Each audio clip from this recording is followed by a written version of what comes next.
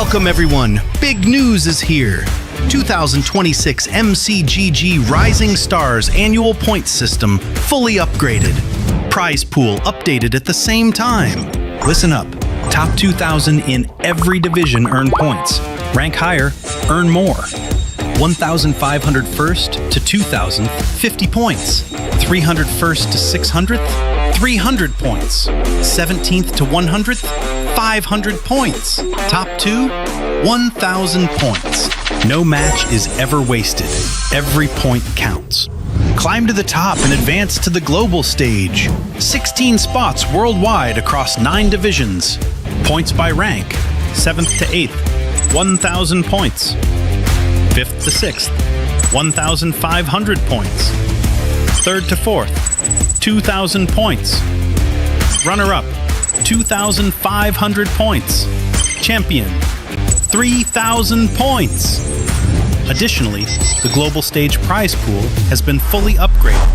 The champion prize is boosted to $10,000, with corresponding ranking rewards for 2nd through 16th place. Earn an extra $250 match bonus for every single victory, plus a $3,200 special prize pool shared by players using the least seen commanders in winning matches.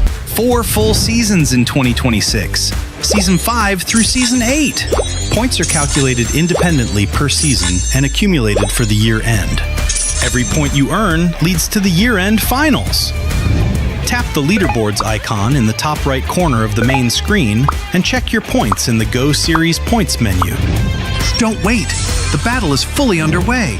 Start earning points and climb the ranks now.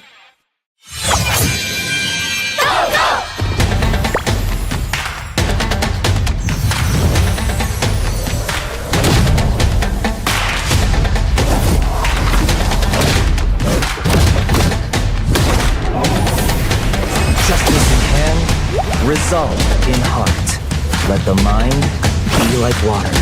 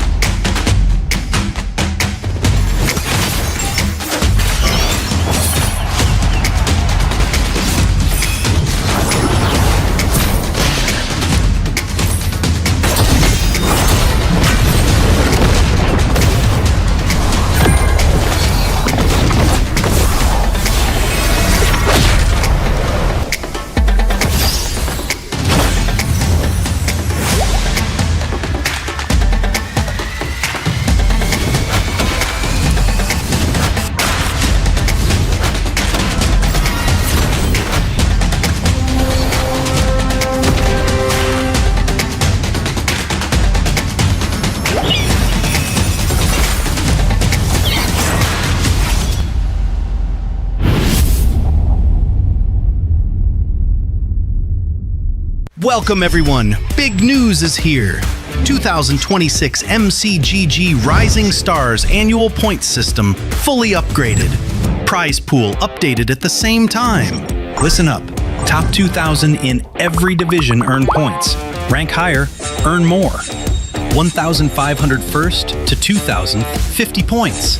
300 first to 600th, 300 points. 17th to 100th, 500 points. Top 2, 1,000 points.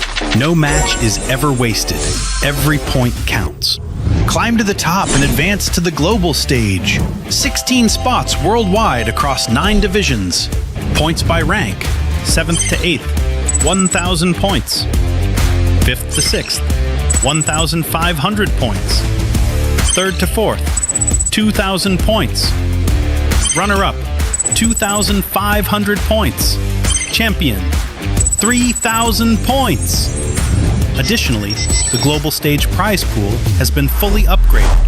The champion prize is boosted to $10,000, with corresponding ranking rewards for 2nd through 16th place. Earn an extra $250 match bonus for every single victory, plus a $3,200 special prize pool shared by players using the least seen commanders in winning matches. 4 full seasons in 2026, Season 5 through Season 8. Points are calculated independently per season and accumulated for the year end. Every point you earn leads to the year-end finals. Tap the leaderboards icon in the top right corner of the main screen and check your points in the Go Series points menu. Don't wait! The battle is fully underway. Start earning points and climb the ranks now.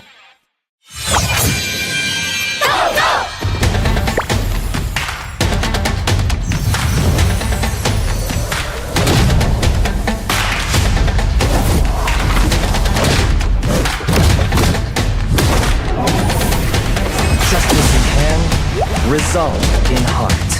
Let the mind be like water.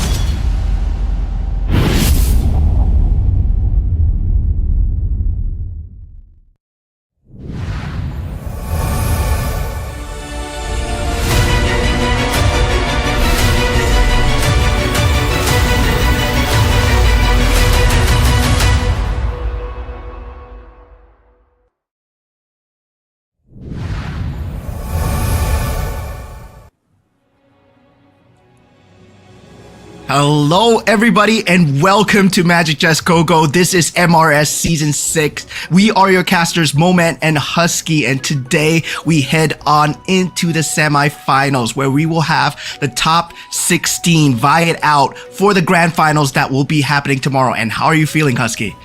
I mean, I'm feeling great. You know, like another season, we have had a recent patch, I think like a week or two ago. And not only that, completely new faces in both groups of the semi-finals. So this only means that, you know, it's consistently competitive, and I'm looking forward to see what they have. Yeah, completely fresh faces entering in, as Husky said, as we will see a lot of new champions going into that next circuit of Go-To as well. There are a lot of points to be gained here and a lot of stakes to be fighting for. I heard the prize pool this time is a bit more lucrative to be fighting for as well. So there's a bit more, you know, incentive to be fighting for every single time, especially when you go into every single game. Yeah, in fact, there's also sort of like a reward system, right, for players who are willing to go out of the way, you know, take the beaten path and then come up with their own unique approach to the game. So I think it's a very good way to help everyone sort of explore more of what the game has to offer, even though it might not be the meta thing to do. Yeah, and for those of you that are watching the live stream right now, I do know that you guys are following our Facebook account, but for those of you that are not, just scan the QR code here, and then you'll find the latest and most comprehensive game news, as well as luxurious rewards and activities for those of you that have been pining for the new battlegrounds, for the new map that you're looking for. Well, this might be the place for you to get it, and definitely just follow us on our Facebook just by scanning this QR code, and then you'll find out much more about the activities going around MCGG. That's happening right now, actually. Yeah, there's plenty of updates that's consistently being posted onto the official Facebook account. But if you're not a Facebook guy like I am, you can still follow us elsewhere. For example, TikTok. I know a lot of you guys love this app. Me too. I doom scroll for hours on that before bedtime. So do remember to follow Magic Chess Go on TikTok as well, so that it will pop up on your feed every time you doom scroll before bed, so that you don't miss out on any updates. Yeah, definitely. I mean, if you are already watching MCGG content, you might as well watch it from the official channel here. So, of course, TikTok, our official highlights on whatever that's happening as well. And, of course, the community that TikTok has built as well, right? For all the live streams, for all the events that are happening as well, you can stand a chance to win diamond rewards. So, of course, do follow us on our TikTok page on Magic Chess Go Global, as we are definitely global right now with the amount of contenders that are happening. Believe from 16 players, right? We have a lot of different representations coming in. I believe we have teams from Myanmar, we have players from Philippines, we have players from Indonesia, Ukraine as well, EECA. I believe we have a Kyrgyzstan representative as well. We'll go into this more, but going into this patch, currently we are at MRS Season 6 patch. Yep. But looking at the next patch, it's going to be a concert. It's gonna be a concert. If you haven't had a chance to attend any of it, don't worry.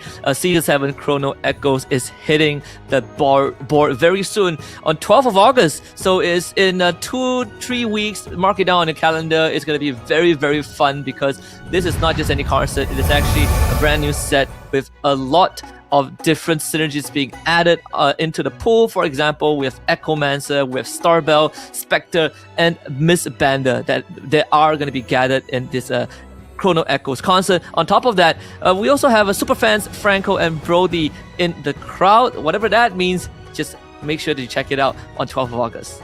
Yeah, there are a lot of keywords that are being given away right now, and I hope that, it kind of pulls together the synergies that have been in that olden OG of MCGG, right? Monian Plains, something like that will be here. But don't forget to do the MRS Season 6 live stream survey as well. Of course, this is an opportunity for you to make things better for Magic Chess Go in general. Do the survey. It takes less than 30 seconds. Whether you want a local tournament, whether you want something nearer to you, or maybe it can be something simple, like a simple development in the game as well. Yeah, just make sure don't spam it with please give diamonds. That's something that you can actually already do by participating in our activities, but do make sure to give your thoughts as long as you think it can help benefit not just a competitive scene, but the overall experience. We are all ears as well. I mean, even we had to do the survey, and I gotta say, I think the things are moving in the right direction. Yeah, I believe it is a good time for MCGG right now, ever since its inception, right? Where right before M6, MCGG was first released as a standalone game as well, and right now it's flourishing so well in terms of the global league, where we had it in a standalone tournament in Go 1 as well. I believe we both were there, and we crowned the first ever Go 1 champion. Now we are on the cusp of Go 2 as well. So MCGG going forwards, we have much more player base coming in, and every single time, as we said, it has been new players coming in every single time. So yeah, I'm looking forward to see what these players have, especially when it comes to the newer meta as well.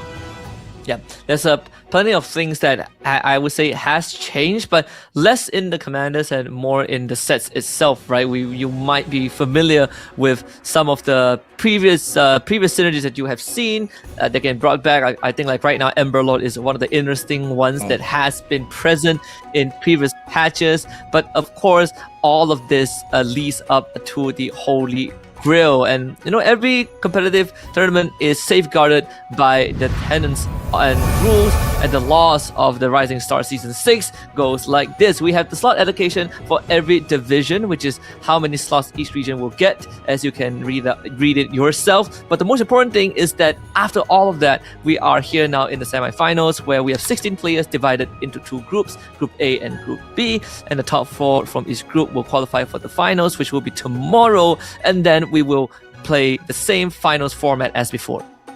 Yeah, so there will be a lot of contesting today. There is no time to rest for every single one of these players, because going into the slot allocation division as well, you want to represent your country, you want to represent your region as much as possible, and only 4 of you guys will make it. So top 4, every single round counts. And now with every single round, there's added incentives as well. But going more into the tournament formats, when we go into the finals as well, there will be a separate format to decide the champion as well. We will explain it much more shortly. But when we go into the point system, definitely for the MCGG MRS Season 6, if you take a look at how the points are being laid out, it's number 1, 8 points, and then -1 respectively, all the way down to 1 point at number 8. So for semifinals and finals, both of you guys will have to fight for the points.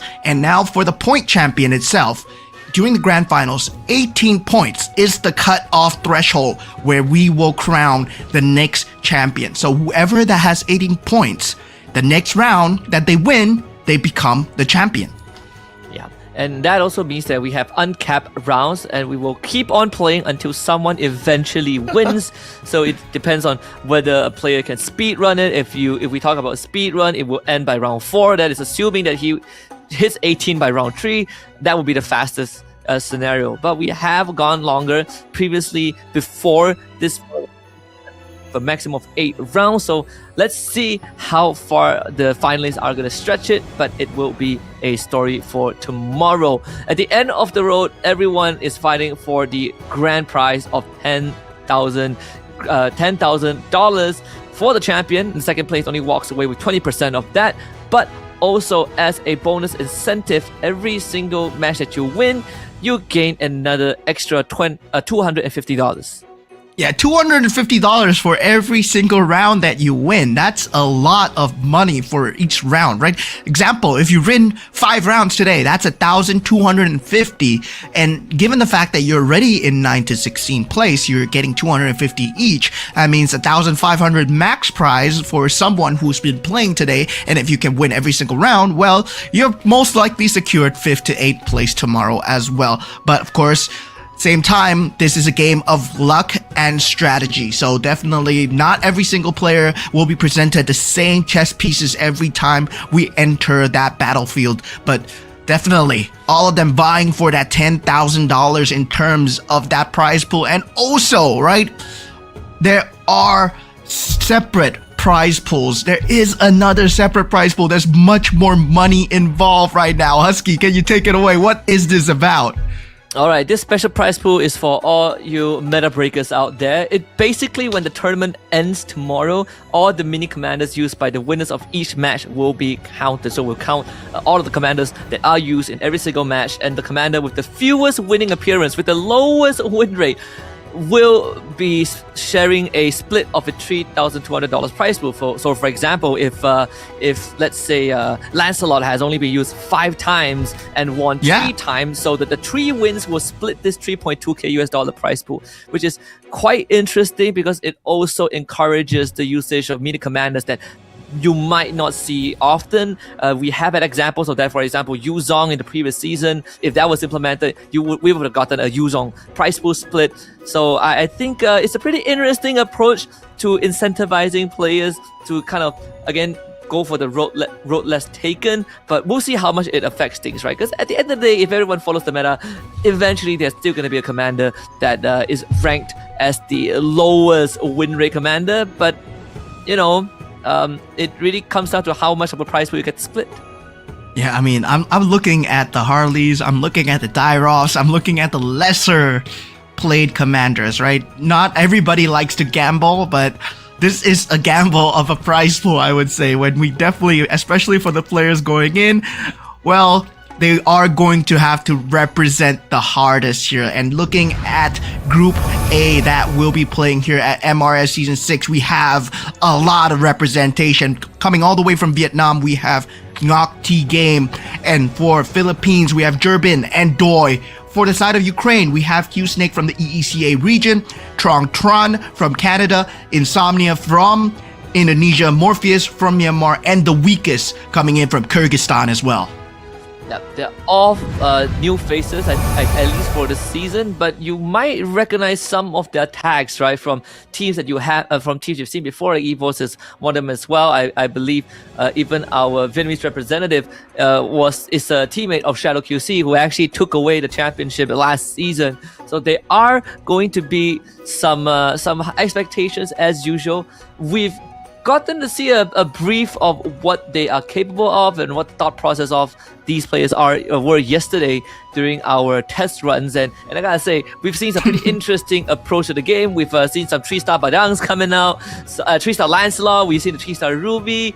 Let's see if the players can, be consistent and hit that today as well, because those are massive game changers. Those are basically end games. We even saw Lancelot 3-star against a Ruby 3-star, and that was quite an interesting showdown.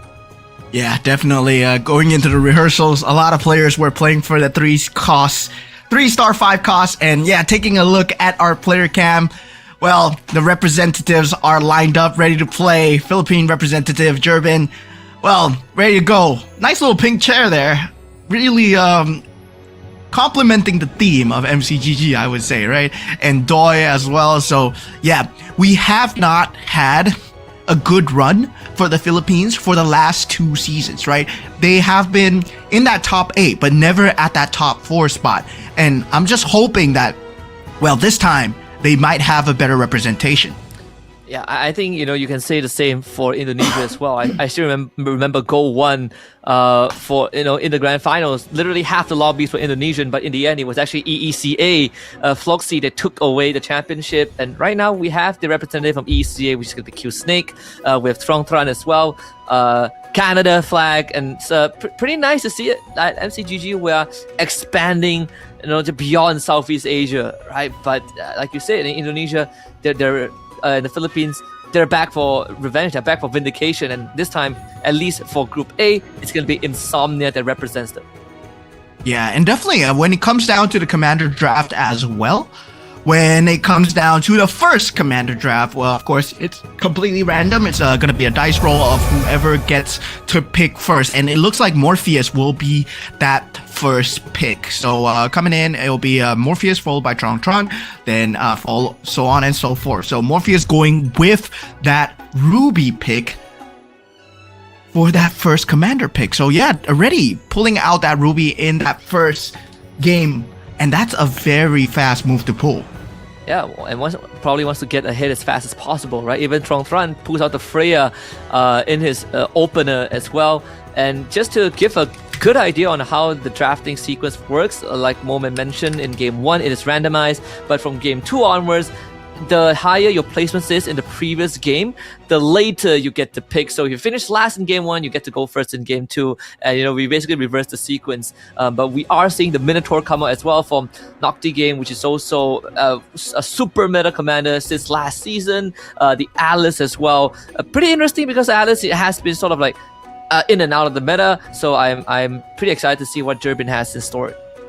Yeah, Alice, well, you have the opportunity to make a 4 cost, provided that you do get the stacks available on the Alice as well. So this is going to be kind of a game where you're focused on whatever synergies that are available. Now, whatever synergies that are there, I believe this current patch alone, the Ember Lord and the Dragon Caller, these two, they have been kind of the meta dominant, right? Where they are extremely dominant in the meta, where every single flow is very good from the start to finish, especially when you go for the 5 cost as well. But of course, when it comes down to pro play as well, they like to go for Neo Beast to secure a bit of a late game advantage going in, especially when you're picking in something like a Minotaur or a Mia, and let's say you can get early bit of damage going on.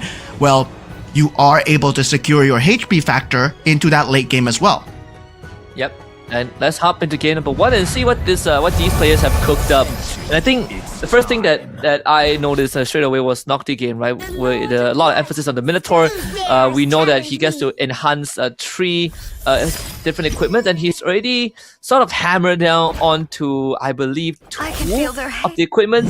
What the craft, the highlights, crown, the Dom Eyes as well. So trying to go for those fast openers like we see usually from the Minotaur and being able to hit a double bruiser synergy on the way. Yeah, I mean, Minotaur, good from start to finish. One of the most dominant combinations that we've seen in a lot of the combinations when it comes down to MRS Season 5 and Season 6 as well. And going for the commander cards, nothing too out of the ordinary. Most of them are just following the flow, right? They will have their own cards. Now, the surprising pick here is Doi on the Nana here. And Nana, well, he does have the immunity to fatal damage. He will have that Molina's gift available as well. And yeah, that is going to be somewhat of a saving factor, especially if you do get the card for a shield or also recovery as well. So you can play for a lot more of the late game and you can aggressively level for the interest as well. Yep. And of course, Durbin taking the first L from Q Snake. Again, with the Cho, has the Cho Sash. So most of the players right here going for the commander card of their respective commander. So nothing out of the ordinary. In fact, all of them actually sticking to the commander, respective commander cards.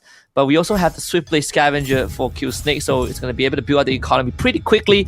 Now sitting at 17 goals, so in the next round he's going to be able to hit 5 and really start ramping up. Yeah, Scavenger being one of the economy choices that most of these pro players take.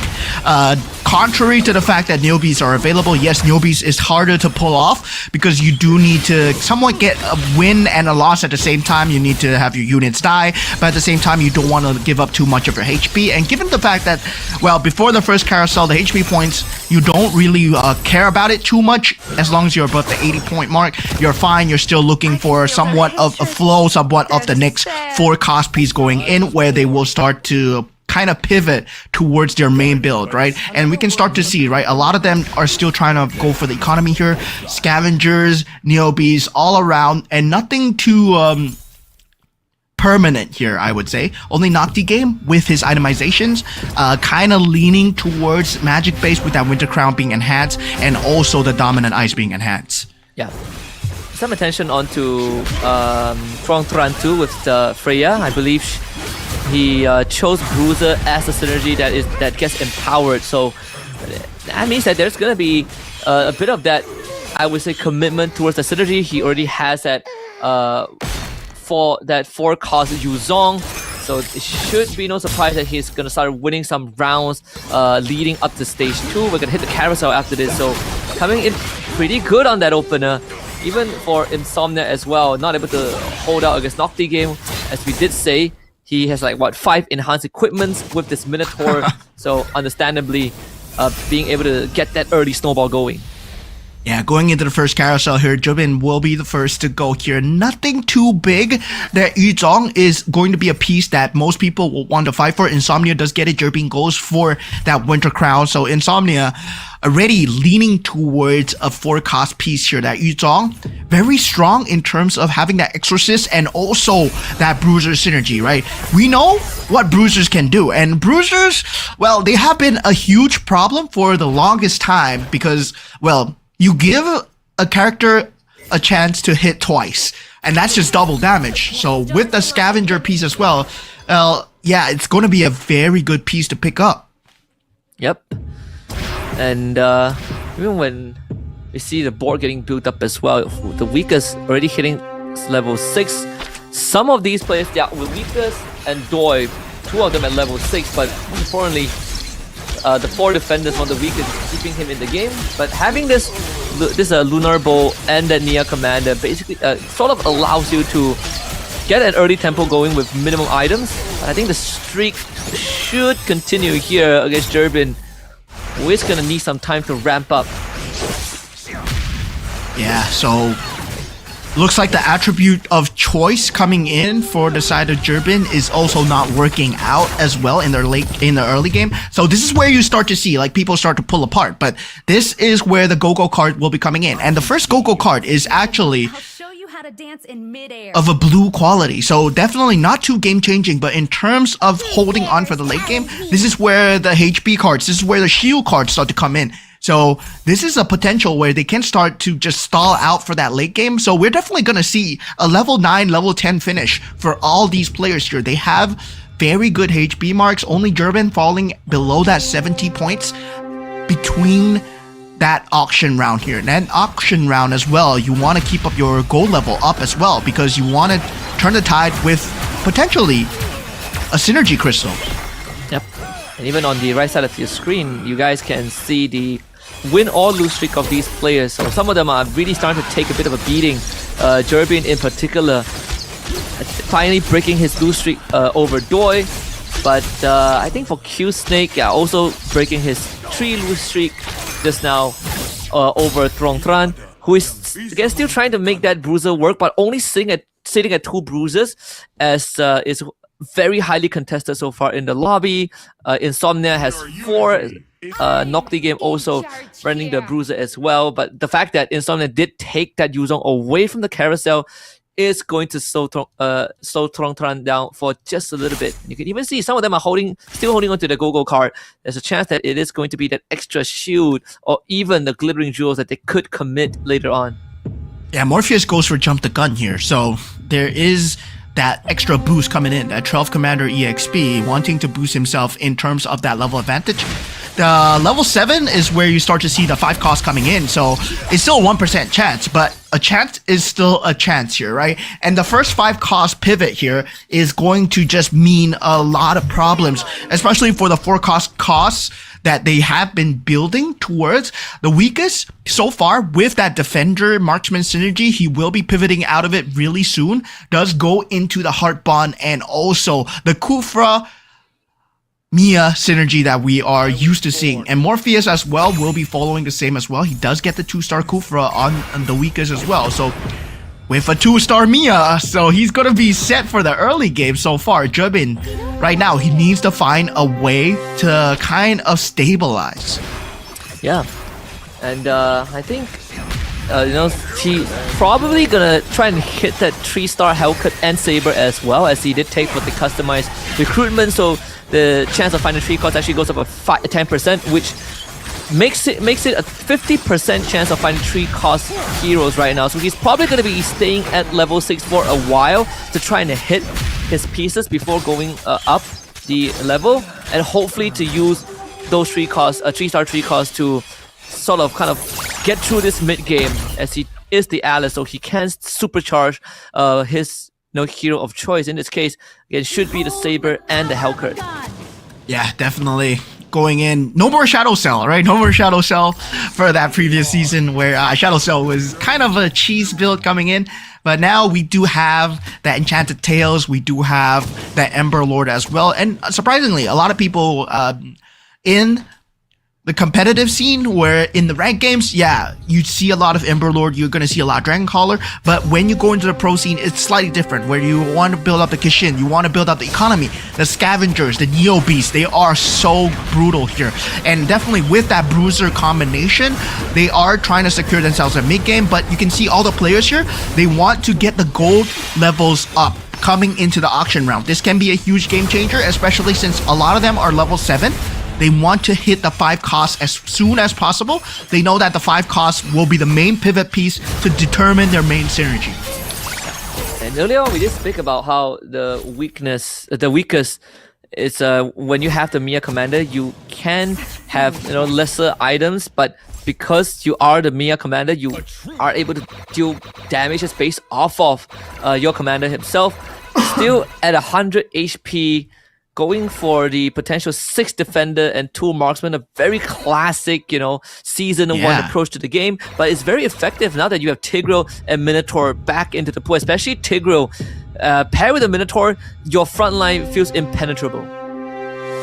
Yeah, I mean, at this point, right, that Kufra into the Mia combination just extremely strong.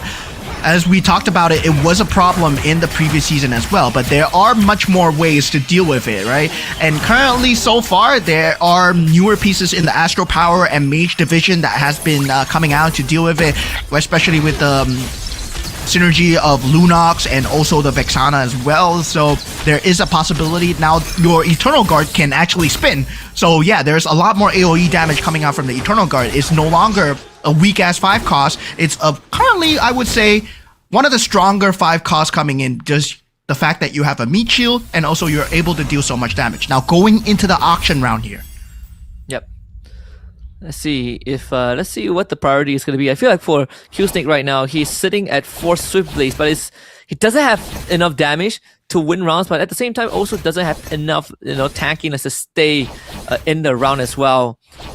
Clearly priority, the weakest trying to go for the Magic Crystal, decides against it as Morpheus boots him out of there. The capacity as well, Doi wants that. It's going to put him at 9, and the weakest, he's not having a good time. He's getting booted off every single choice he makes, so eventually settles for the extra piece, the extra hero piece, and Jerbin doing him dirty. Yeah, I mean, they're gonna be going at the 4 cost for a long time, right? Getting it for 6, I would say, still a steal. But the true matter is, getting that mirror device just extremely early on. This is one of the game-changing pieces. And also, right, going into that next creep round, it's gonna be a gold Go-Go card. So that is going to be just game-changing in terms of synergy, in terms of crystals alone as well. Now looking at Morpheus, right? He's thinking about the magic crystals. Which one should he go for? Which kind is he leaning towards so far? Does not see the 5 cost yet, does not pick it out as of yet. Yeah. And even for Jerbin, he's holding on to the Hellcurt for now. He wins the round, he's going to cash in on the Hellcurt. But I think he should be able to do this over Morpheus, right? Again, the Hellcurt and the Saber are really racking up damage, and unfortunately the Hardbound is just not going to cut it with the Hellcurt in your backline. So it's going to be a cash in on the Hellcurt immediately once he gets that extra goal, and it should bring him closer to that ultimate power spike. Yeah, I mean, at this point, right, the essence on the Hellcurt and Saber are building up. This is the Exorcist Swiftblade build. So, yeah, there is going to be a lot of Pierce power. And surprisingly, right, no one has built the Astro Power Mage build. So, yeah, at this same time, the Neo Beast chest has built up on Trang. It's at 310 right now. It's not ideal, but he's going to have to pop it soon. Definitely before that creep round coming in, especially in that next half. When we go into the later stages of the game, nobody has that 5 cost yet. So, yeah, currently Jerbin is looking at the hugest power spike because he's still at level 6, but he's close to 3 stars on both that Hellcurt and that Saber as well. Once he hits that, he can start power leveling. And for Tran, he's really desperate right now because he wants that 2-star Yuzong. Again, he was denied in the previous carousel. So the longer it takes for him to get there, the worse it is. I think after this round, he might have to just pop that chest. Even with 8 capacity, it's just pretty hard when you're up against Jerbin. Another round win for him, so I think that's a 5-round win streak. And his economy is not, deteriorating anytime soon, as he does have the 2 scavengers as well. Yeah, so Tran, Doi, they both popped their shields from that blue Go-Go card. So yeah, they will be holding on to the shields for now. But looking at Tran so far, still holding on to the chest just after this creep round so far. Now going into that next and final Go-Go card here. And wow, this is the Shield of Fortune coming out for Doi here. So he's gonna get even more shield, and he's gonna have way more because he still has that first instance of immunity for Nana's equipment as well. So he's gonna be immune to fatal damage 1 time. So there's a lot of sustainability coming out from Doi. He's looking to he's looking to ramp up as much as possible as he rushes for the level 9. So he does have the extra capacity, so he puts him at 10 piece on the board with that alpha as well. 2 Ember Lord, 3 Scavengers, and 4 Marksmen. Definitely needs to reinforce that front line to really make use of the Marksman that he has, especially the carry that is holding onto the Gurun Chakram from the Kishin. If he can hit 4 Kishin, then it will be even better as he gets rid of one of his Scavengers and hits the 2-star Franco. Even for Tran, he's looking at 5 bruises right now. Manages to get himself a Ruby. That's 4 Exorcists. But the bigger problem right now is that he will have to trade one of the synergies. So 6 bruises is going to be the way to go. Insomnia now does get that 2-star Yuzong, right? But right now we are looking at the 5 cost coming in. He does Holy secure cow. a Badang for himself as well. So there's a 6 bruiser with a Badang coming in from Insomnia. Now, the problem is, Jervin, he went for Thickened Blood, and that Thickened Blood, after 6 seconds, he has 45% lifesteal on that Saber and Hellcurt. So you gotta burst down that Saber and Hellcurt. Jervin is gonna start becoming a huge problem now. Yep. And to get past Doi, yeah, he's doable. Leslie not doing enough damage, and that's gonna take away some of the extra gold that Doi potentially will get, but the weakest just hit a 3-star. Tigro is between him and Morpheus. The Ling should be able to find a finisher. Built up by the cool front the first time. The hard bond brings the Mia back, and actually he still wins out. And that is the power that we've been talking about, right? The very classic approach, 5 defenders, doesn't even have the marksman because I think he sold his whole board to hit those 3-star. And now he's gonna recalibrate the synergies, bring that Brody back for the double marksman. Yeah, the bruiser combination is definitely something that needs to be dealt with a 6 synergy. And 6 marksman, well, it's gonna be something that you can deal with it so far, but if you have that Badang, and definitely if you have the correct itemizations that Tron he did manage to get for himself, well, that's gonna be a huge problem as well. Now, going for the Mystic Meow here actually is Q Snake, because he did go for the combination where, yeah, the Goku card where if you have more synergies, you get more gold, but he's at 4 HP, he's on his final legs here, and he's going up against Insomnia. That Q Snake with a really big pivot, but then it's gonna wreck that his sidelines. But this should be fine, as again the 6 marksman damage is gonna start tearing through everyone. Marring this last Yuzong is hitting up pretty fine with the War Axe, but still, again, 6 marksman, not easy to deal with, as again the carry and the Mia, especially the carry on his end, and having that Leslie as well almost guarantees that someone is gonna go down, thanks to the fact that you have that 60% hybrid attack with the Cho Sash. So now hitting a 2-star Leslie, the ultimate snipe is going to delete the target that she hits. Yeah, definitely. Wanting to get much more Mystic Meow synergy. Mystic Meow, we know it as the ultimate late game, but not a lot of people, can build into it so far, because the amount of pieces and the amount of board space that you require is just so much and so fast. So complementing it with that 6 marksman synergy just to secure that late game, I'm very curious to see how his matchup against Jervin is going to go. But now taking a look at Tron's board, he has that 6 bruiser, he has that Yuzong going in. See if this is going to be enough. I mean, that Ruby should be able to soak up a lot of the pressure, but I'm worried about that Mia, right? That 3-star Mia that is just perfect to deal with the bruiser, because there's no backline divers and can't get past the front line quick enough, being held back by both the Kufra and the Tigro. And this should be Tron losing the 20 HP. There goes his shield, and the weakest. He did lose his round, his win streak finally broken, but it's almost guaranteed a top 3 finish with the amount of health that he still has. Yeah, so far for Morpheus, the first one to get eliminated here will be at 1 point. Different showing from yesterday in the rehearsals, but for now, it is still game number 1. There's still much more to show. Now, plus Cap being picked up by Tron and Nocti Game as we proceed forwards, every single one of them at low HP, but we gotta remember that Doi is on the Nana, so he can go for an extremely late game pivot. He can go for a 3-star 5 cost if he wants to do it, because he will have the economy and also the health. But now that 3-star Yuzong being picked up by Tron, that's a 3-star 4 cost. Yep, 3-star 4 cost. Also empowered by the premium client, right? The golden card, so 48 chance of a free refresh. This should be his ticket at least into the top 4. If he can survive the next 2 rounds, it's gonna be that creep round, which will further bolster his front line. This Yuzong is gonna allow him to, if he faces up against the weakest in the future round, he should be able to tear through them. But let's see if it's gonna be good enough against Nocti Game, who has again 4 hardbound, 3 defenders. That Yuzong just basically slaps through the front line, and this is gonna be Nocti Game wiped out. Yeah, Nocti Game, well, not good in terms of that late game as well. Insomnia being wiped out as well.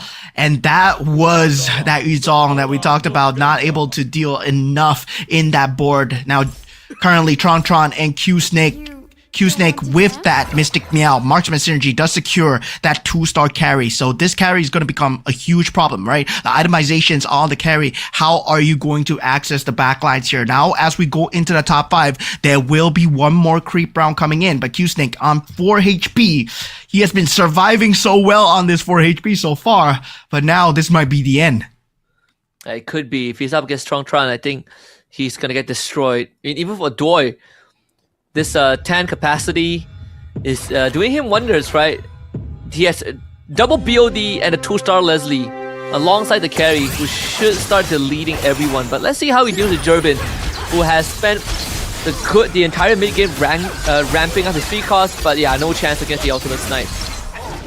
Yeah, I mean, at this point, right, we were talking about the weakest having that Mia 3-star in that backline. How are you going to access him? Well, you have a Leslie, and Q-Snake just perfectly counters that. Even with the fact that, yeah, you have that Winter Crown available, that is not enough stall. So Q-Snake, he survives for now, and this puts up in top 5 still as we go into the orange buff round here. So we are going to see a Lord round here. Yeah, and that's going to be crazy coming through because Trong Tran, he's going to be able to get that 2-star Badang, and it's coming. I mean, 2-star Badang, well, it's going to be a very scary 5 cost to deal with. Yep, absolutely. I think the Badang is he committed to the Dragon Caller synergy just for that extra 8% HP damage, right? Having 3 times or 24% max HP damage. He's willing to let go of the 6 Bruiser synergy. Let's see, he's gonna have the Ancient Wrath or the Cloud Death device as the item choice too. So, some pretty good options there, honestly. Even hits a 2-star Phobius on the way in. The 6 Exorcist is also perfect as well. Yeah. Now, 2-star Esmeralda has been picked up from the side of Q-Snake as well. Q-Snake is starting to ramp up in terms of synergy, but in terms of just star synergy alone, he's up there. But Trong Tran, right, is going to be a huge problem to deal with given the fact that, well, he's missing 1 Bruiser. He's going for the Exorcist combination so far just to secure the Phantom. And also, right, hoping to secure more Badangs as he goes for the roll down.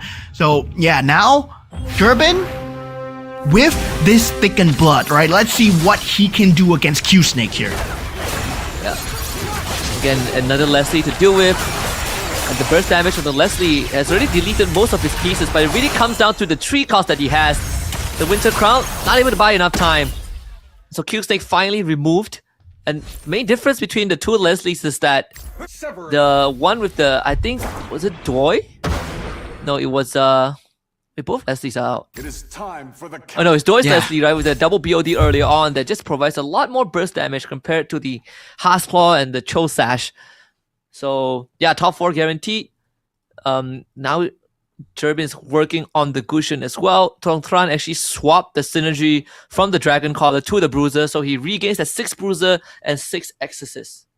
Yeah, that was Jerbin's Go-Go card actually coming into just action there, right? Thick and Blad, after 6 seconds, you gain 45% extra damage, and that just tore through the back lines because that was after a 6-second mark where you're unable to burst down the Helker, you're unable to burst down the Saber, and then suddenly your backline just gets blasted, and your Leslie is unable to do much here. But now looking at Trong Tran going, the weakest going up against the Doi here. Against the Doi. Unfortunately, the Mia just not able to do enough damage. The Harpon taking too long to bring him back up. It really comes down to if the School Truck can stall out. She'll be able to do it one last time, and that should be it. Doi in a prime position to honestly take this round away, as Jerbin did lose to Trong Tran's 3-star Yuzong. Yeah, 3-star Yuzong, 2-star Badang with 6 Bruisers, 6 Exorcists, right? This is just an extremely scary synergy, 6-6 to deal with. Even Jerbin is unable to stand up against that 6-second mark. He does have 2 4-stars, but at this point, right, it's all about securing the 5 cost as much as possible, whether you can get a 3-star 4 cost or a 3-star 5 cost. Well, 3-star 5 cost, definitely not in the cards here, but having that 6-6 synergy for Trong Tran, he's just looking poised to win so far. And meanwhile for Doi, he has to catch up in terms of that Mystic Meow synergy. Yeah. And this is also under the condition that, Trong Tran actually was slowed down in terms of the tempo for the Yuzong, but was able to catch up towards the very end. Durbin trying to tear through Doi, and yeah, the 4 cost, the 4-star, doing wonders. And in the Saber and Helker, Doi still has a second life to work with, so this is not by any means the end for him. Now we head into the carousel again. Let's see, I mean, there's the Dragon Caller synergy, which could benefit Tron. There he is, goes for that.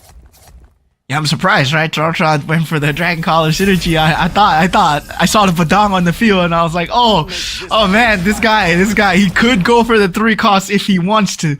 If he wants to go for the 3-star Badang, right? But he's not going to take the gamble, goes for the safer play, goes for the Dragon Collar synergy, ups the synergy level here. But now, with the Mystic Meow just being at an 8 here, unable to secure stars for himself, Doi, economy still at 36. He has the option to just pivot into the Ruby here, but, well, he does go for the roll down here.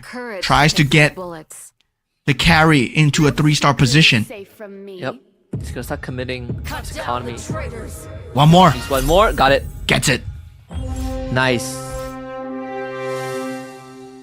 Let's see if it's enough to get through Tron though. Like that Yuzong, once he passes his ability, once the taunt ends, he's gonna melt the entire backline. And he's on the Leslie side, so buy space for the carry, but it's just not enough. Yeah, it's not enough. It's not enough at this point. He will survive one instance of fatal damage here, and this puts him at top 2 here as Durbin gets taken out by Tron, right? Tron, we already identified that his build is extremely scary because Tron, at that point, he has 6 bruisers, 6 exorcists, and this is 6-6, right? When we talk about previous seasons, 6-6 synergies, usually generally synergies go better than your stars, but at the same time, he has a 2-star Badang and a 3-star Yuzong as well, so that's going to be a very scary synergy coming in. Doi did get the 3-star Esmeralda, but again, the same problem still applies. Not really sure how he's gonna deal with the Yuzong. Once more, Yuzong starts on the left side of the board, but the carry actually got polymorphed by the Molina's gift earlier on. So it should be a Tron coming back in the mid game and taking the win in the first round. Wait a minute. There's still one more round left. There's still one more life. It's the Lord round. This Nana, man. This is why Nana is so good, right? Nana is so good here. He has a rock solid. He went for even more shields. Then afterwards, he still has the ability to survive that fatal damage as well. Oh man, Molina's a blessing, man. Avoids her first death, surviving with 1 HP. Man, oh man. We are going into the Lord round. First Lord round of the day here. Carried it just enough to mitigate the damage. I honestly thought that was it. I mean, after this Lord round, not sure how much difference it would make. The economy not looking good on both ends as well. I mean, for Tron, it's perfect. He has like 48 gold. He can roll down for 4 cost 3-star, or even try to go for those 5 costs if he wants to. But for Doi, yeah, he's reaching his limit here. The Leslie's still sitting at a 1-star. So with all that damage and not really much opportunities to use it. Yeah, his only chance was to go for the 2-star Taunt Ruby and a 2-star Leslie at the back, right? That's his only form of damage that would be coming through. His carry right now is being bursted down by the 3-star Yuzong, and that's going to be a huge problem, especially with the Phantoms coming in from the side of that Exorcist synergy as well. So this is definitely Tron's win here. 100%. Tron didn't even bother rolling down because it's pretty much in the bag. Carrie is still going to try her best. Like, she has a significant amount of damage, but it really hinges on whether the front line can hold on long enough. And the answer is no. This can't do it. Too many Yuzong Phantoms. It's a confirmed takedown. Again, Tron with the 8 points to kick off that Group A.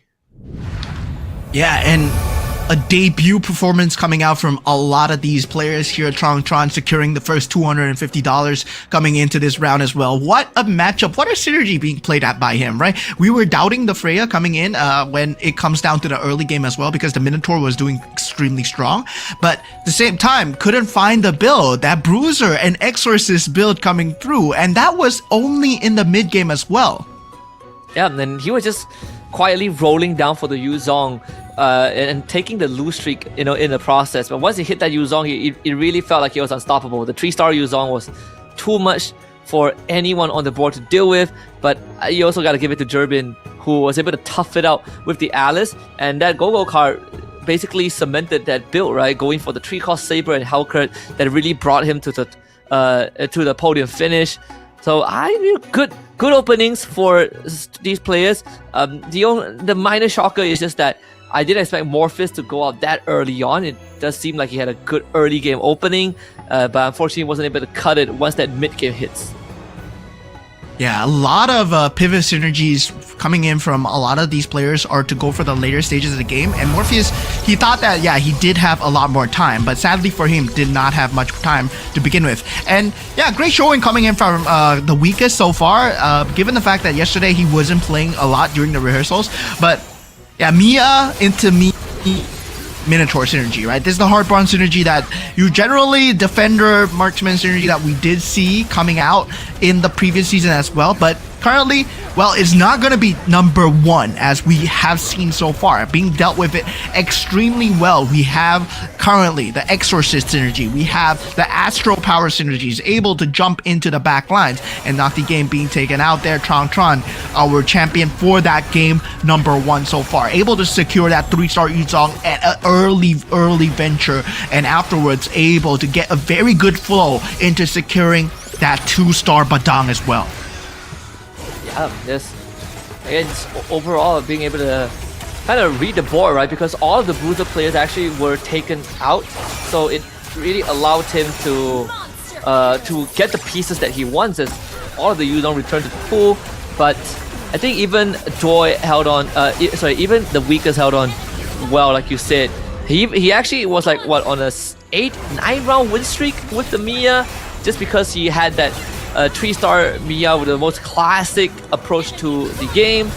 We sort of know that if you run like 6 defenders into marksman, you are going to struggle when the late game arrives, but it does guarantee you some decent finishes, at least in the top 4, and that's where he is now in 3rd place. But Tron did win out first round, so that's an extra $250. Yeah, definitely for a lot of these players here, it's about securing that top 4 position, right? Given the fact that the board, the chess pieces might not be what you want. Sometimes the game might be asking you to play a certain build and you have no choice but to go for it. And for a lot of these players, it's about trying to pivot out of it, trying to go for the build that secures them the top 4, secures them the top 1 here. And meanwhile, for a top 4, well, we see Tron at the top. But Jerbin, I would say, very good showing coming in. Like, despite the fact that he was given a very bad start, right? Given the fact that he had a Hellcurt and a Saber start, that Swiftblade, he went for a good choice of going into Thick and Blood, finished top 3 in the end. And the Nana, man, oh my god, I gotta stress how Nana is one of my favorite commanders, used to be one of my favorite commanders, but now they made her even better. Yep, this Nana, it's always been one of those bailouts in that late game, right? And it's even good, and that's why, like, even newbies users, if you play some pub games, that's probably what they will go for as well. But here is the lineup for Tron running the Freya, and basically it's all ending on that Bruiser, right? Which is one of the traits of that commander. You basically tell everyone which synergy you are going to invest in, and in the end, it finally paid off. He was able to basically get that 3-star Yuzong, it solved his backline die problem, and then he hit the 6 Exorcists, which transforms every Exorcist into a Yuzong when they die. And not to mention that he has the premium client as well, so it cut the cost off his rerolls. Yeah, that is just a pure economy build, right? Freya, you get more synergies, you get more rewards, and definitely going for that early synergy at the start with the Yuzong, having the Exorcist Bruiser very early on. And despite the fact that he did have the chance to go for the Dragon Collar Crystal or the 3-star Badang, chose to go for the Dragon Collar to secure the win, shows his level of discipline, right? Going for the glory, or do you want to go for the win here? And that secured win, well, put him at that $250 mark. He is walking away with $250 for this first round here. Yep. And let's take a look at how that entire match played out, alright? The match overview of game 1, as we did see 2 Mystic Mel synergy towards the very end. Durbin somehow pulling through with the 4 Astral Power and 6 Swift Blades. But we actually had this discussion before the show, talking about the Dragon Collar, and Morpheus actually did attempt to go for 6 Dragon Collars with the Ruby, but unfortunately he only has 1 star, and it's just not good enough. Yeah, I mean, at that point, right, it's about securing the front line with a Dragon Collar as well, and it's just extremely hard to deal with. But the good thing is, right, a lot of these commanders will not be able to be picked again, right? They can't be picking the same commanders again, so definitely we will see different commanders coming out from different players, but at the same time, right, Morpheus, I would say, he has to pull off a crazy game. Currently with 1 point, well, he has to secure top 4 for the next 3 here if, let's say, he wants to stand a contention of even going into the grand finals here. Yeah, and just a reminder to everyone out there, top 4 for each group advances. So for when we look at the standings later on, we are going to start to see some of the cutoff points. And as long as you finish top 4, it really doesn't matter. You will go into the finals regardless, but the bottom 4 are going to get eliminated. And in this case, right, the Filipinos are off to a good start. Yeah, and I was saying, right, the Philippine region has been kind of in it for MRS for a lot of times. They've been experimenting. They've been trying to play towards that top 4 side. And I believe that this meta is somewhat favors a lot of the all-in, somewhat favors a lot of decisive decision making. And Philippine players, I would say, they have a tendency to decide the synergies from the start. And this is a 50-50. It might work for you, it might not. But for this game in particular, it worked for them. Yeah. And I think it also helps that they at least in game 1, like for example, Durbin went for a build that no one else was doing, and for Doi basically just hanging on with the Nana for as long as possible, and not to mention that he was able to win the auction for the extra capacity, right? I believe he wasn't even contested as much, so that really helped them in that mid game. And now with now that they can't use the game 1 commander anymore for the rest of the series, I want to see if what the strategy is going to be, right? Like, is it going to be their turn to bring out like the more offensive kind of commander, like the Minotaur, to get the early start, or are they going to go back to a more defensive build like what we saw from Kagura? Yeah, I mean, definitely for a lot of this first game as well, it was very focused on scavengers. It was very focused on not on the Neo Beast as well. We did see Tron. He did pull off that Neo Beast chest at 310. We know that he was definitely not playing towards that Bruiser and Exorcist strategy, right? It was more the pivot that was given to him. And a lot of times, in terms of MCGG alone, one has to realize that the point of the game is to play for economy. A lot of the pro players here, they are playing for economy here. And if you see how Tron plays, he played for the economy, secured the roll down, then went for the synergy after he released his blocks at level 7, right? Able to get the 5 costs, able to get the 4 costs. Yeah, really trading his health for that.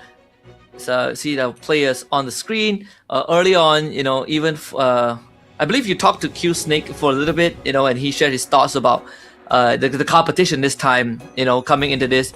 But of course, your round 1 winner Tron as well with the Freya opener, and judging by sort of the approach into round 1, I'm excited to see more of what Tron has to bring. Is he gonna now go for like the Minotaur or Ruby to again play another offensive approach? Yeah, definitely. And to all you guys watching, of course, these players, they're playing from their own homes. So definitely there might be some differences when it comes down to the regions, right? When it comes down to the regions thinking where they aren't able to share their ideas yet. But definitely when it comes down to the main tournament itself, Go 1, it was held in Jakarta. Hopefully for Go 2, it'll be held on site as well. And the players will be able to talk to each other, share more of their ideas, and exchange much more meta strategies. Now, TE Morpheus will be coming in at the first pick. He does pick up the Alice here. Might be going for a very similar approach that Durbin did. Yep. It's the Cho now for Insomnia, for the Cho Sash. And obviously Morpheus, there's a lot of high expectations for him as well coming into the tournament, even though he's a new face. But we've seen how the Burmese usually performs in MCGG, right? They have some pretty good ideas to go on the offensive. So this Atlas is going to take some time to ramp up. So it's a slightly different approach to Minotaur for Trong Tran, which, I did predict that he probably is going to try to go on the offensive again. Q Snake for the Kagura, the Zilong for Doi. That is what I'm going to be watching out for.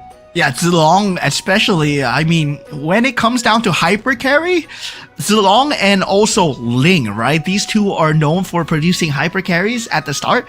And with the Great Dragon Spear augmentation that you can actually get from the item itself, you can produce quite a bit of momentum when it comes down to that early game pressure and mid game pressure as well. But of course, at the same time, Trong Tran, he's going to be kind of circumventing that pressure as well. And yeah, once again, we see Nana coming out from Nocti game as well. And I'm just loving this season so far. Nana is getting a lot of play. Yep. Let's see how this game is going to play out. Of course, Trong Tran actually having a pretty decent start. Mia, Angela, and the Phovius. The Kishin opening for Nocti game. Trong Tran having the Scavenger, so that's perfect with the economy. 4 Neobees for Jerbin, Q Snake, Insomnia, and Morpheus. Let's see the Go-Go card, right? Because in game 1, all of them went for the Go-Go card of their respective commanders. In the previous season, we see some of them actually pivot away.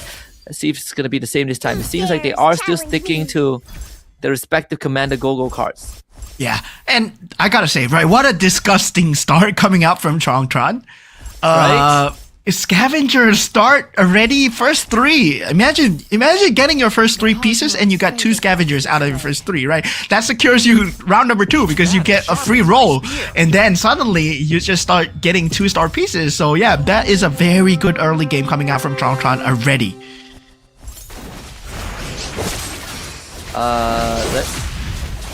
Those scavengers should help them sort of get that lead, and I think there's a good angle for Doi to go for the Bruiser as well, as he does have the Zilong.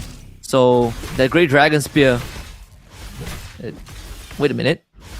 Yeah, the Great Dragon Spear is gonna allow him to kind of get that extra damage output, but he did pivot away from the Zilong Commander card. He went for the Lunox power as well. So he's gonna be able to grant a random blessing to a hero without a blessing. I think he went for the Dairoth, yeah. Oh my god. That is crazy coming in from Jerbin, right? You got a Vexana very early into the game as well. So yeah, he has a 4-cost super early into the game.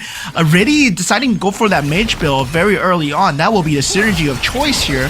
And yeah, this will be tearing through a lot of the mid game. So he is secured a lot of the HP point percentages. Absolutely, the enchanted tilt as well. So this this Vexana should be the one that really, like you said, gets him through that early to mid game. Then enemy C could actually go for the Stargazer. We're still waiting for the second enchanted tilt. This should be the Selena or the Bellaric. The Bellaric is going to be able to complete the front line for him as well. And he still can hold on to the Neobees for the extra synergy. So now it's about reinforcing the front line and allowing the Vexana to do most of the work. Yeah, once again, we see a very big scavenger start coming in. Doi first to secure 3, and now with Insomnia going for more of a Neobees build-up, right? Already getting that 4 Neobees build-up. We did see that the Neobees did come in handy for Trong Tran in that previous game as well. Scavenger secures you pieces, but Neobees secures you synergy as well as fighting on in that mid-game as well. So definitely for Insomnia, trying to take lesser damage might be the name of the game here. Yep, it just took a handful as well. A -9 from the weakest, who actually has 2 Scavengers and 3 Face Warpers. So again, the weakest is finding the synergies that, taking the beaten path and finding synergies that are generally less opted for and making it work. But as expected, Jerbin on a win streak with this Vexana. Yeah, Vexana so far just going to be a tear through, but now with that first carousel round, there's not too big of a deal coming in, but that Kagura looking kind of good for Q-Snake. If nobody goes for it, he might actually want to go for it here. Does get the mate synergy. Oh, actually goes for the Lunox here. Okay. So yeah, he is going for the Mage Stargazer synergy very early on. Q-Snake has found a very early direction. Given the fact that he already has the pivot pieces, right? The Vexana and the Lunox are already there. Yep. That is perfect for him. Get the Street Scavengers to work with first. And Darov is going to be that main front line. Who... Wait a minute. Trying to look for the protagonist here for... It should be the Vexana, right? Yeah. Should be the Enchanted Tales protagonist, but he does not have the synergy activated so far. So now looking at Tron's board, he did have a very good scavenger start. Now he does have the Mia available. So yeah, with the enchanted items coming in, it's going to be dealing quite a bit of damage, but at the same time, it's still a 1-star Mia, right? Going up against Q-Snake, who did secure the Lunox for himself, not going to deal a good amount of time. Tron takes a bit of damage here, but going into that first Go-Go card, it will be a blue Go-Go card once again. So what blue Go-Go card mean at the first one, right? It won't be accelerated, but at the same time, might be a later game because everyone will be playing for the HP, will be playing for the shields. Yep. Let me check in on the synergies again. Weaker still in the lead. Most of them are hitting, already went for the level 6, but the 3 scavengers one are going to be the main focus, right? Like Tron actually has the... Yeah, because of the Phobius double synergy on the scavengers, he gets to work on that econ, and better yet, because he's on that Minotaur, so he's able to basically supercharge all of his offensive items, and that's gonna be enough for the Mia to get most of the work done in the early game. Now it's about tearing through this Dyrov. It's gonna be quite close. Damage is just enough. So Tron breaks free from Doi. Yeah, so far, Insomnia taking the most amount of damage coming in, right? We do know that he's going for Niobe so far, and currently, I mean, he's trying to build up the energy, but 64 HP before that first auction round is not a good place to be at, especially if you don't even have the 6 Niobe synergy, and yeah, taking so much damage as a Cho. He does have the money though, he does have the money. When does the aggressive role come in? When does the aggressive leveling come in for these players here? Because that level 7 is going to unlock a lot more pivoting. And now with that Go-Go cards being picked up, a lot of them going for the eco pieces. There's a very good chance that Turbin is gonna switch that enchanted synergy away from the Vexana, because you can do that at any point in the game. And maybe going for the mage enhancement early on is just to give a bit of extra punch to your damage. Even for Morpheus, I believe. So doing pretty fine so far, right? With the Swift Blade now having 7 capacity. He's gonna selling that board just so he could hit the 4 Swift Blade on the 2-star Saber. And almost going for the same build that we saw by Turbin in game 1, where you are just looking to hyper boost your Saber and your Hellcurt. Yeah, that hyper roll down. Generally, it secures you kind of a top 4 spot, right? Because in this kind of pro games, it's not going to be a situation where a lot of them are going for that Swift Blade build, Astral Power build at all. That Saber and generally the Hellcurt is uncontested. So Morpheus is going to have a good time. Much better time than German actually in that early game. So he will have a better economy with his win streak as well. And so far, right? I'm very worried for Insomnia because he's been taking so much damage. Okay, he does go for the buy through, secures that Franco for himself, but still 256 will be that Niobe's energy, waiting for that 300 mark. Yeah, I mean for Insomnia, ideally he wants to start winning because he has this cyclical support, right? So the longer the game goes on, the better it is for him. For Morpheus, he actually has the exact same Go-Go card as Turbin, so the customized recruitment, that's gonna help him get his free cost. For Nocti game, it's the angle to go for the Mystic Mail because he is on the Nana as well, but gonna have to start racking up some wins here so that he doesn't hit that critical mass too early on. Yeah, so far, that Kagura not able to deal much against here, but Insomnia finally might be taking its first win against Gerben here. He does have the pieces, he will have the Kishin synergy as well. Whether or not he will be choosing that Kishin synergy as his endgame here. Phase Warper being picked up from the side of the weakest as well. But definitely, so far, not a lot of pivot pieces, not a lot of tells yet. Anyone can still be going for anything, in the exception of Morpheus, right? Who will be going for that Hellcurt and Saber no matter what. There is still a chance for every single one of them to pivot away from this current build. See, even for the weakest, compared to game 1 where he was on a massive win streak right now, he's definitely taking a bit of a beating. It's a Ragtag synergy, has a Northern build available, but it would be nice if the Bane is part of it because you could bolster the Defender synergy, which helps you go into the Mystic Mail. But right now, Doi is ramping up with the Zilong, 4 Bruisers, 4 Exodus, 3 Scavengers. So, gonna be able to get a quick head start, especially this Dyrov, who has been absolutely tearing things up. Has the Justice Sword from the Kishin too, now at basically maxed out at Arcane with the current synergy level.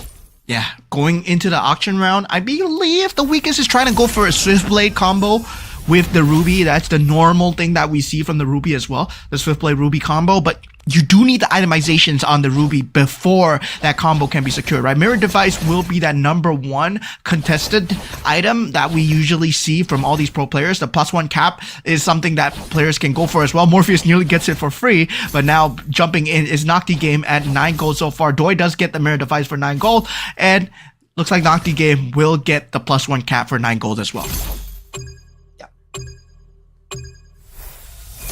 Yep, the Insomnia actually getting the Sea Halberd. Another star up here, I think, for the weakest. Still not able to find the pieces that he wants, unfortunately. And most of it hinges on the Clint and the Angela, but they're not the pieces that are going to get you win. So it is quite the tight spot right now for him. For Insomnia, I think is almost the same thing, but the build-out could be this Ruby, if he could hit the Ruby 2-star here. Yeah.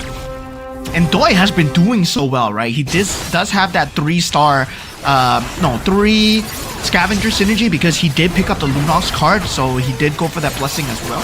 So now going up against Tron, both that win streaks going up against each other, but taking a look at Insomnia so far, he finally picks up that Ruby, but still, at the same time, right?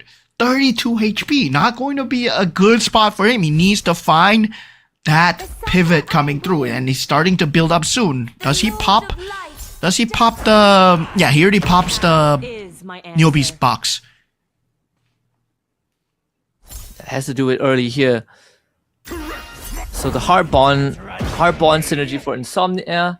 Morpheus sitting very comfortably now, even has that Gushin rolling. So this should, like you said, get him into the top 4. For Gerben, not looking too good right now. Changing that enhanced energy to the marksman, but only has 2 marksmen and a 1-star carry.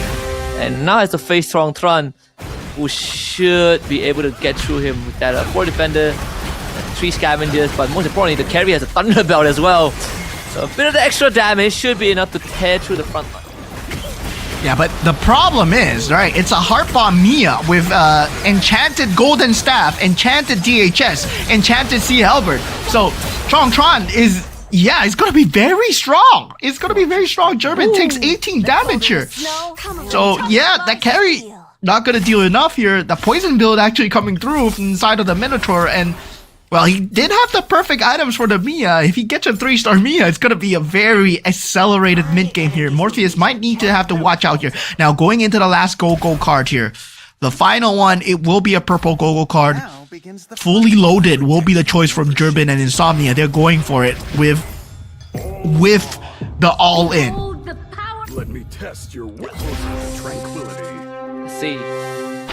The items are going to be important. I think, for Strong Tron, as long as he gets items that bolster his front line, it should be good enough. And once he hits a secondary marksman, then he can move that War Axe away to that marksman itself. Let's see what he gets. I mean, there's a Berserker's Fury available that could go into a Leslie in that late game. And another golden staff for the taking. So it's plenty of good options, right? Even a Garden Helmet as one of the drops. Morpheus getting his hands on the Terisla again, finding another Saber. So it's really close to the 3-star Saber and the Helker. 1 piece away from a 3-star for both of them. Yeah, the attributes have been given over. And that's a good thing about the Alice, right? You don't have to bother with having the cards itself being linked up to get the stars. You can actually just give up the attributes. But we do have the 3-star Kufra being picked up from the side of Tron already with the 3-star Tigreal. So, that's going to be a crazy front line to deal with. Yeah. Not to mention, like you say, we have the Hardbond Mia on top of the 3 scavengers. So he's just baiting in money. Let's see the 3-star front line. Or can the Ruby take care of this Mia? Doesn't seem like it. This Mia has the Demon Hunter sword, so he's ripping to the front. Now he comes up to the Esmeralda, but unfortunately it is the Hardbond, so Mia's to come back and finish what she started here. It's gonna be close. Oh, Nocti Game takes away, finally takes away the win streak coming in from Tron. And Tron, he's gonna have to struggle to find a better build now because he knows that Nocti Game, right? And at this point on the Nana, he's able to secure that 8 Mystic Meow with that 6 Marksman build with the carry and Irithel in the backline. If he secures a 2-star carry, 2-star Irithel, it's gonna start shredding through the Mia sooner or later. Yep. Yeah, it's the 6 Marksman synergy that really made the difference there. Anything less than would have been GG's. Oh. So I see the Claude being picked up actually by Tron. There is an angle for 4 hard bonds, but he needs to go to level 8 here. And for Durbin, not looking good right now. On his last leg, 6 bruises, 4 Dragon Callers. Does have a 2-star Badang. Let's see if he's able to bail him out of this. That definitely will be able to bail him out, right? It's a 2-star Badang with a 6 bruiser strategy. Unless the Ling has that perfect Winter Crown timing, I don't think you're going to be able to deal enough damage here. Okay, he does! No! Gets taken out! That was just unlucky timing! That Winter Crown came in at the perfect time! And better yet, the Astral Power powered as well. 6 Astral Power, and it's just a 1-star Ling, right? 6 Astral Power, 1-star Ling with a Raging Sight, so and a BOD. Once that 2-star Ling comes into play, the weakest, he's gonna be in a very good spot to take this away. He even has 4 Swift Blades and the 3 Northern Veil. So when the round starts, this Bane is already going to chip away at the health bar of basically the majority of the board, and it gives a very big room for this Link to clean out, and not to mention that the AoE of this board that the weakest has is insane. Oh yes, it's an Astral Power Rain. Oh my god, it's an Astral Power Ling. Okay, that's why. So he's the Astral Sovereign as well, so he does 110% more damage. Oh man, Durbin has to be feeling so robbed at that point, man. A normal Link would have not been able to take out a 2-star Badang like that, but that is a different Link so far. Now Doi will have a 2-star Badang of himself, right? Able to take out Nocti Game's HP. Does put him at 7 so far. Now, with Durbin being out for the count so far, there's still 7 players left if we go into the carousel round. And this carousel round, well, the plus cap is looking so juicy, but goes for the Dauntless and the Defender synergies, Doi and Nocti Game here. Yep. There's another Bane sitting there, but of course the weakest is going to go for the Ling, as expected. Insomnia gets his 10th slot. This could be where Tron starts scaling off. He does opt for the Bane. We just say he needs to hit that level 8 if possible, but going for the Bane means that he's going to give up potentially on that 4 Heart Bond or the 3 Scavengers. He might have to get rid of the Phobius, but once the Phobius goes out, yep, no more Scavenger available. He's going to go for the 6 Defender instead. So everything now hinges on whether this Mia can do enough work. Yeah, so much damage on the Mia, but definitely a lot more damage on Doi, right? the Great Dragon Spear on the Badang as well. So yeah, that is going to be a crazy combination. If he can get more defenders or more Kishins, he can actually start to build even more here. Right now, Doi going against the weakest. Now, this is gonna be a highlight match here. The Astro Power Ling going up against a super powered Badang, who's going to be able to deal the damage. Not even close. Yeah, that's a 2-star Ling now. And with the Badang removed, the weakest might be able to walk away with this. Yeah, Weakest actually got the build that he's going for, right? The Swift Blade, but this time, right? Swift Blade added on with the Astro Power Crystal Ling. This is something new here, and now Tron does take out some of Morpheus's HP, but everyone has to worry about the Weakest because he's dealing so much in terms of damage. He has that Raging Scythe with the Astro Power synergy, the Astro Sovereign synergy, so that's going to be dealing so much in that front line. And this is on top of the fact that some of his pieces are still at 1 star, right? Like this Odette, still at 1 star, the Hellcurt still at 1 star, but most importantly is the Odette and the Odette and the Bane. Like once these two hit 2 stars, the round is going to start at a massive disadvantage for whoever goes up against the weakest because they just instantly AoE your entire front line. Yeah, maybe Insomnia has a chance, right? Building up that 2-star Leslie with that Mystic Meow synergy so far going up against Q-Snake. Q-Snake able to take away the first brunt of damage here, but there is that Phantom that he has to deal with. So far, Insomnia, so far so good, but the shield for Q-Snake does come through clutch in time, and these have been highlights of the match here as we are heading into the top 4 as Insomnia and Nocti Game gets taken out. 6 Kishin, 3 Face Warper, Lancelot 2-star with all of the Kishin weaponry on him. Oh man. I have no idea how they're gonna deal with it, right? Like you deal hybrid true damage with the Justice Sword, you have even more damage with the Gurren Chakram on top of Lifesteal and Spell Vamp, and you get extra HP with that comes with a stun with the Nether Claw. This Lancelot is basically the perfect hero right now in this game. Yeah, this is definitely going to look like a 5-cost angle to try and just tear things away, right? This Lancelot is looking extremely scary. Meanwhile, at the same time, the weakest, well, he has an Astro Power Ling, but he needs to find somewhat more stars, right? He will have the synergy to work with, pulling towards the Bane, pulling towards the Gushin, and also the Odette as well. But can he go up against a Lancelot here? Ling generally, well, does well against a Lancelot, but with the Vexana there as well, if he aims the wrong target, if the Ling does manage to get a snowball going, does get the mana value, that Lancelot might be in danger. Yep. Not to mention that he's running a Kagura, right? So Q-Snake gets the extra fat shoe on the Lancelot, who has like 8.8k HP thanks to every item that he has. And it really comes out to the Winter Crown timing of the Ling too. Now it's going to be the weakest against Morpheus.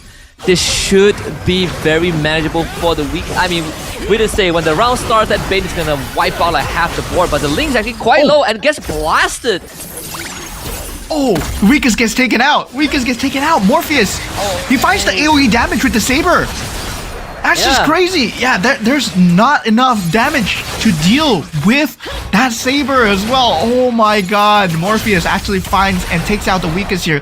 That could have been the answer to the Lancelot. Now Q-Snake looking extremely scary with the Lancelot so far. It does take out Tron, right? I mean, this is the point where the Mia Heartbond combination starts falling off.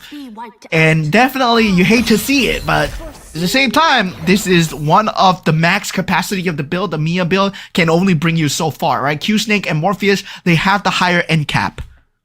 Yeah. It's actually very...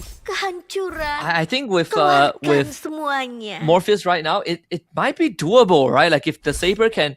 If they can just focus fire on the Lancelot, if they catch the Lancelot in the wrong position, they could actually burst him like what they did to the Ling. And even the Lancelot just now on the weakest... that's not the weakest. On Q-Snake, almost went down to the Heartbond Mia. So there is a window that you know, this Lancelot might not be the be or end all.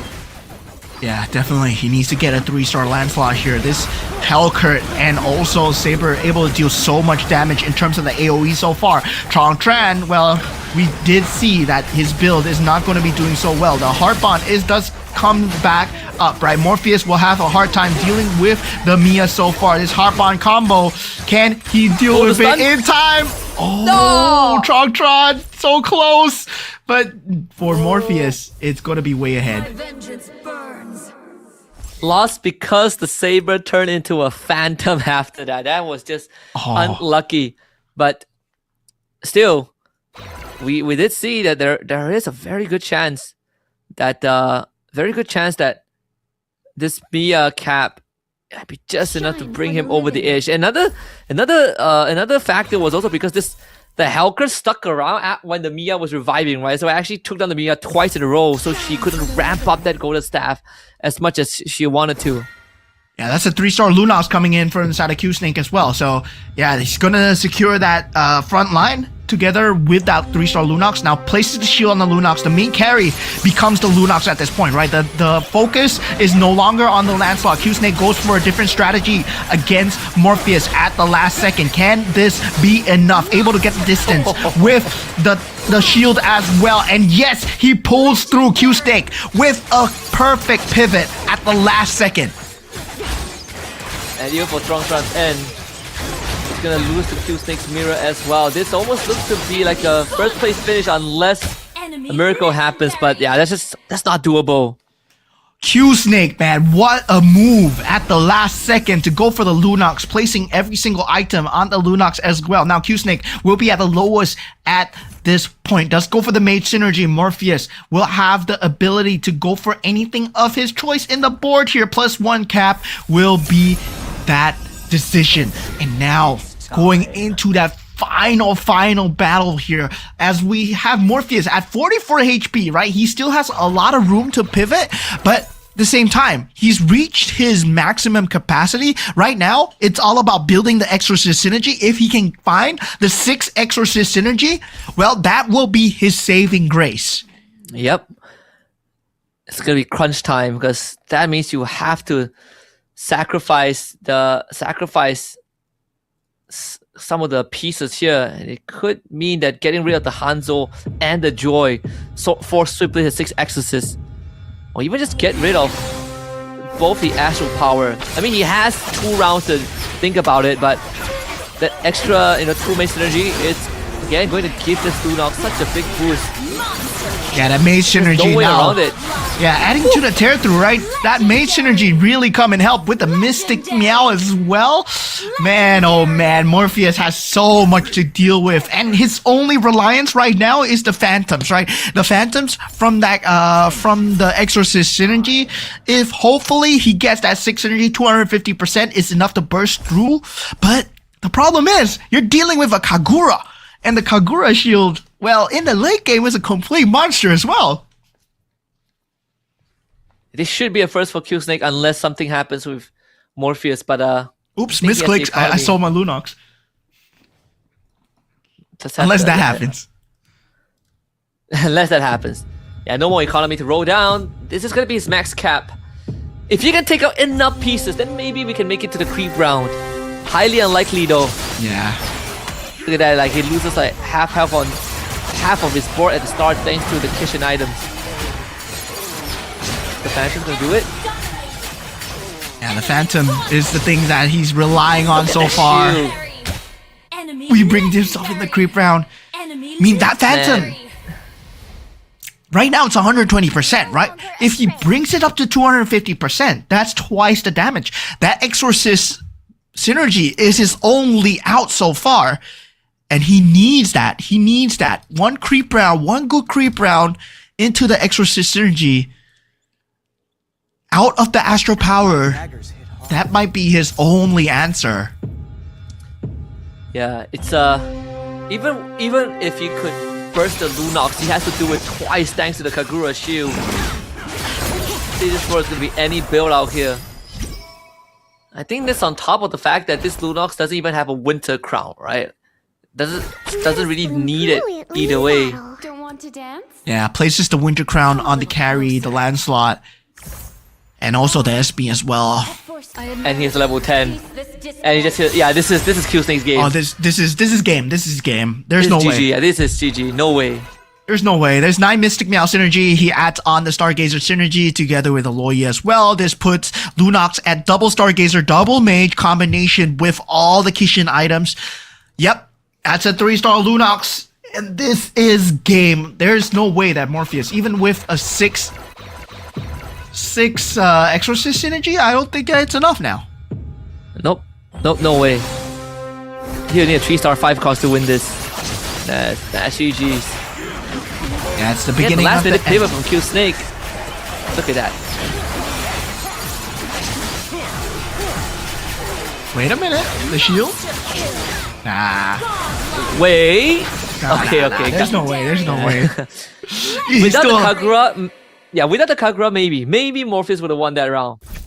As the Q Snake walks away from the cabin, I mean, quite the win there. Yeah, but if it wasn't the Kagura as the commander, then maybe Morpheus would have been able to burst down the Lunox, right? But unfortunately, can't do it twice. Yeah, what a combination, right? What a last minute pivot coming in from Q Snake. And yeah, maybe, Q Snake, he was saying, right, this is one of his favorite commanders so far. So far, he's been more towards the defensive commanders where Nana, Kagura, and also like kind of just having that defensive capabilities. He does like to play the Cho as well, but Cho is kind of risky, and it is risky as we saw coming in from Insomnia. He was trying to go for the economy as much as possible, and well, the risks, did not meet the rewards. Yeah, and so far, I think Cho so far hasn't really found that magic, right? I think the commanders have been winning out.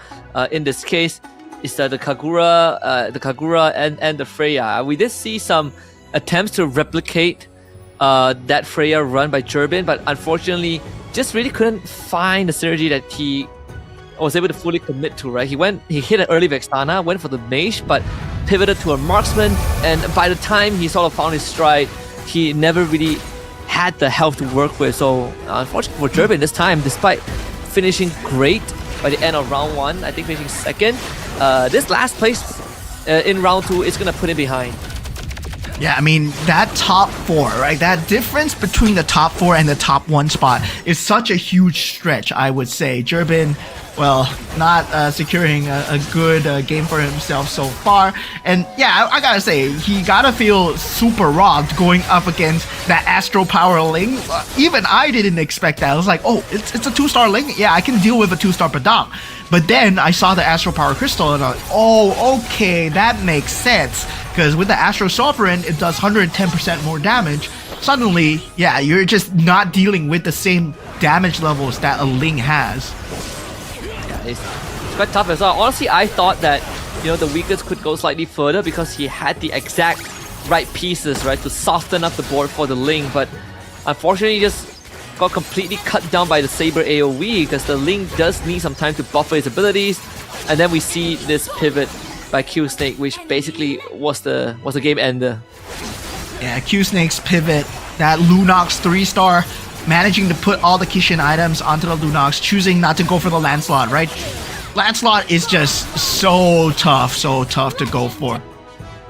And yeah, definitely now looking at the prize board going in for the match winners, right? Q Snake, $250 so far. Tron, $250 so far. And we still have 3 more rounds, right? So there's $750 left to be given away. Yeah. So this is gonna start shaking up the leaderboard again. Start shaking up the leaderboard a little bit. And remember, top 4 will go through to the finals, but you gotta be consistent, right? And in this case, it was pretty unfortunate that Durbin, finished second in round 1 and then basically just bottom of the barrel with his Freya attempt in round 2. But for some of these other contenders, they're doing alright. I mean, the weakest had a decent round. Tron was able to basically, make it to the top again, make it to, I think, top 4 again in the second round. But Q Snake, that's the recovery that he needs.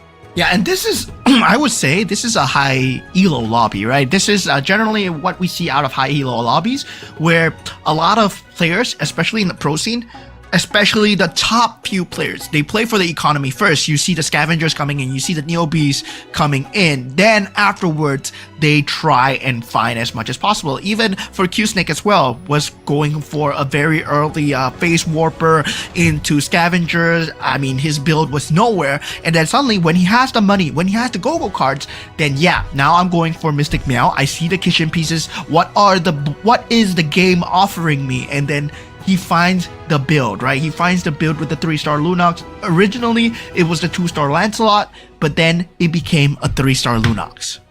Yeah, 3-star Lunox, and on top of that, he got through the early game by having the Dyrov as well, right? He hit a 2-star Dyrov very early.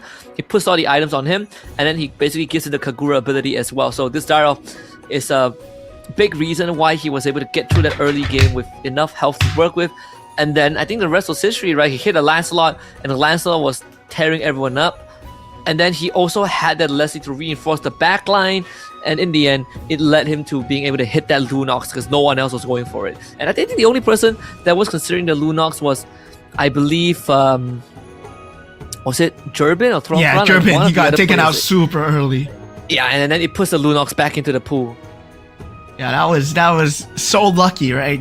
Given the fact that they'll carry a choice, no one goes for it. Generally, we do see the Badang being one of the endgame, Lancelot, Ruby as well being one of the endgames, but going for that Lunox, what a pivot coming in from the side of Q-Snake, and looking at the rest as well, right? Morpheus, he was uncontested from the start, having that 4 Swiftblade into 4 Astro Power, I believe, yeah, at the start, and then he moved on to 6 Swiftblade. If he managed to get the 6 Exorcist slightly sooner, that could have ended Q-Snake's reign, but sadly did not go for that combination, or the game did not provide it for him. Meanwhile, I gotta say, at the same time, Insomnia, he did go for a very early Neo Beast 4, but then couldn't find that Mystic Meow combination. Yeah, and it's pretty tough, I think. Even the Nana Nocti game, second round in a row where he wasn't able to hit the ground rolling, right? And even though he has sort of like the carry in the right spot, just was not able to get through, I think, a Morpheus or Throng. But this Minotaur, we did expect him to continue to be on the offensive, right? He basically replicated what was done by the weakest in game 1. And now puts himself in first place, right? Like he won game 1, and he won game 1 with the 3-star Yuzong, which he committed with the Freya, and now round 2 he finished 3rd. So very solid in the first place with 14 points.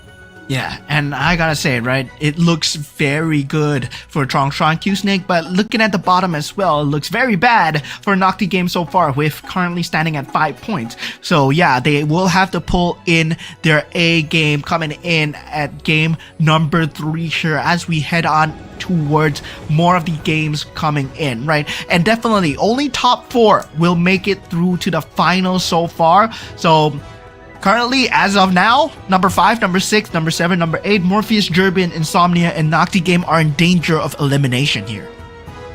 Yeah, and they need to really start getting some points in. Again, Jurbin, very, very unfortunate in that round 2. Same as Morpheus as well. Both the complete opposite outcome.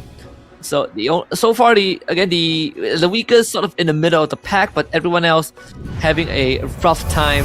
And now we're going to really start digging into the commander pool, right? We haven't really seen anything that is out of the ordinary except for the Zilong in game 2. But aside from that, everyone has been sticking to sort of like the safe openers, and the Freya, I think, is the one that is a bit more unexpected. I didn't expect to see the Freya 2 games in a row.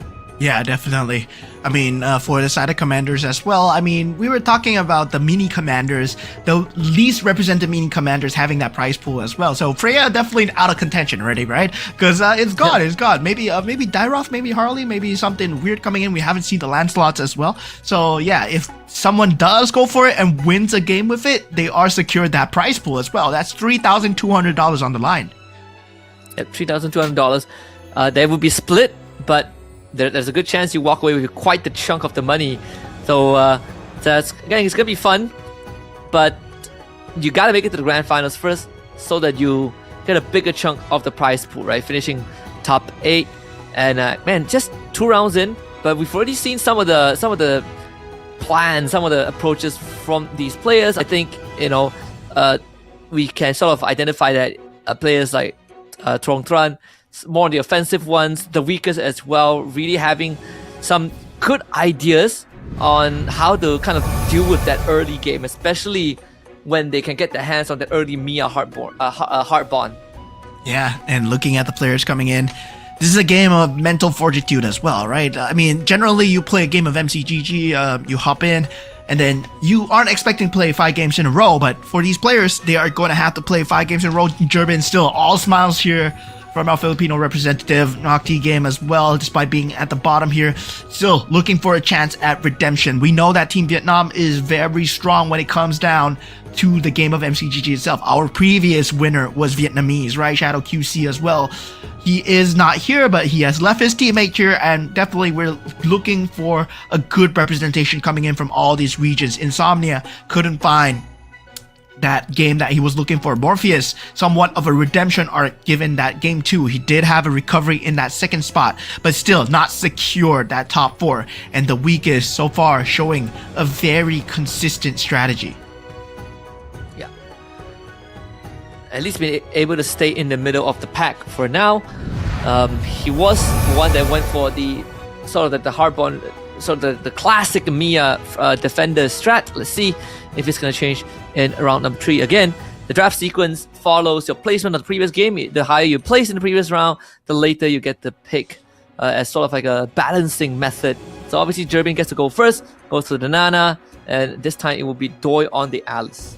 Yeah, Doi on the Alice, the Angela being picked up as well. So yeah, we will have very different picks. Very similar picks to the first game coming in, but at the same time, right, we might see something new coming out. We do see a Cho, I believe, coming out from the weakest, and that is a Cho, and that will mean that he will be going for the economy so far. And within the commander itself, a lot of people have been leaning towards the Ruby because he does have a very nice cloak and the scythe strategy with the swift blades, but at the same time, right, you gotta find a way to make it work. The last game, it was possible, but in that first game where Morpheus tried it, he got instantly smashed by a lot of the stronger mid-game strategies. Trong Tran going for the Veil, so again, another less seen commander, but does give you a very good incentive to hit your pieces early with those rerolls. So this is going to be quite interesting on what the thought process is going to be for this game 3. Seems like another round where he's looking to accelerate in that mid game. Yeah, man, that is going to be one of the mid game accelerance factors that we have on the Veil so far. And I mean, so far, right, I believe the most consistent commanders that we've seen is Alice. And this Alice so far has not been provided with an answer of getting into that top 4 as we head on into the game here. But let's see, right? Let's see in game 3 whether Alice might have a falling off here as teams and players are learning to play against him. Oh, straight away, right? First up, we will have that scavenger synergy for the weakest and Trong Tran. Another good stuff from Trong Tran as well, right? Not just the scavengers, but also getting the Kishin. That's basically your early game secured. And Neo Beast for Q Snake and Insomnia, the Swift Blade for Joy. See what the first shot buy is gonna be here. Yeah, and Go-Go with card. that first Go-Go card, first Go-Go card as well, right? With Veil's power, right, it's definitely much more towards that mid game where you can actually go for much more synergy towards economy if, let's say, you are building towards that scavenger in this current meta where scavenger is just so key when you want to build, right? But definitely at the same time, right, he can lean towards that Kishin if he wants to start building it Kishin very, very early. But I believe coming out from all these pro players, economy has always been key. And Trong Tran definitely leaning towards the scavengers here. Yep. It depends on how early on he hits the core heroes, right? If he somehow lucks out and gets the carry early on, then there's a good chance that he's gonna commit onto the carry to get ahead even more. Picking up. But for now, Q-Snake Any place is within level reach up, from hit the level 4. Carved in So stone. far on tempo, even the synergy wise, looking at the go-go cards, I believe Oh, Q-Snake. Q-Snakes did go for the Mask of Power. Yep. Yeah, so Q-Snake will have a very accelerated mid-game too. So definitely at the same time, he will have the cost heroes to work with. And that is now on the RNG, right? What kind of 4 cost, 5 cost are you going to give him from the card? And if he gets a good one, he can start to just find direction off of it. So far, only with a 2-star Alucard. But that Fanny having the extra launch pad, having that extra unit on the board as well, that would mean his mid-game is very good. Even with the weakest, actually went for the Ruby Commander power, so you get that cloak and sight. Mountains. Go file a complaint. Gonna start buying out the board just to see if you can hit some Kishin. That's a true toss to Cillion, Carved in stone. mostly used just for the synergy as Doi rearranges his board. Does have the 2 Dragon Callers and the 2 Astral Power, so kind of a ragtag board for now. So should be expecting a bit a longer lose streak up against Q-Snake. Q-Snake should be able to take this. Yeah, and guys, if you didn't know, right, MCGG has also a PC app as well, and that has been such a lifesaver, right? Given the fact that both the game itself on mobile and the game on PC are linked, so definitely, if let's say you're looking forward to play on the PC or mobile or whatever, well, now you can do on both. And yeah, now that we can take a look and observe even from the PC. So yeah, that has been a lifesaver for us casters, but hopefully for you guys, it's been good time as well. As we go into the carousel round, so far, Doi will be the first one to start here. And yeah, Doi on the Alice, not having a good start as we predicted so far. German actually going for a very early carry here. Oh man, all the 3 forecasts have been taken up. Yeah, I honestly thought that, the carry would go to Trong Tran, but he opted for... What did he opt for again? I think he opted for like... Was it the Farsa? He did get a Farsa. Yeah, he took a Farsa. He took a Farsa instead. So yeah, he's not going for the Kishin at all, right? He's going for the Neo Beast into Scavenger, pure economy. Tron. Oh, hits it. 4 Neobies. He commits the economy to level up, but will make it back regardless by the next round. It's gonna be a bonus if he takes down Insomnia this round. And Q-Snake up against Nocti game is Angela Hugh. I think he put it on this Eudora, right? So yeah, able to constantly heal up the front line. So this should be a win for Q-Snake here. For Nocti game, sorry. Yeah, Nocti game so far. Finally takes out Q-Snake's win streak, right? So far, I mean, all these players, they are playing for Scavenger economy. Nocti game, the only one that potentially has not been able to find any kind of economy pieces for himself. Doi as well, right? Going for the Hellcut extremely early as expected of Alice. Unable to find the Saber for himself. So at that 2 Swiftblade, 2 Astral Power, his HP currently at 65. Not looking good. No, not at all. Has to wait for the second go-go card in the next round, which will be a purple one. And so far, we've been seeing the same go-go cards for the Alice to allow them to hit the 3 cost, extra 10% to find the 3 cost, but it seems like it might be different this time, so it's be interesting to see how Doi adapts to it. For Astral Power, just not finding enough value because his carries just do not have the right resources to ramp up just yet. Q-Snake finds another win. I believe he hits the Lancelot with the Moscow Power. So this is great. 2 Face Warper, 4 Heart Bond, and still has the Scavenger to keep the economy in a good place. Yeah, that's already a very good pivot piece starting in. But now going into the second round of go-go cards here, right? This will be a purple go-go card. A lot of economy pieces being picked up. Doi has to opt for kind of a pivot towards non-economy so far because he has to secure his HP, right? He's currently falling extremely low, and this is what happens when you're unable to get the pieces that you want, right? He did not get a saber early on. Now he does eventually get it. The Swift Blade 4 is there, but he has to go for the Blood Claw.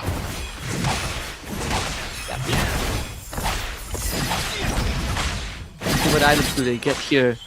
It's gonna be pretty important as well. Some of the, especially for example, Doi needs a bit more of that offensive item. He goes for the Blood Claws. Let's see how the clan destroys Frontier the Blitz king of for the Manoa. weakest. Step, circle, swing. So more damage for them. The Jerbin opting for Payday for more economy, and I like Trong going for counter action. So even more power spike if things get rough. There's actually a Leslie sitting in the shop of Q Snake, but he opts to leave it there. Yeah, definitely. I mean, at this point, right, whether or not he wants to go for that 5-cost build for Q Snake, I mean, at this point, I would say that Lancelot Lean is a very good because he's sitting at 36 gold, right? At level 7, 90, he can aggressively level into 8 and then hope for a more favorable roll towards whatever that he wants to go for. Now, going into back to Morpheus, right? Morpheus has opted to go for the Minotaur. I believe Insomnia actually went for the Leomord. He actually has a Leomord on his board, who I think is the protagonist this time because he did call in the Phantom Steed earlier on.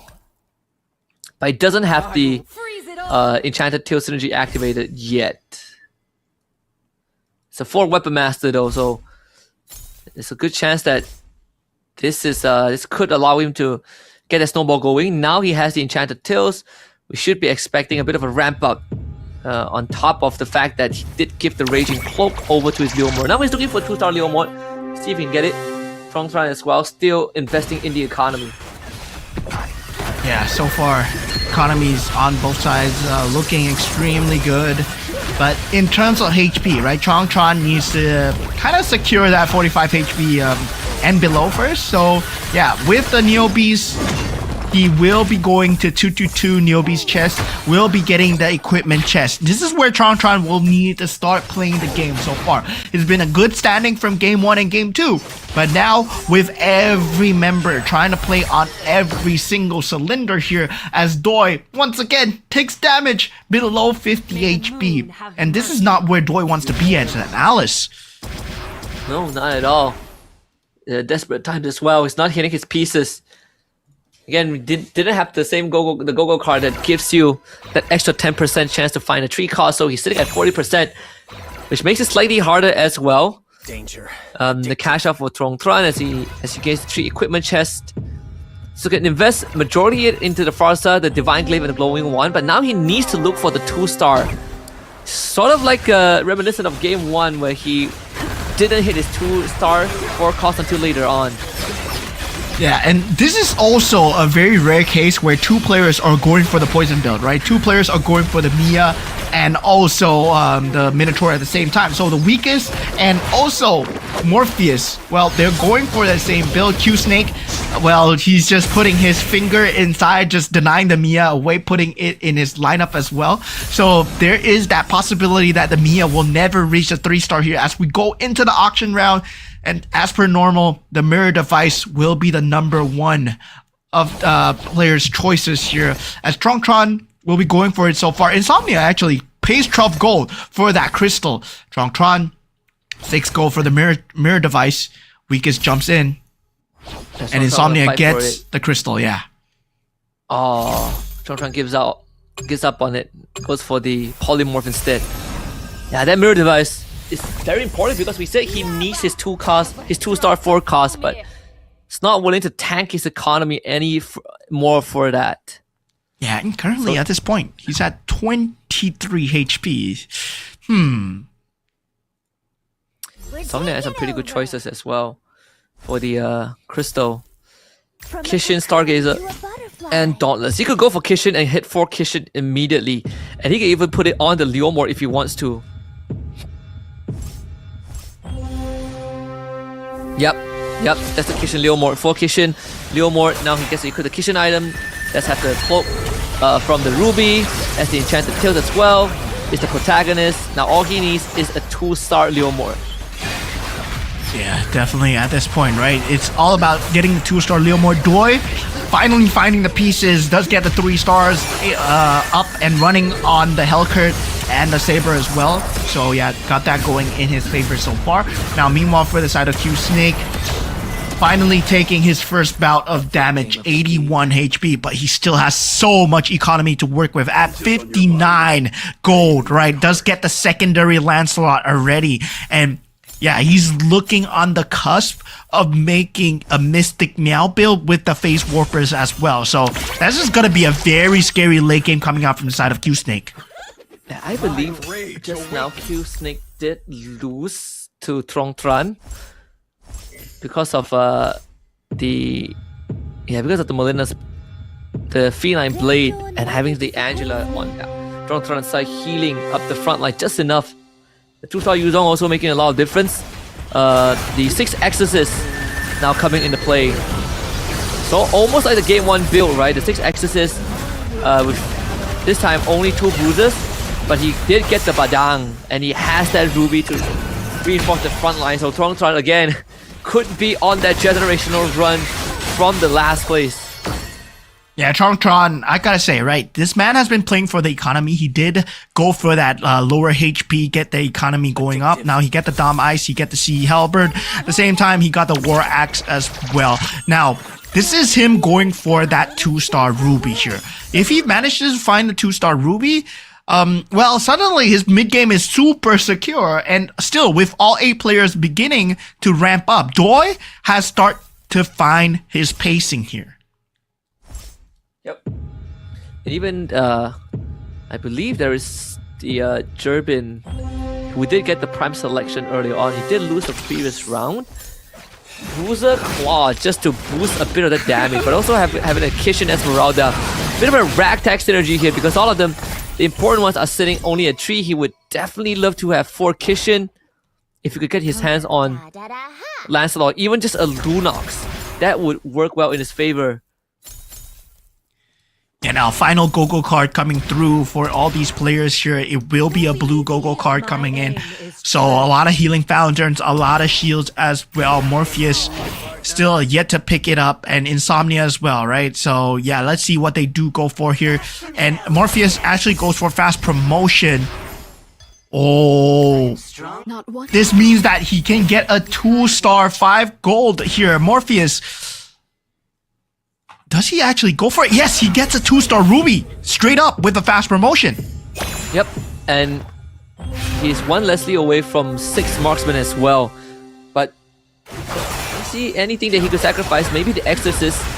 We'll see how he deals. But Durbin on the screens right now, having to deal with Morpheus, getting completely shredded. This 2-star Ruby coming in at just the right time.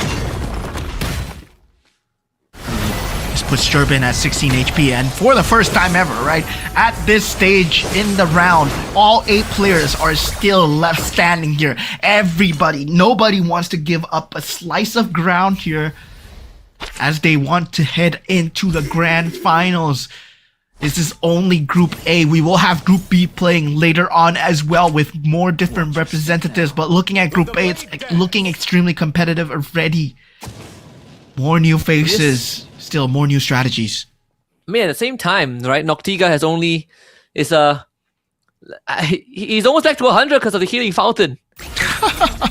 6 defenders, 2 face warpers, with the Angela on the Kufra as well. So not only is the Kufra hard to kill, he has the Clint with the anti-heal with Sea Halberd as well. But most importantly, this front line is insane.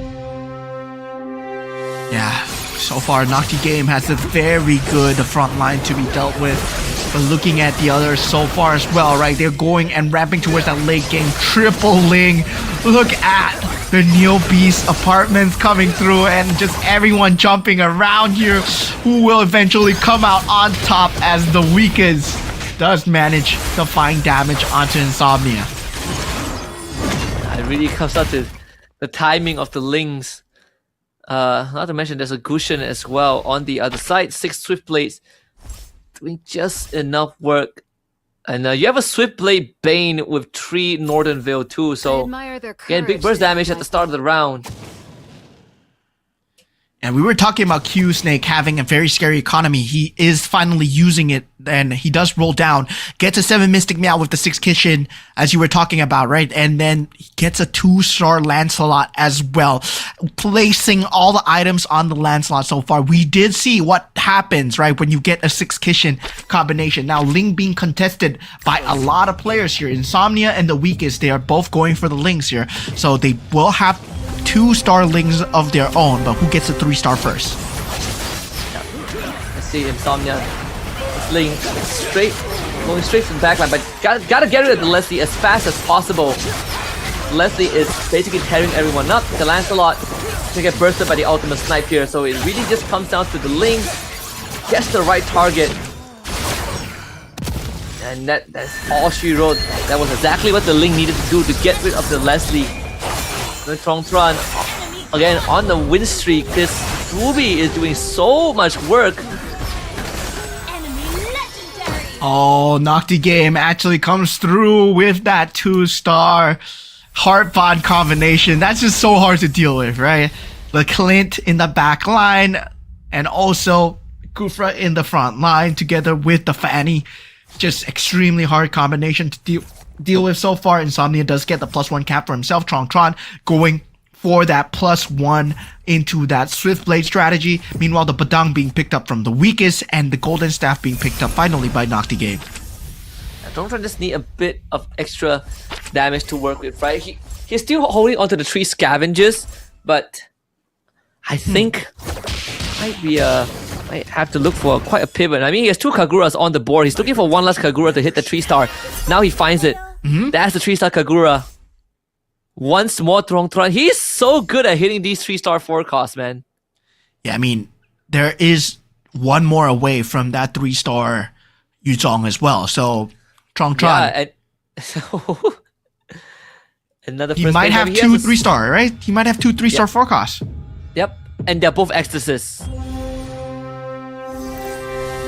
That's That is disgusting. insane. If he can pull it off, though. If Everybody's... he wins this round, he's got it, right? He's gonna win this round and he's gonna start rolling down again. Yeah, so far, so good. Looking as Doi will be the first one eliminated here. Doi having such a great start, but definitely on the Alice, right? We were saying, right? Alice might not be it this round, especially if you don't get the pieces, Alice. You can't be playing the same things as well. Sometimes you have to go with what the board wants you to play. And Q Snake, with such a great economy, with such a great start, now finds himself at 12 HP. Insomnia and Jurbin as well, in danger of being out from this third game here.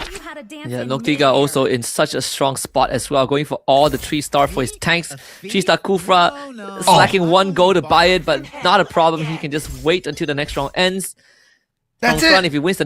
if he wins the next round, He gets a 3-star. he's gonna win. He's gonna win the next round for sure. He gets He's looking a for a 3-star. 2-star Claude too, yeah. Yeah, so Tron so far 3-star Yuzong, 3-star Kagura, both on the Exorcist as well. Extremely scary to deal with. Nocti Game, right? What does he have so far to deal with this? I don't think he has anything in his cylinder. As right now we're looking at Insomnia going up against Jurbin. He does have the 6 Kishin.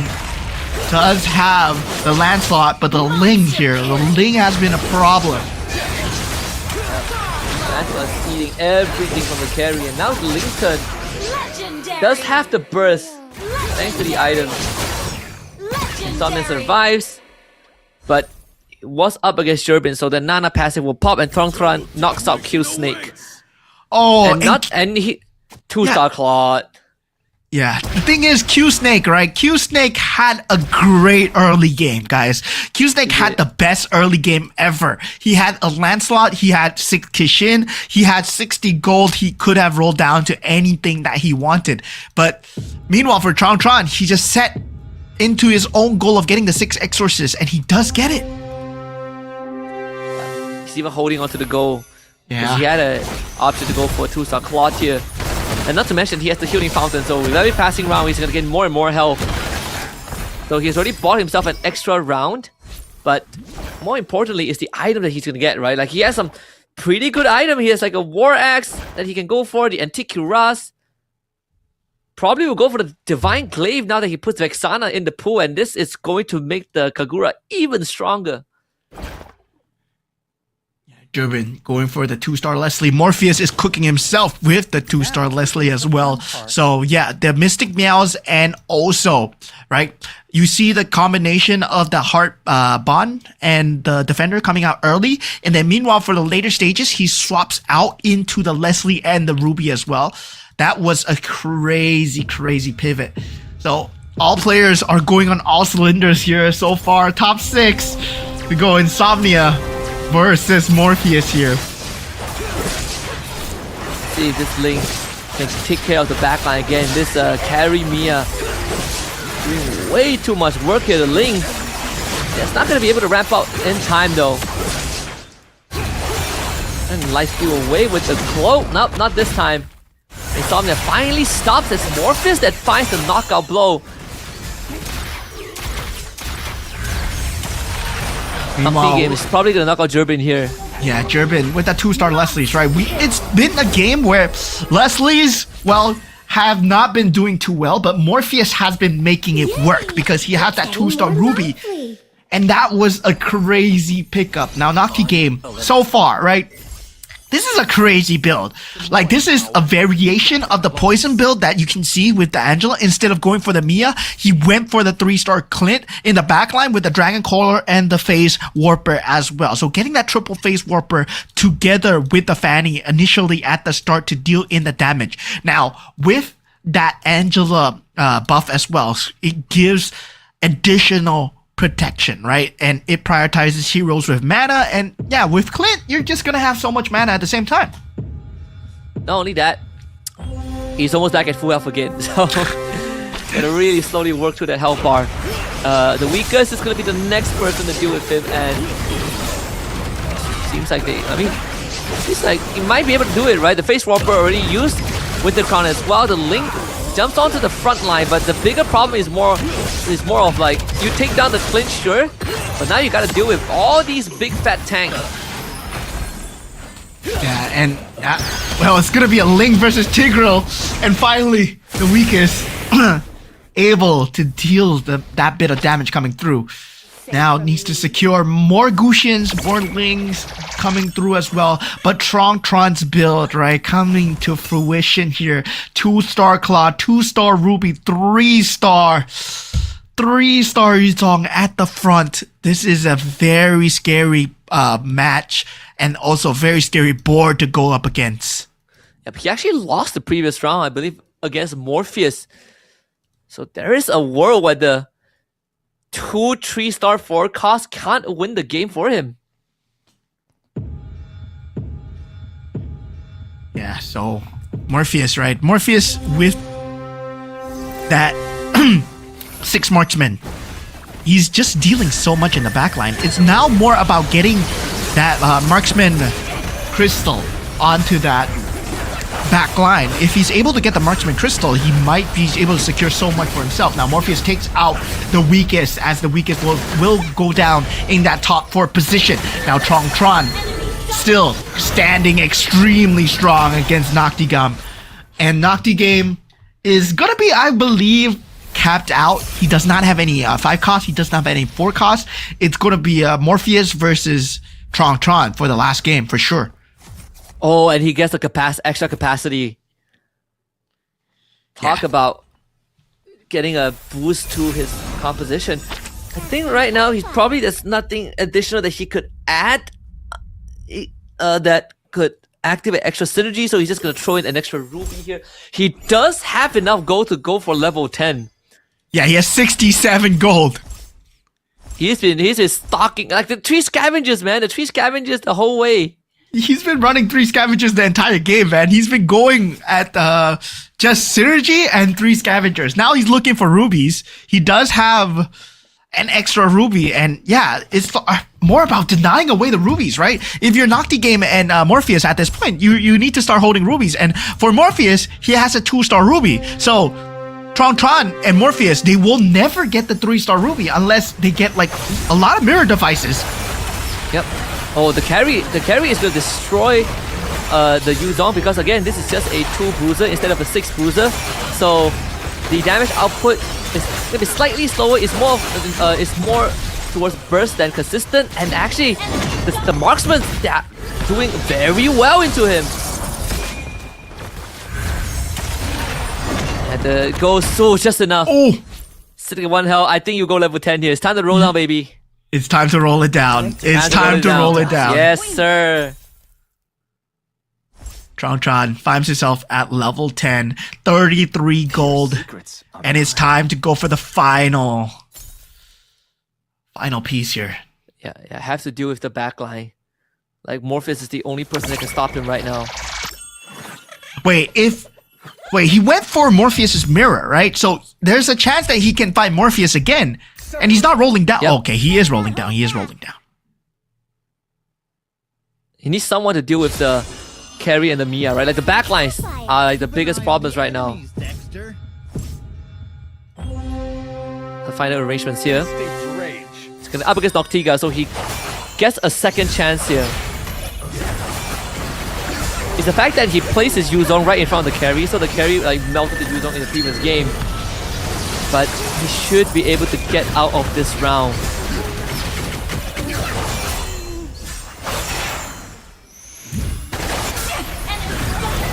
Yeah, so far so good.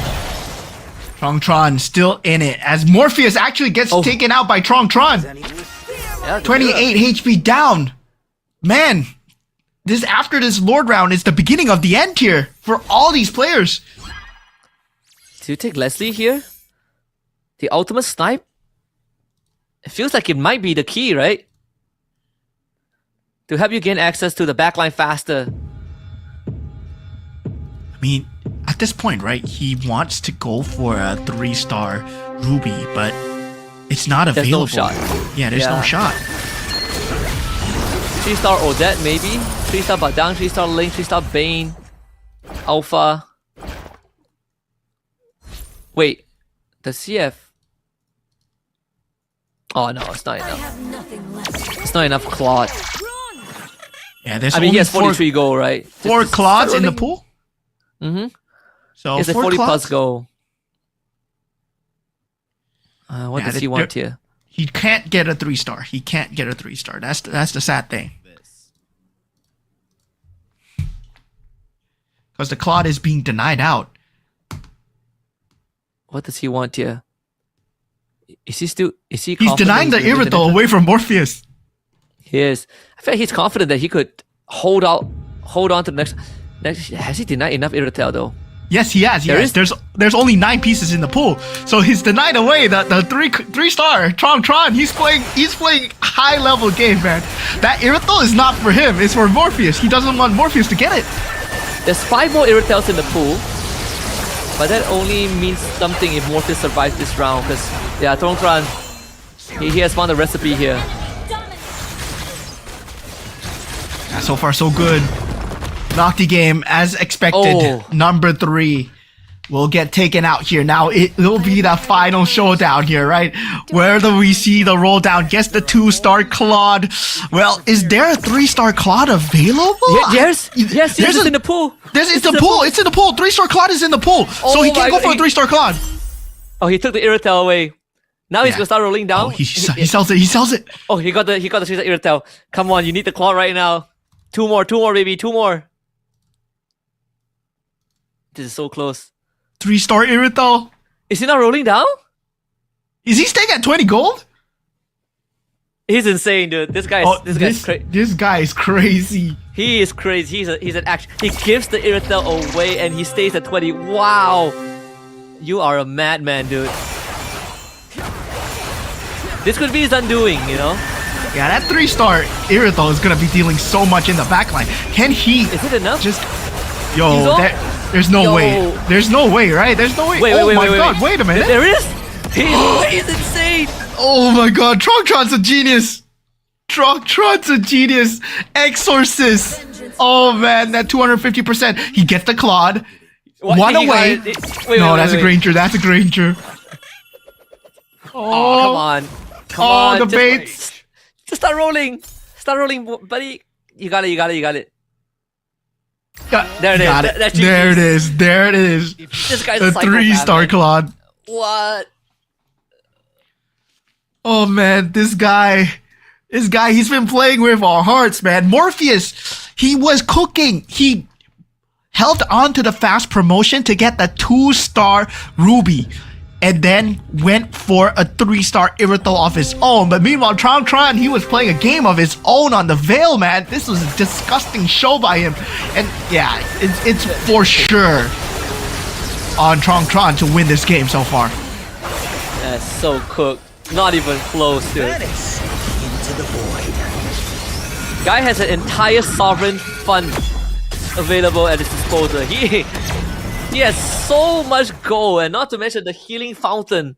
Actually, ended up being one of the biggest reasons that he was able to play this game in this manner, because he just keeps getting health that kept him like he went into like what, 1 health at one point. Like actual madman. This guy is something else. Yeah, I mean, I fear the players that are coming back from 1 HP, right? It's always that kind of game where the best players, they will sacrifice their HP as much as possible to get the economy. And Tron is an economy madman. Or he's like, yeah, I'm just going for the money no matter what. I'm sacrificing my HP no matter what.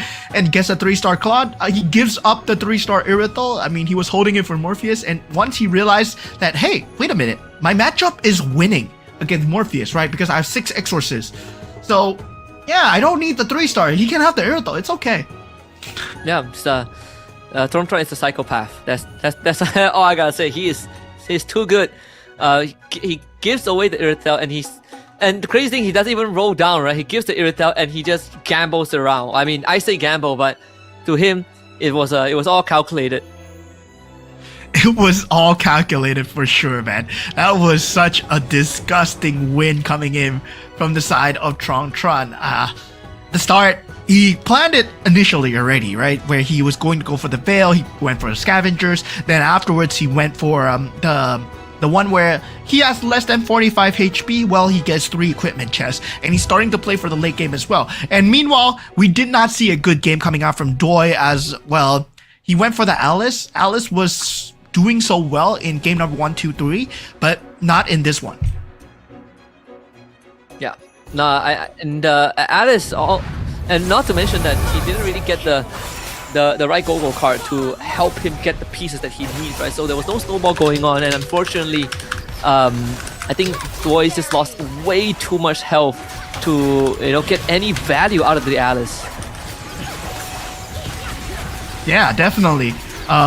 There is Alice not being able to just not getting that Saber, not getting the Elkert. Well, yeah, this is going to be a very tough spot for both sides. And yeah, I gotta say, right now, looking at the standings, going into top 4, top 5, everybody is in contention. And well, Tron, he's been showing such a good show so far. And Durbin, well, being taken out. Well, on the Nana, gotta be a very sad situation coming in from him. The weakest at the point, also on the Cho, top 4. Yeah, it's again, I think at the end of the day, it's just things are going according to what we expected, at least for some of the playstyle of the players, right? I mean, Tron still going on the offensive, and it seems like there's no stopping him at this point, and that means he's gonna lock in another $250. Yeah, $250 once again coming in for the side of Mr. Tron. $250, $500 so far. Q Snake with $250 for him. So yeah, going into round 4, round 5. Well, hopefully someone else gets to win the prize. But Tron, man, he's been playing for that top 1 spot consistently. Just very scary when it comes down to just going for that win itself. Yeah, that's already 500 G's there for $500 there for Trongtran, and almost a guaranteed finals appearance at this point. I don't think they're gonna get knocked. He's gonna get knocked to the bottom four with how consistent he has been. Yeah, at this point, right, it is very scary coming in for a separate region coming as a threat into that Southeast Asia region where, well, Southeast Asia, right? A lot of the Southeast Asians were saying that, oh yeah, we're the best in MCGG, but look at Trong coming in. And he's been so consistent in these games as well, right? Given the fact that top 1, top 2, top 3 has been consistently being secured by him, given the fact that he's been playing so scarily and still gets away with it. He can't keep getting away with it so far, right? Looking at the Veil Commander card, going for the Commander chest as well, and then finally getting the HB at the end. Yeah, I look. There's a world where when the tournament ends and he's the only one that wins on Veil, he's gonna cash in an extra 3.2k. Can you? That would be insane, right? Like, Trong is playing the late game. He's playing like the ultimate late game. He has everything figured out. He's like what? First place, third place, first place, and so far, you know, like the winners of the recent seasons since Go 1 hasn't been anyone. It hasn't been like the expected regions like the Philippines, like the big three. You know, we have ECA, and then we have Vietnam. Can you imagine? It goes back to the West again. Yo, this is one heck of a storyline so far that we have cooking here at MRS Season 4, especially as we head on into the internationals here, right? And yeah, Trong, well, I gotta say, this guy's a madman. This guy's an absolute madman. Despite the fact that there was a Ruby already picked up from Morpheus.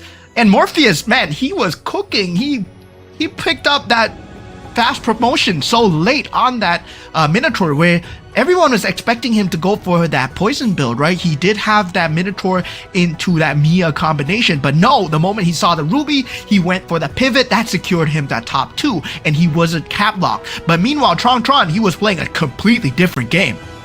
Yeah, he's in his own world. He was in his own, like, he's in his own bubble the entire game. Like, we didn't even notice that he had like 67 goal until like the ultra late game. He was like one round away from losing, and he just powers through. Like, he had everything figured out down to the wire where he survived with 1 HP because of his Exorcist Phantom, which is again pretty crazy if you think about it. Yeah, this is very crazy straights coming in. I gotta say, that was one of the best games of MCGG. Given the fact that, yeah, game 2 was pretty insane as well, right? That last minute rotation for Lunox as well. But this was a case where all 8 players were playing on all cylinders here, right? Sadly for Doi being the first to be taken out. And I'm surprised, Q-Snake, he had the best starts of all time. That early Lancelot, but then straight away Insomnia coming into that pool and tries to take away the Lancelot, ends up cannibalizing themselves for both players and ends up, well, both Lancelots, they're not making it to the end game boards as well as Q-Snake and Insomnia, they're in 6th and 7th place. Yeah, and again, the Doi, it's the same thing, right? Like, we saw the desperation where he go for the Go-Go card. Not only the Healing Fountain came in too late, didn't really make too much of a difference, but the Enhanced Class Pull as well couldn't really help him to get out of that predicament. And right now, Trong, as expected, in first place, absolutely solid, top 3 for so far, not 3 rounds, with 2 first place. So that's already $500 in the bag, 22 points. Impossible to get knocked out of top 4 unless things go horribly wrong, like if he bombs out the next 2 rounds. Which is unlikely. But for Insomnia and Doi, especially Doi, right? He got out to a very hot start, but game 2 and 3 was just not it.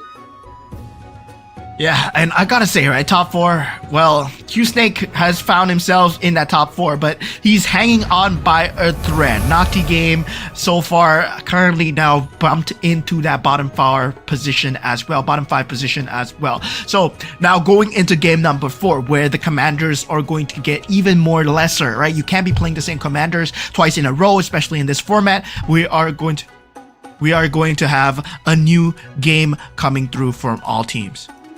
Yeah, And so far, all of these players, they've gone through, three of their commander pools, and now he's starting to get into the deep end. But Tron, he has a lot more up his sleeves. I don't know what he's gonna bring up, right? I'm looking to the commander pool. He could bring in the Loyi and probably still win, right? Because he's been insanely good on these rerolls. Yeah, so good, right? And he's been identifying the gaps where no one is picking up wherever and that's supposed to be picked up. And yeah, looking at the boys coming in, going into that final 2 games, right? We're gonna be playing 5 different games. The weakest so far. He's been consistent, right? Number 4, I would say, top 4 always. And yeah, he's been putting himself, being consistent as the second seeded player so far. Durbin, meanwhile, still all smiles here coming in from side of Philippines. Meanwhile, Doi as well. I love seeing these Philippine players. I love seeing representation coming in from all over as well. Q-Snake as well from Ukraine. Man, oh man, he's been playing a crazy game, especially in that game number 2 as well. Yeah. And let's see what the draft is gonna be this time for the commander picks. Again, Doi will be able to go first since she did finish last in the previous game. So let's see if it's gonna ramp up a little bit. Goes for the Cho. Is it the Cho opening? Let's see. Yeah, there it is. That's the Cho. Yeah, the Cho coming out from the side of Doi. Meanwhile, the Freya coming out from the side of Q-Snake as well. We did see the Freya performing extremely well in the hands of Tron in game number 1. Meanwhile, Insomnia going for Nana. So this means that Tron and Morpheus will be the last 2 to pick, right? So yeah, there will be lesser options, but at the same time, they also have lesser options because they already picked up certain commanders for themselves. They cannot be repeating their commander picks. I'm just excited to see what Tron has in store for game 4. It's the Mia out for Nocti game, Minotaur, Kagura for Morpheus, Freya for Q-Snake. So Freya was completely ignored in game 3, and see Tron. What's the game? Picks up the Angela. And I think So he went for the and the Angela, huh? Yeah, I think he went for the extra 2% damage as well. Yeah, extra 2% damage. The blood Extra anyway, 2% damage. Hybrid Lifesteal, sorry, Wow. he went for Bloodthirst. Yeah, so that's what they need to do, especially going into this match selection here, going into the last 2 games here, right? Tron might be secure that top spot, but still, nobody can be standing still because everybody is so close. Everybody's at the double-digit point. This is not a case where someone is at the single digit sitting at the bottom. No, everyone has a chance going into the grand finals here. Yeah, for once, Tron doesn't start with the Scavenger. Can you imagine he wins this again? That's $750. But in fact, no one starts the Scavenger. So there are 4 newbies though. Durbin, Doi, Tron is also having newbies, and Q-Snake. But knowing him, he's probably gonna try and roll for the Scavenger. Trying to go for the Scavenger. If it's present, let's check out the go card. Nothing out of the ordinary. Everyone going for the Commander go Their own card. standard. All right. Yeah, on their own standard commanders. So no Moskovs, no different rubies with Cho. They don't have that so far. Meanwhile, yeah, Cho does go for the Cho sash on Doi as well. So he was the first pick. Now, does anyone go for the Scavenger here? Now, Q-Snake actually pins it on the Weapon Master actually.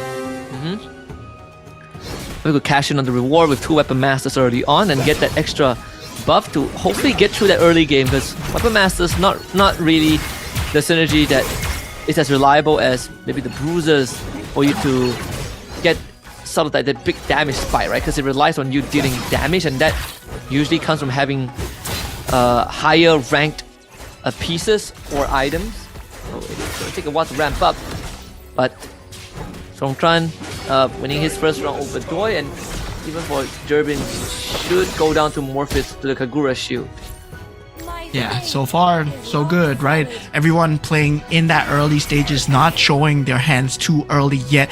Most players still trying to jump within that Neo Beast synergy. Doi will be the first one to be able to jump into that Neo Beast synergy there. Does get the 4 Neo Beast synergy for themselves. And yeah, at this point, well, nobody has the scavenger, only Q Snake. A bit of a different approach now. At least we are going to see a bit of a slight, I would say, slowdown in tempo for the economy for now. I have a feeling that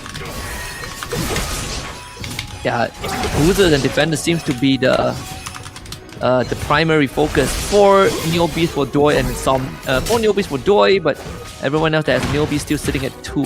Rongtron actually has 2 bruisers to work with as well. Yeah, so far, so good. Definitely a lot of economy gameplay coming through. Insomnia, well, shouldn't have too big of that first time as well, right? Going into that Neo Beast.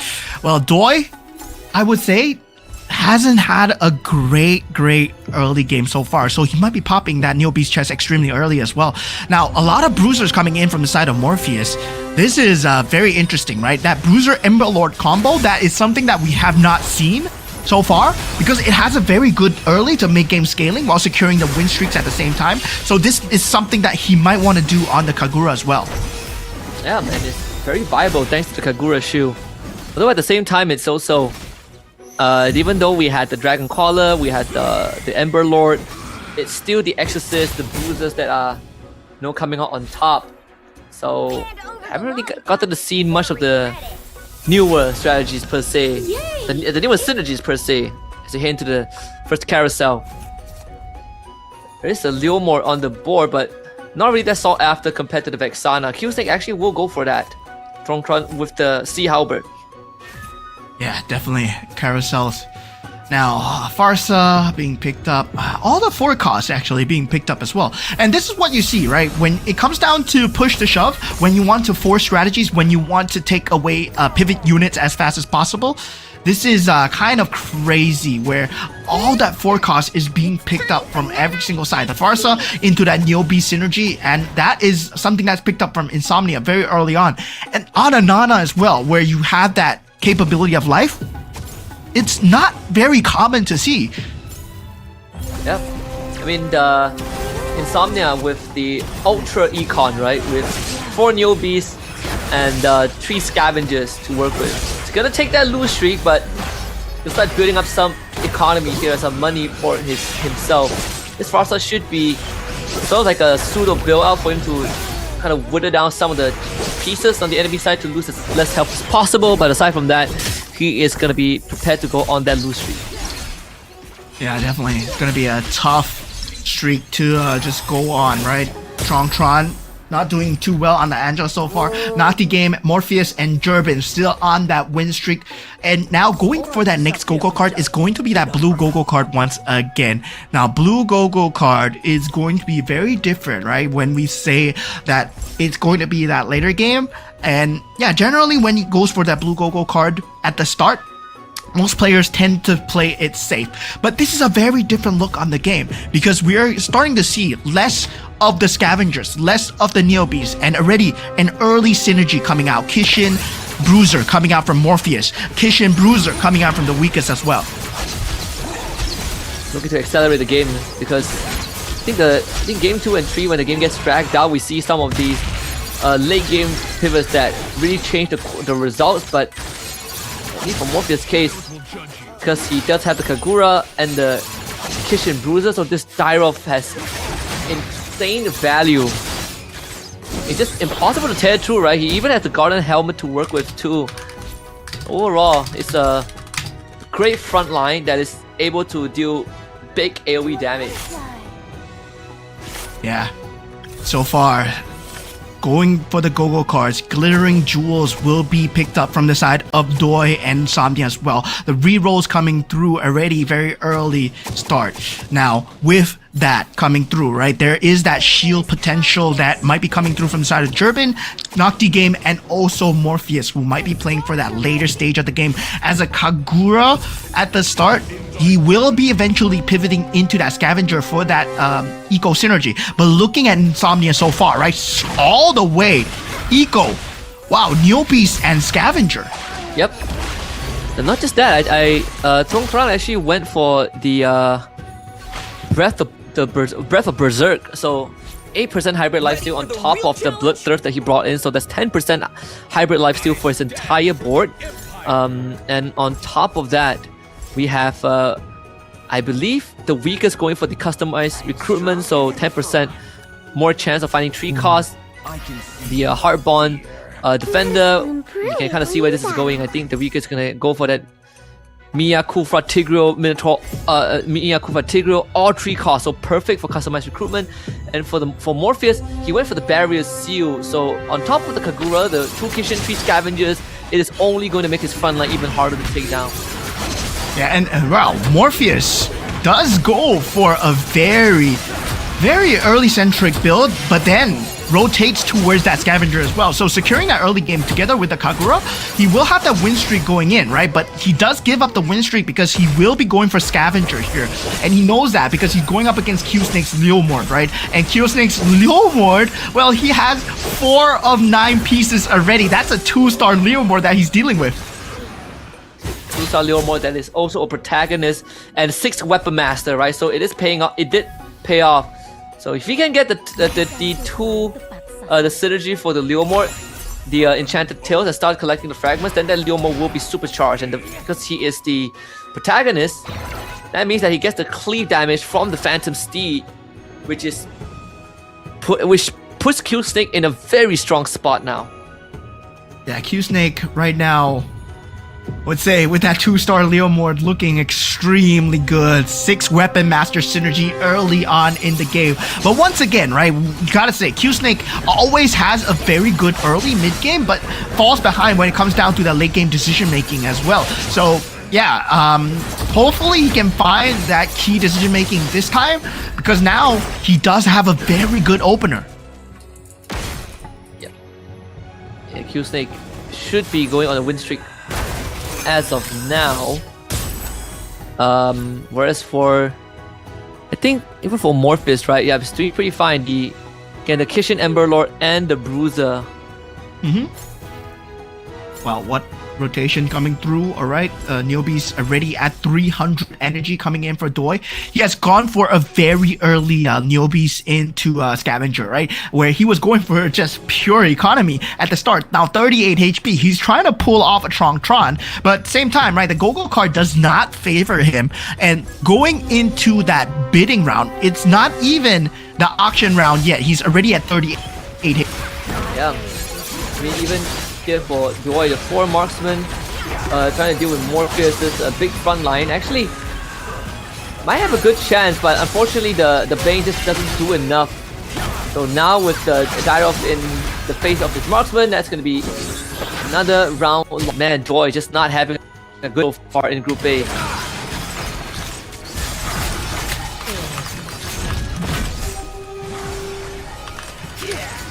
Monster kill. Yeah, definitely. It's going to be a tough time coming in from the side of Insomnia and also Doi, right? Falling below extremely low, especially when it comes down to this auction round here, right?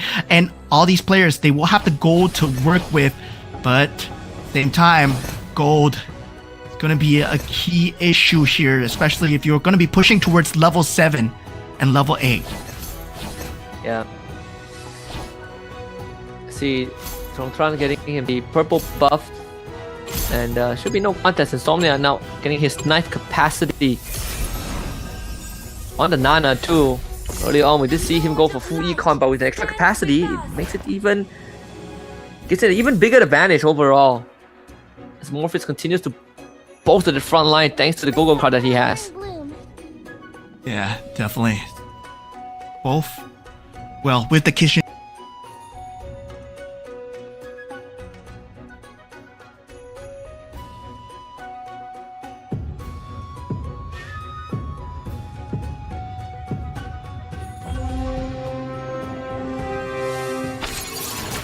And Morpheus against Turbin.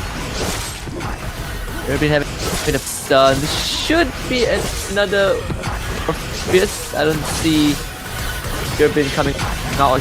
No way to deal with the Dire of S now.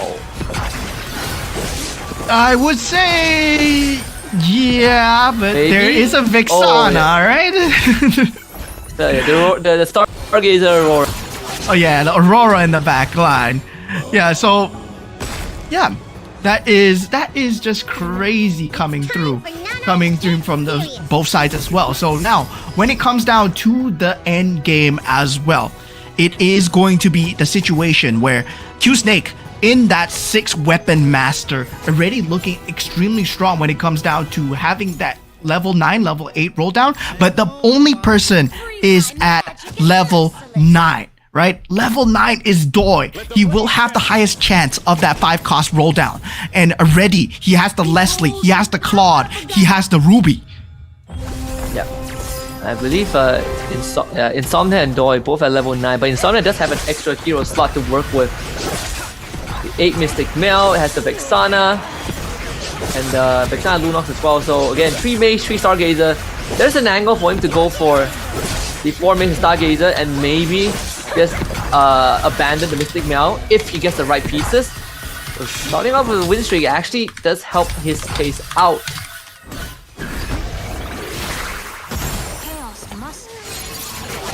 Yeah, so far, scary factor coming in from the side of Doi, right? Falling even lower for that Philippine representative. He's at 10 points and he's already at 14 HP. Just extremely dire straits to be in, but he is at level 9. He's trying to secure that 2-star 5 cost for himself. Now going into that last epic card, last purple card coming through, Weakest will be going for that golden staff actually. And meanwhile, for Doi, does go for the purest power here. So yeah, that synergy count, he is trying to activate potentially a Mystic Meow here, does have the Leslie.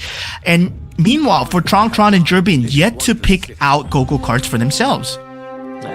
Hold on to it, especially it's just a creep round, so no urgency there yet. If it comes down to the item that they get, right? Even for Tron's run, he starting to stabilize the state of the game for himself with the 4 Astral Power. So giving himself a shot. I think the Hellcurt is the one that is the Astral Lord. Getting a Saber too. Still holding on to the 3 Scavengers like he always do. But now actually pivots away from the Scavengers. Let's see what he goes for. Gets a Defender Blessing activated. My arrow. Yeah, meanwhile, Doi so 6 far Astral Power, wow. falling extremely low. Once again, Blessing activated for the side of Jurbin so far. Meanwhile, I would say, right, that Kishin strategy might be falling short of Doi's Mystic Meow here, right? He does have the purest power already. Whether or not, yes, he's potentially going up against Jurbin here because they're both at the lowest. And yeah, they will be fighting up against each other. That Bane, is it enough to deal with Doi's lineup here? Doi, his last hurrah might be now. You better hold on to this. Very doable, it's just the link there. So Doi holds on against Jurbin. Gets another chance here. I mean, this Mystic Mail value, not as much, but having the 6 Marksman and a 2-star Leslie with a Cho Sash and a BOD, the burst damage, it's a bit too much for Jurbin to handle, especially when he is running the glass cannon of Swiftblade. Yeah, meanwhile, Tron, so far, right, he's been going for that Swiftblade Astro Power build, where, yeah, it's generally normal to see an Alice go for that Swiftblade Astro Power build, but for him, right, it's not going to be scaling well into that later stage of the game. I wonder what he's going to pivot to now that he's at 50 HP. He's going to be falling even lower as well. Q-Snake, well, he needs to find a good pivot piece to go through. It feels like Alpha might be his carry of choice here, the Ember Lord into that Weapon Master. That's something that he might look for. 314 Neo Beast power here, and instantly deleted by the Hellcurt. And all that economy for Jervin actually is not paying off the way that he wanted to. But good take care of this Hulker there. Doing just enough with the Ling and the Bane. It does have the enhanced Ice Queen 1. Yeah, does have the Kishin synergy now, right? On that Lancelot on the side of Morpheus as well. So able to actually pull through against Nocti game. So Morpheus, right now, with that Kishin strategy, right? With that Face Warper that we did see in the rehearsals yesterday, that was a very scary combination to be up against, that Face Warper. But you need a very strong Lancelot. And the problem is, Insomnia has a 2-star Lancelot already. And there's a 2-star Ruby and 2-star Leslie coming out from the side of Doi as well. I was born a rebel. The good news is that he did get the Kishin unbound, so all his Kishin equipments are enhanced, and he has the Weapon Master crystal on the Lancelot. Now going for 6 Kishin, 4 Weapon Masters, everything hinges on this Lancelot. He definitely needs that 2-star Lancelot to really make it work. But he does have the Kagura shield, so Morpheus all set in his direction. Should be able to overcome Tron, who has the 6 Astral Power, but is working with a 3-star Hilda that's going full damage, and it's the Astral Sovereign, so the Hilda might be the answer to this Lancelot. Yeah, now Doi gets the better of Q-Snake as well. Q-Snake, I said, he has a great start, right? But at the late game, he's been falling behind so much. Now Tron against Morpheus. Oh my god, look at that! 3-star Hilda! Goodness. Oh man. Man, that 3-star Hilda, man. That 3-star Hilda. The fact that he gains a 12% HP shield, has a golden staff, 4x, gets extra mana from Dom Eyes, has AoE damage, Astral, man, he's the Astral Sovereign. Holy cow, man, Tron thinks of the wildest of stuff. I don't remember the last time a 3-star Hilda was a viable carry. Yeah, that's just crazy, right? And that's when I believe when the first people started thinking of Bellaric as a carry when during the Bruiser meta came out, that was as crazy as this. Now, this is Hilda being a carry. Oh man, this is something new that we are seeing here coming out in the MCGG semifinals. Hilda, Astral Power carry, coming out with the Swift Blade synergy as well. And yeah, it's being pulled off by Tron right now, but there is a cap because Hilda is a 3 cost, right? And so far, people are building into 5 costs already. Oh, 3-star Leomord. 3-star That should Leomord. be it, right? This should be Q-Snake's game. 3-star Leomord, he's almost halfway there to the Enchanted Tales Fragment. And Weapon Master boosted by the Freya, has the enhanced War Axe as well. This should be his game. Unless someone hits like a crazy pivot. Oh, here he comes. Look at that Leomord go. Leomord just going ham against Morpheus's Lancelot so far. Aye. And yeah, Morpheus, well, he's gonna fall into that 5 HP range. Insomnia falls through that 3 HP range as well. Both players are in danger of getting eliminated here at this game number 4 here. And every single match point here counts because everybody's at double-digit. Minimum score is at 10 right now. And that's going to be Jervin winning out his round over the weakest. But man, his Q-Snake's Leomord just hit for like a 1.2k, 12k crit damage. Insane. Yo, that is a 9 synergy coming in from the side of Insomnia, right? But there's nothing more than that Stargazer and Astral Power. And also, right, he does not have anything more than a 2-star. So that's the problem coming in from Insomnia's strategy so far. Meanwhile, looking at the side of Doi, he has a 6 Marksman synergy with 8 Mystic Meow, and the Irito is already 2-star together with the Leslie. So that's going to be a very scary late game that Doi is dealing with. That's a 3-star Kagura coming out from Insomnia. This is enough to build him out against Nocti game. It might be just enough. Yeah, he blows up the front line and gives it quick access to the Mia. No chance for the hard bond to come online. So that's Nocti game being knocked out in last. Oh, Nocti game. Monster kill. Something getting bailed out by the roll down. Nocti game, that means he's ending at 16 points so far. So this still is in anyone's contention. Oh man, who's gonna make it to the top 4 here? Weakest gets taken out by Morpheus. He hangs on by a thread. He finds a 2-star Lancelot. But that Lancelot is being held onto by so many different players here. So far, Morpheus and also Insomnia holding on to Lancelot. So yeah, both players are at the lowest HP so far. Checking in. I mean, can you believe it? After all of this, Tron is actually in first place with Jerbin. The next round, we might lose like 3 of our players here. Yeah, definitely. I mean, at this point, right, Tron, I don't know how he's holding on with a Hilda as a carry. I mean, that Dom Ice needs to be doing so much, and yeah, he's doing, like, he did get the total domination go-go card, but I don't think that's gonna be enough, especially to secure top 4 here. Huh. 3-star Hellcat here, 3-star Hellcat, 3-star Hilda. Got a 2-star Saber. Man, this 6 Astral Power.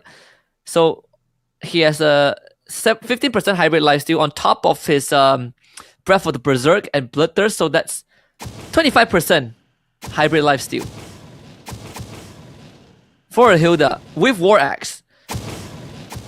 With a 15%, so that's 40%. Yeah, that's a lot of lifesteal. A lot of lifesteal.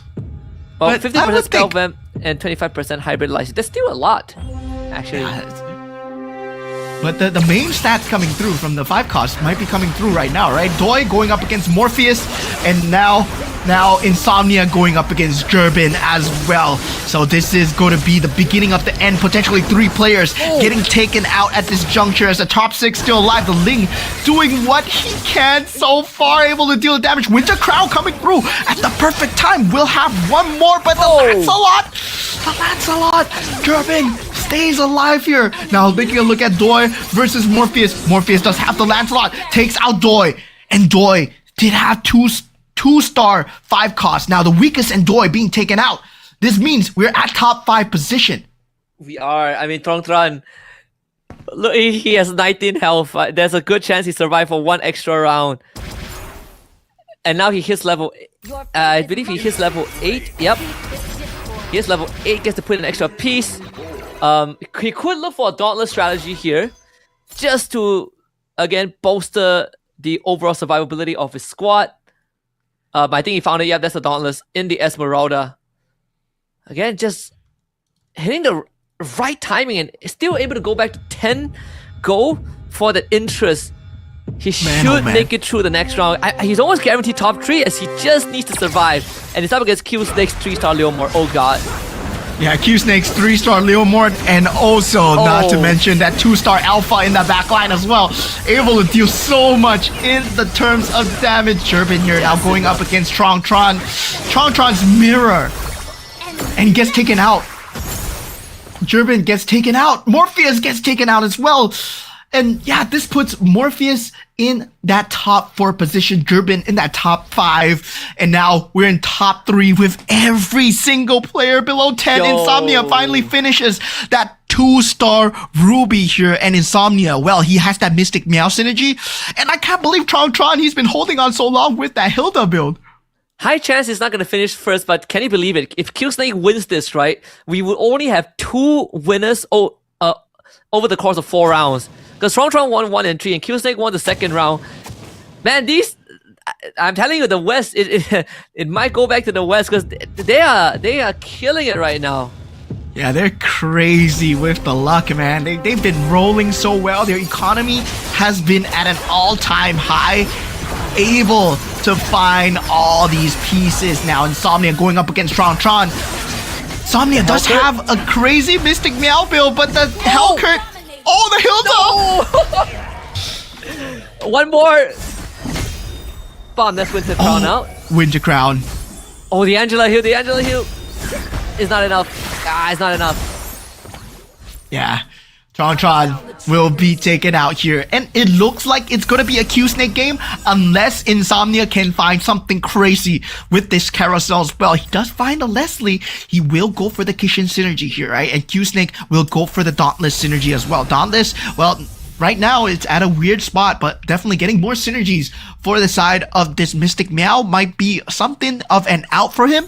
But sadly, Q-Snake's build goes against everything that Insomnia want. Okay, maybe that 2-star Odette can change things. Yo, he has 25. And he goes for the Kishin.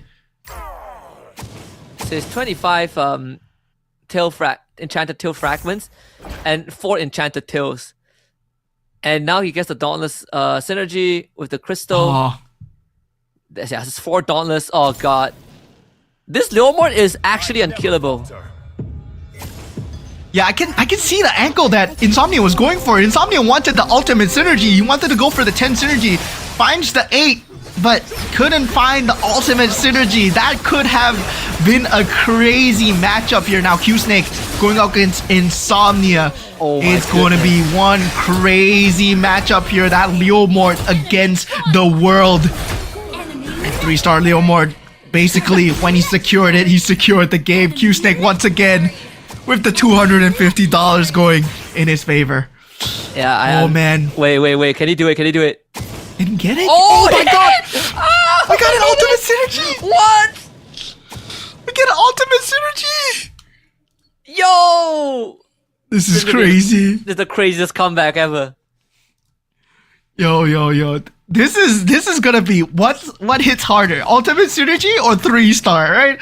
And I gotta say, every single time I bet on the ultimate synergy, Insomnia, he might have pulled off the comeback of a lifetime here. Holy cow. Oh man, this is insane. Can this Leomord hit hard enough? I don't think so, man. Supreme items from the Kishin. This GG's. Just watch. Ay, that's... Oh, Yeah, not even close. Holy Oh. cow. Legendary. oh my god. This is the first time. This is the first time in MRS history that we got an ultimate synergy. And Insomnia from Indonesia, he does it. He gets the ultimate synergy for himself and gets the $250.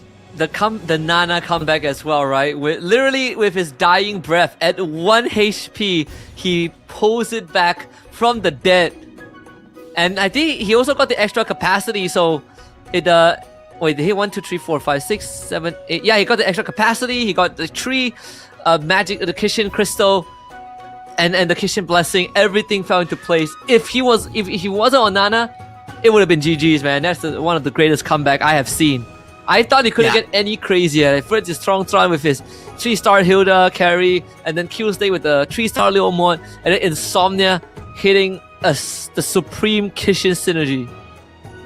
Man, oh man. Like, this is one of the first few times that I've seen an ultimate synergy. Even in a ranked game itself, like even in a normal game, even in a custom game with friends, it's super hard to get that 10 synergy, right? And yeah, he achieves it on a global stage here in a competitive setting to secure himself that points as well. Oh man, that was the only out for him, and that, well, he found it at the last second, right? We saw it coming. We were saying that, okay, maybe, well, 3-star Leomord, it's gonna be too hard to deal with.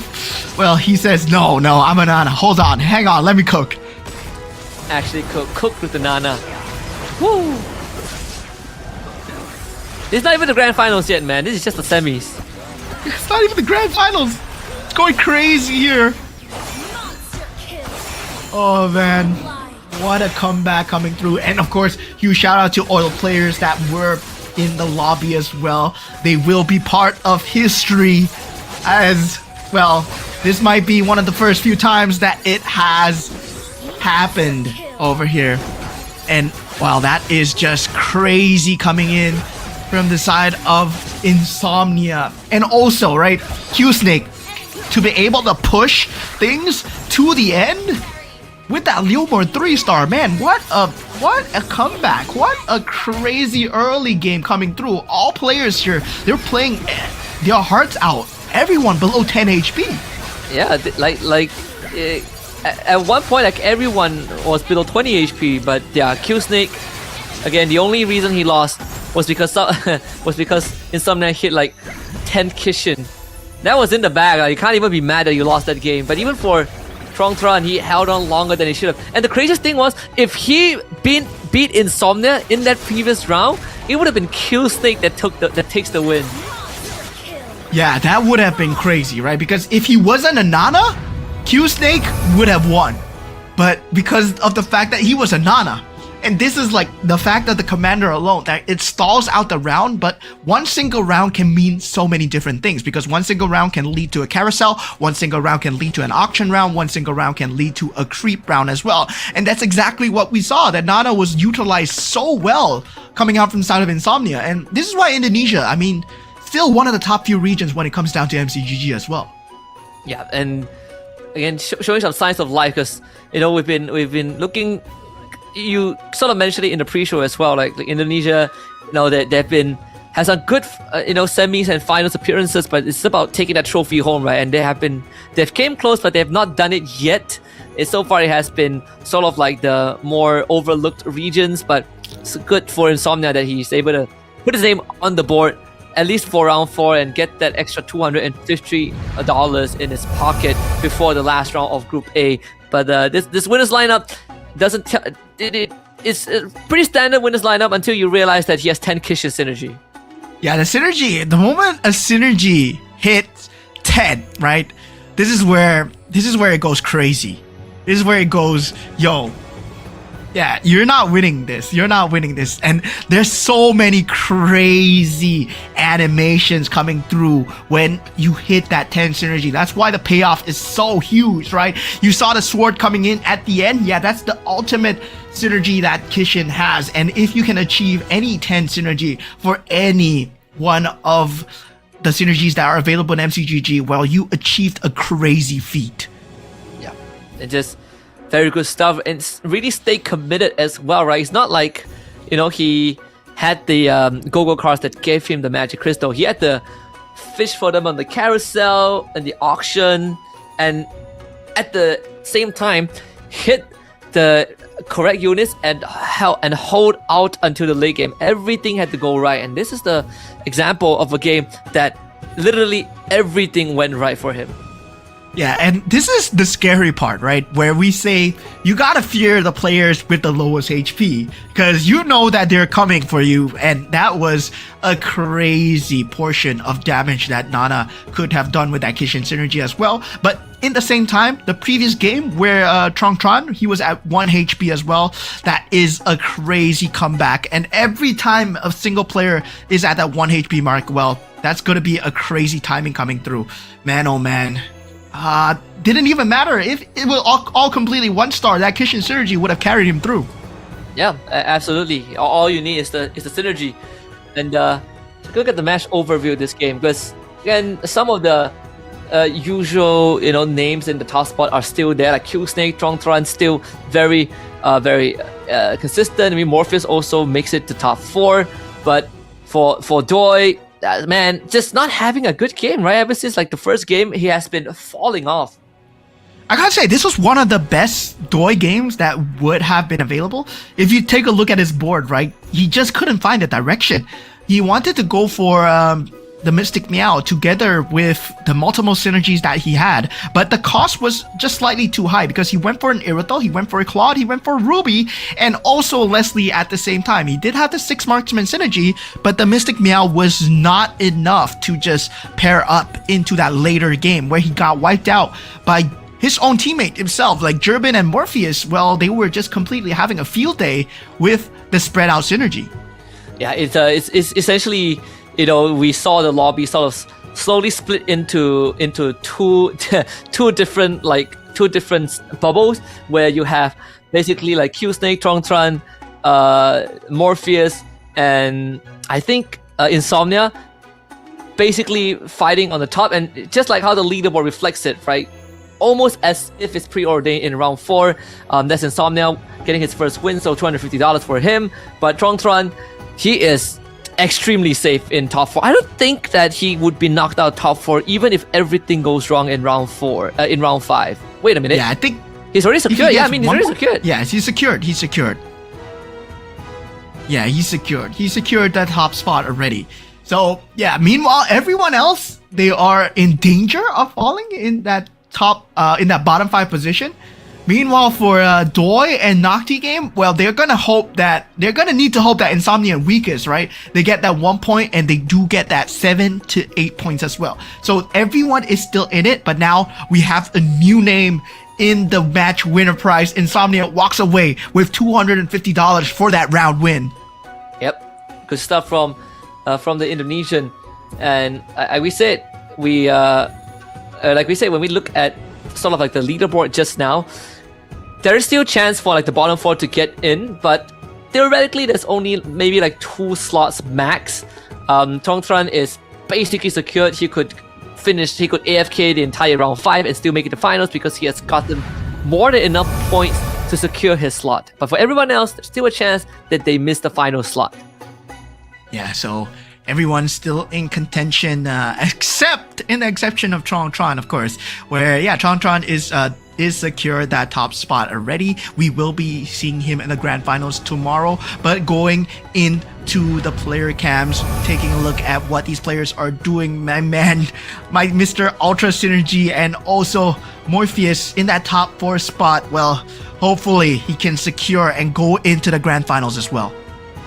This is gonna be crunch time, right? To see if some of the players at the bottom of the standings, can they make a recovery, especially the weakest as well, one of the representatives from Kyrgyzstan, looking to find some sort of a footing. We did see, like in round 1, he came out hot with the classic poison build with the Mia 6 defenders, but ever since then has been trying to find his way back. Even for Durbin, right, had a good Alice showing, but afterwards was in the middle of the pack. Same for Doi as well. I think finished 2nd in round 1, but afterwards have been struggling.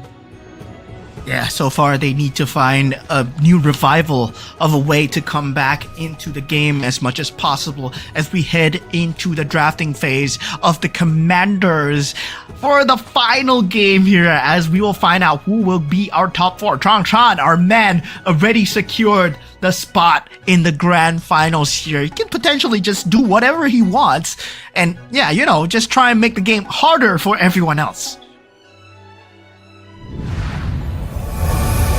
Does he have, right? I mean, he's the only person that has shown us the veil, and see if he goes rogue or he goes back to standard. And so far, I think one of the speculations that I had was like Popo and Koopa could be a choice. It was one of the more sought after synergy, especially after Shadow QC won the last season. Popo and Koopa surged in popularity, and Doi is gonna pick it up. Yeah. There is a PNK in the game, so definitely I would say, right? Now, it's one of the key factors that Floxy likes to use as well. Floxy himself, he finds PNK very strong, our Go 1 champion. But same time, in this current state of the meta, right, where you're hoping that your opponent is playing something that you're not, well, PNK goes against the grain, where you're hoping that your opponent plays everything that you have. And Q-Snake, well, goes into a Mia, and Tron goes for the Ruby as well. So there is gonna be no Alice for the last game as well. New Fanny in, Nana once again coming out from the side of the weakest, and once again, everyone fighting for that top 4 spots.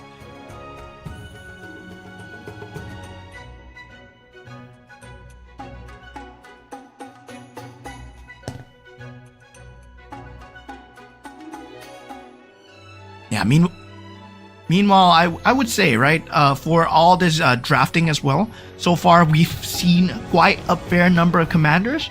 So far, I would say one person only has used the veil so far. So 3,200 in terms of that final, the last one, right? Yep. Let's see in the opening. Is there wow, Insomnia straight up hitting the synergy that got him not really got him the win in the previous game, but hitting the synergy that Q-Snake had, the enchanted tails. It should allow him to ramp up that tail fragment very early on. He also gets the double bruiser if he goes for 4. Decides to go for 4 bruisers as well. It's perfectly fine now that he has the Freya. This is sort of what we saw for Tron in game 1. So this is a great start. Morpheus went for an Alice card on the Angela. Morpheus is cooking something over here at the last game of the series here. So yeah, he's going for an Alice power into an Angela, and he already has a Hellcurt very early on. Wow, okay. Yeah, the Morpheus could go for the Astral Power Swift Blade again.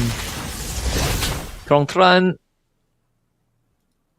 so far only has a Dragon Collar. One of the more or less used synergies so far. The only time we saw it, I believe, was game 1, the 6 Dragon Collar, but it didn't really have much of an impact that game, sadly. Yo, Insomnia has 4 bruisers with a Yuzong already. In the 3rd round of the game, he has 4 bruisers with a Yuzong, double exorcist, 4 bruiser strategy. So he can just play for economy the entire time. Man, Insomnia. He's gonna bulldoze through like the early game. Has a Freya empowering the bruisers too, so it's what? An extra 45% extra basic attack damage. Yeah, there's gonna be just a lot of early game damage that a lot of these players are gonna have to avoid, like a landmine. Already falling below 80 HP before the first carousel round will be Jerbin, Tron, and the weakest as well. So yeah, this is gonna be a very strong early to mid game coming out from the side of both, I would say, Insomnia and also Morpheus. Yep, here, even for Jerbin. Let me run the Bandit Commander this time, but yeah, there's no way he beats Insomnia here. We should be expecting Insomnia to go on a win streak, maybe even throughout the entirety of stage 2. So really gonna start building up the economy, sitting at 31 gold already, and he can still wait for it because there's not really much pieces that he wants that are 2 cost. But primarily, we'll be focusing on trying to get that Masha online and then transitioning into Yuzong. Yeah, it's gonna be tough straights coming in for every single person in that board here, right? Morpheus will be going for that Alice strategy on the Angela as well. So far, luckily for them, there is nothing to deny on that current board. Jerbin will be going for that 4-cost piece. Weakest goes for the Vexana as well. And yeah, Claws Death Defies, well, yeah, nothing too game-changing, I would say, in the first carousel. That cushion for Jerbin, right? Vexana for the weakest. And Insomnia getting a Dormice, so it's gonna put the Dormice onto the Yuzong, most likely. Or actually, you could put it on the Belleric as well. That's his 5th bruiser. The Gathok Kacha is now in. And this is without any blessings yet, so he's on track for 6 bruisers already. Yeah, definitely if he wants to go for the bruiser combination early on, just to advance that mid game, right? Getting that early interest in as well. A lot of these players are already sitting at 20 gold, in the exception of Morpheus, who does want to go for an early boosted Hellcurt as fast as possible, unable to find the Saber so far. And yeah, does have that Astral Power Swift Blade combination going well for him. Yep, so far so good. Same for Nocti game as well with the Kagura. Putting it onto the Dyrov as we have seen so far, but it's the Spellblade Talisman on the Brody, which is going to be transferable later on. Tron, as usual, 3 Scavengers, his favorite approach, and swapping out the Dragon Collar for the 2 defenders as he gets the Tigreal earlier on. But economy for both Insomnia and Nocti games should be in a good state. Yep. Insomnia is still sitting at 31 gold. Yeah, 31 gold. At this point, he might as well be sitting on a pot of silver and pot of rainbows here because, well, he has that Yuzong already.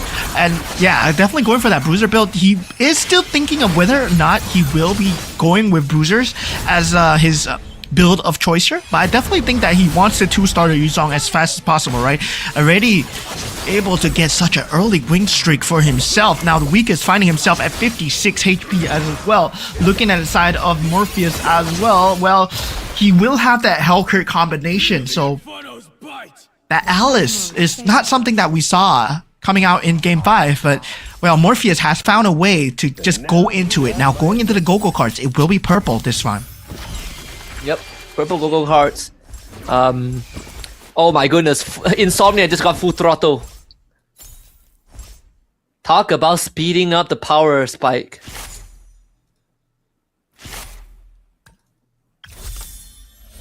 Glittering jewels for oh my Morpheus. God. Never miss a Tactical airdrop for Nocti game. Trust fund for Jerbin. That means that Jerbin is looking to level up, but he's not in a good spot in terms of health bar too. Yeah, full throttle for the weakest. That is actually great for a Nana, right? You get to hit your levels early and you get 1 extra life. In fact, the weakest is sitting at 70 gold. He finally cashes in on the level up. Levels twice. Yep. Oh, gets a Badang. Gets instantly rewarded as well. So triple scavenger, Badang, Bruiser. Hopefully he gets that early 2-star 5 cost because he will be in that level 8 pool the earliest. Insomnia following closely with level 7. So is Nocti Game, Tron, and Jerbin and Doi as well. Yeah, big power spike overall. Let's see if the weakest can at least do some damage to Insomnia. This Badang actually has some decent value along with the Vexana. The Badang is only gone very well, but it's all about the Yuzong. 4 Exorcists and 4 Bruisers. The Badang and the Vexana knockup. It is 1 more skill cast. Oh, the Eternal Guard comes in though. Here comes the Beyblade. Yeah, I don't think it's enough at this point. It's so close. Oh. Okay. Wait, he did it. The Takes Eternal away Guard. Insomnia streak. Yep, the Eternal Guard counts as a unit. The Beyblade. That two straight levels actually paid off for him, and the Cloth Death device also. To have the 2-star Masha already coming out from the side of Insomnia as well. So Insomnia will be leaning towards that Bruiser build, right? That we talked about very early on, already securing that 6 Bruiser. Now he picks up the Badang as well. So yeah, this would mean that the Badang has been picked up from the side of the weakest and also Insomnia. So yeah, very little chance of going 3-star 5 cost here. So we're looking at 3-star 4 cost. Yep. That should just be a minor speed bump for Insomnia. Back on his winning ways. And should be able to go 6 Exorcists as well. And what we saw previously as the weakest. Gonna take another loss from Q Snake this time. Just need a bit more level. Need a bit the 2-star on the Badang and the Vexana to make it count. And probably will also need to enchant the tail synergy as well for the Vex. Yeah, definitely. For the Vex, I would say Enchanted Tales currently so far has not been proven to be the winning strategy. So far it has been the Kishins, mostly on the side of most of these teams as well. The Neobees even have been proving to be good in that later stages of the game. But yeah, the Kishin has been the proven winning strategy of this semifinals 1 so far, right? We have not seen much of the Dragon Caller, we have not seen much of the Ember Lords. Most of the end game builds go with either the Kishin or the Exorcist build. Yeah. Tron preparing to take another L here. Gonna go down to low 50 health in the hands of Q Snake. Yeah, Morpheus once again able to deal damage towards the weakest, and Doi finds himself extremely low. This time he's not a Nana. He won't have the ability to be coming back alive here. And now we have the auction round. Insomnia first to go for the mirror device, not being contested for. He is sitting there at 0 gold. Wait a minute. Doi, okay, Doi comes in just in time. Yeah, if a mirror device goes for free to Insomnia, that's just them not doing their due diligence here. Weakest will be jumping in with 9 gold. Insomnia chooses to go for the 5 gold hero instead. Yep. Jerbin, does he give it to him for free though? He does. Yeah, actually gets the Anticuras for free here. But the fact that Morpheus got another capacity, it's gonna work in his favor. Let's see which crystal does Nocti he can go for. There's some pretty good options just now. Yo, Insomnia from that 5-cost random hero, he got a Badang. This game is rigged for him to win at this point. Yo, Insomnia just got a Badang from that 5-cost random hero. Like this, Insomnia, well, I believe with that 10 Kishin strategy, somewhat you just rigged yourself into a win. Now He's going definitely into gonna the, make top 4. Yeah. going into the next Goku card, it's gonna be gold as well. So yeah, he's gonna have the Badang really soon, right? I think he will. Maybe like a good round or two after that, he's gonna be able to level up and start rolling for the Badang. Look how excited And yes, he still has the two scavengers too, so that could give. Well, he just got the Badang. It showed up in the shop, man. Yeah. Meanwhile, for Doi, he's at dire straits here, 11 HP. We're looking at the weakest board.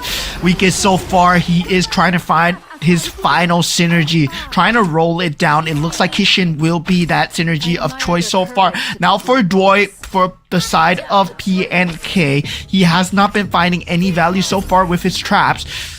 Does go for that marksman synergy with the carry at 2-star. Unfortunately, the Phobius steps into it, so not much value there. Hinges on this carry to really carry the game. Then Leslie also finding some value here. He might be able to just barely make it out of this against Morpheus. Yeah, does still have the Phantom from Saber, but yeah, able to get out of it with the final synergy switches in time. But the person that has been having the greatest time here so far is Insomnia, right? With that crazy 6 bruiser build, already with that Badang at level 2, that's just going to be a very scary mid game for everyone to deal with. Now the final Gogo card might change things here, turn the tides. Defender Blessing being picked up from the side of Q Snake, so he might be going for a full poison build here. Yep. Actually in a very good spot to do that as well. It's gonna be a creep round. Man, Insomnia is hitting all the right pieces here. Winter Crown on the Badang too. Noctiga does have the Shield of Fortune. Noctiga has the Shield of Fortune. Tron, the same as well. This is probably Before they knew me. one of the more underwhelming rounds for him. You can't run from Going for 4 dragon. Well, he had 4 dragon callers. Now he's gonna start cashing in with the board cell.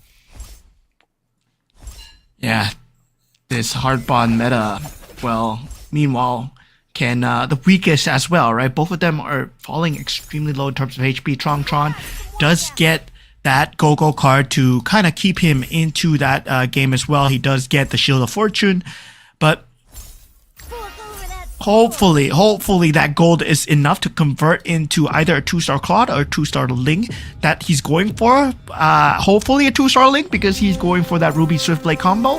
Because Tron right now looking at the lowest and weakest. Now Doi going up against Q Snake. Man, oh man, Doi needs to hold on here. Yeah, he has the 6 marksman. Iritel, but Harry is doing God's work, and he has the Ruby to hold the fort. Leslie is on the right target too. This snipe will take out the Mia. I'll bring her low enough for the finisher. So Doi survives another round, but not for Tron. He just lost his shield against the weakest. Eye on the target. Yeah, it's gonna be tough straights coming in for Tron. Shield of Fortune not able to convert into that gold. Now, meanwhile, looking at Tron, 49 gold, working towards that Northern Veil Swiftblade. Hopefully, Astro Power Synergy still keeping that Scavenger going. We'll have that hints of Dragon Collar as well. That Gushin is a potential pickup for him. We'll see the Claude and also the Batang as well if he wants to go for the Dragon Collar. Yeah, he does pick it up. Yep. So, 3 Northern Veil, 4 Dragon Collars, and 4 Swiftblade. Let's see if this is enough to bring him back. He's up against Doi, who is on a decent win streak now, but Deadly Catch actually does enough to break the front line, so that allows the Ling and the Gusion to instantly act as a damage dealer here. But they have to deal with the Ruby and the Iridel. It might not be enough. Yeah, it's not gonna be enough. He does not have the 6 Switchblade synergy that he needs. This puts Tron, well, sadly, at the last possible position here. But he does not care too much, right? He ends the streak with, I believe, 29 or 30 points. And then, yeah, he's going to have be qualified in the grand finals no matter what, because I don't see anyone hitting that 30-point threshold. Yeah, he's still gonna finish first regardless. Right, that's what I say, right? Like, he can have one bad round and he will still make it. The best case scenario is that Q-Sneak ties with him by winning this round and getting 8 points. That's pretty much it. Insomnia is still in a very comfortable spot. Insomnia somewhat found his pace. Doi, well, he's going for the 3-star carry, right? We know that Doi already has a 2-star carry. He's going for a 3-star. Does get another 2-star, but he's still 3 more pieces away and only has 9 gold.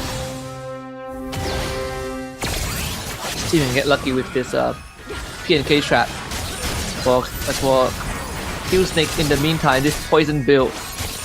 It's gonna start running out of steam as everyone else builds into that late game. This Lancelot for Nocti game, more than enough to do the work, has to carry to melt the front line as well. So we're not gonna see the end of Q-Snake pretty soon. Yeah, I mean, that Harpon combo is very hard to deal with, especially with the fact that there is that Tigreal alive, but that Lancelot is 2 stars, more than enough to deal with him. But sadly, Lancelot being the only one alive only deals 13 damage to Q-Snake. As we head on into the next carousel round, Q-Snake will be the first to choose here, but does not see much capability, right? He can go for the Heartborn synergy, or he can go for the Claude as well. He goes for the Heartborn synergy, plus 1 cap for Doi and the weakest. And that's actually great for the weakest. Right now he hits 10 capacity. And again, because he is a Nana, there's going to be a lot more room for him to work with. Let's see, even for Insomnia. Still keeping that 3 scavengers because he's so far ahead. He could easily play with the Econ. There is room for him to start hitting those 3-star 4 costs if he wants to. He's looking for the Yuzong for sure. Yeah, another problem is Morpheus as well, right? We know that he's on that Swiftblade synergy as well. So that Swiftblade Astral Power synergy is starting to ramp up. Whether or not he can get more pieces, is able to get that 3-star Hellcurt. And yeah, whether or not the itemizations are going to be enough in time here. With the Angela, with the Alice Gogo card that we saw earlier on. This Hellcurt could be the answer, right? Because you could easily get to the back with the Deadly Stingers. He's already taken out the carry. Now the only person he needs to deal with is the Lancelot with the Kagura shield, which still proves to be too much. Yeah, this is not a good place to be playing the poison build, right? Everyone has figured out the poison build so far, especially since the game 1, it was so prominent. Now everyone has put on their A game towards that Mia Heartbond strategy. Now Q-Snake being taken out at 23 points. Well, that would mean that there is a possibility, right, where the weakest, Insomnia and Morpheus, if they get enough points, they can knock Q-Snake out of contention for top 4. Yeah, they could boot him out. Scary place to be in for Q-Snake. Again, the poison build. That's 2 of the front runners, in fact, that's been performing well the entire past 4 rounds. Well, the first 2 to get knocked out in round 5. What a turn of events we have. Yeah, different builds coming through for the side of all these players here. Now, with the Swiftblade strategies and also the Dragon Collar actually being picked up from the side of Morpheus. Not going for the full Astral Power here. Will be trying to lean on Gusion as the carry of his choice, but currently so far he has to deal with that 2-star Padang who has a Winter's Crown. But yeah, able to deal with it somewhat just in time. That 3-star Hellcurt coming in clutch. Yep. And I mean, even for the weakest, right? Just lost his extra life, I believe. What with the item duplicated. He actually duplicated the Winter Crown, so he has a ton of Winter Crowns, but it's more about being able to do enough damage, right? 6 Stargazer and 4 Mages, but it's still struggling against some of those backline divers. Yeah, and that's just sad news for Doi. He gets taken out here. This means that Doi will no longer be in contention for top 4. He had to finish with a top 1 spot there at the minimum if he wants to be in that top 4 for the grand finals here. And Nocti game as well, right? Even if he gets to top 1, yeah, I don't think it's possible right now. Given the point factors, I don't think even at this point, Nocti game from Vietnam might make it to top 1. So right now, it's more about whether Insomnia and Weakest and Gerben, right, are able to secure enough points to just get an upset for Morpheus. Yep. And yeah, unfortunately for Nocti game, he's here to play spoilers, right? Take away as much points as he can. What about the Weakest as well? What the items that he gets? He definitely needs a bit more of a damage items. So he has a Divine Glaive and the Divine Glaive and the Holy Crystal picked up. It's gonna put that extra damage onto the Odette. Yeah, he does have that 6-star Stargazer synergy already for the Weakest as well. So Stargazer into Mages, the Mage Burst build coming through. Does very well against Marksman builds, right? Against Gerben's Mystic Nail build.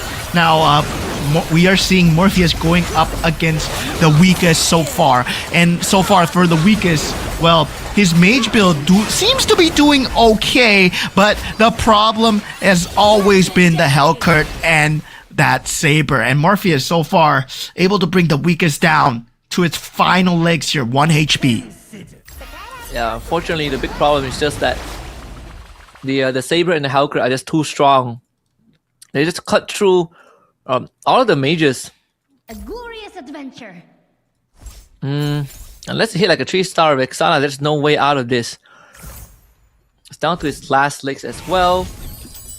It's gonna be quite the headache, I think.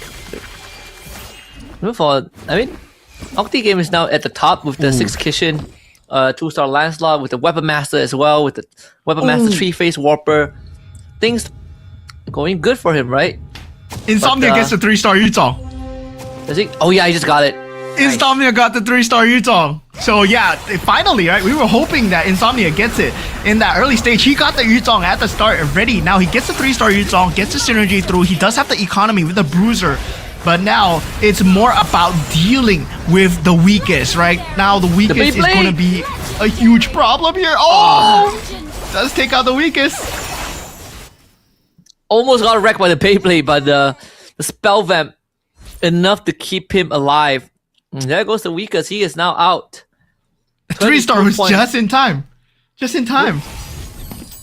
The Weakest might... Yeah, there's a high chance the Weakest don't make it to top 4, right? Because Morpheus and Insomnia are still around. And we're looking at a minimum of, what, 5 points? Whoever loses now at least gets 5 points. So Insomnia and Morpheus can still knock out the Weakest and potentially kill Snake, depending on where Gerben ends up at the end of the game. Yeah, there is going to be a very crazy last top 4 fight here, right? Because if Gerben gets top spot, suddenly it looks like it's anyone's top spot so far. Now, for Gerben though, he's going up against Insomnia, Nocti game going up against Morpheus so far. Morpheus has been doing great with that build of the Hellcurt and also the Saber.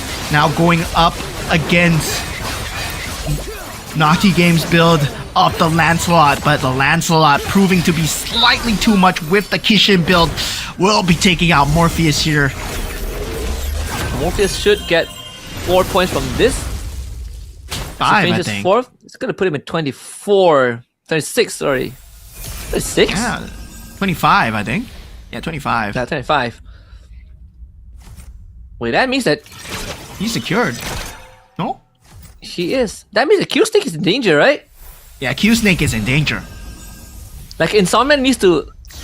Wait a minute, it doesn't really matter. If Insomnia is gonna get like 6 points, it's gonna put him at 24. It's Gerben that's gonna be the one that's gonna put it in danger. If Gerben gets 8 points here, right? If Gerben wins, Then he ties with Q Snake, right? yeah, then he ties with Q Snake. Then that puts everything into overdrive here. So we're just hoping that Gerben, well, he can just throw things to a toss here. What's the tiebreaker again? The number of round wins. So I think Q Snake will be coming through if they do tie. Things just got a lot more interesting. So Gerben could force a tiebreaker here.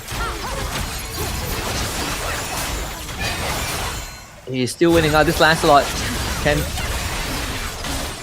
could break everything, but no, Nocti game is out. Yeah. Oh Now my it's gonna goodness. be Insomnia versus Gerben, right? And we've been saying, right, we've been hyping Insomnia's build up for a very long time because he had that Yuzong at the start already. Now with that 2-star Badang, he will have the potential to go for even more. And he does get the Terizla as well. Holy. Oh man, that 2-star That's Terizla. 6 defenders. Yep, 6 defenders, 6 bruisers. There's just gonna be a lot of frontline damage that you need to poke through. Gerben, well, he does have the perfect build for that. 6 marksman, but Emberlord just slightly less by 1. So Insomnia wins this, he saves Q Snakes by the bell. But if Gerben wins this, we're going to a tiebreaker. This is gonna be close. Insomnia has the power to decide Q Snake's fate. Oh, this is the 3-star carry. It's melting through the Yuzong. Pops the Winter Crown already. Wait a minute, Yeah. he might actually do it. It's close. It's close. He might actually be doing it here. 20 Oh damage my onto Insomnia. Gerben. Continue your fate. Gerben. The Lord of Light stands with us. Wait, this puts Insomnia at 23 points as well if he gets second. It's a 3-way tie. It's a 3-way tie, 23, 23, Wait, 23. no. 7 points, right? 25 for Insomnia. Oh, 25 for Insomnia. Yeah, sorry. 25 for Insomnia. Then I think Q Snake will get the better of Gerben in the end because he has more round wins. I gotta look for the tiebreaker rules. I'm pretty sure there's where was it again?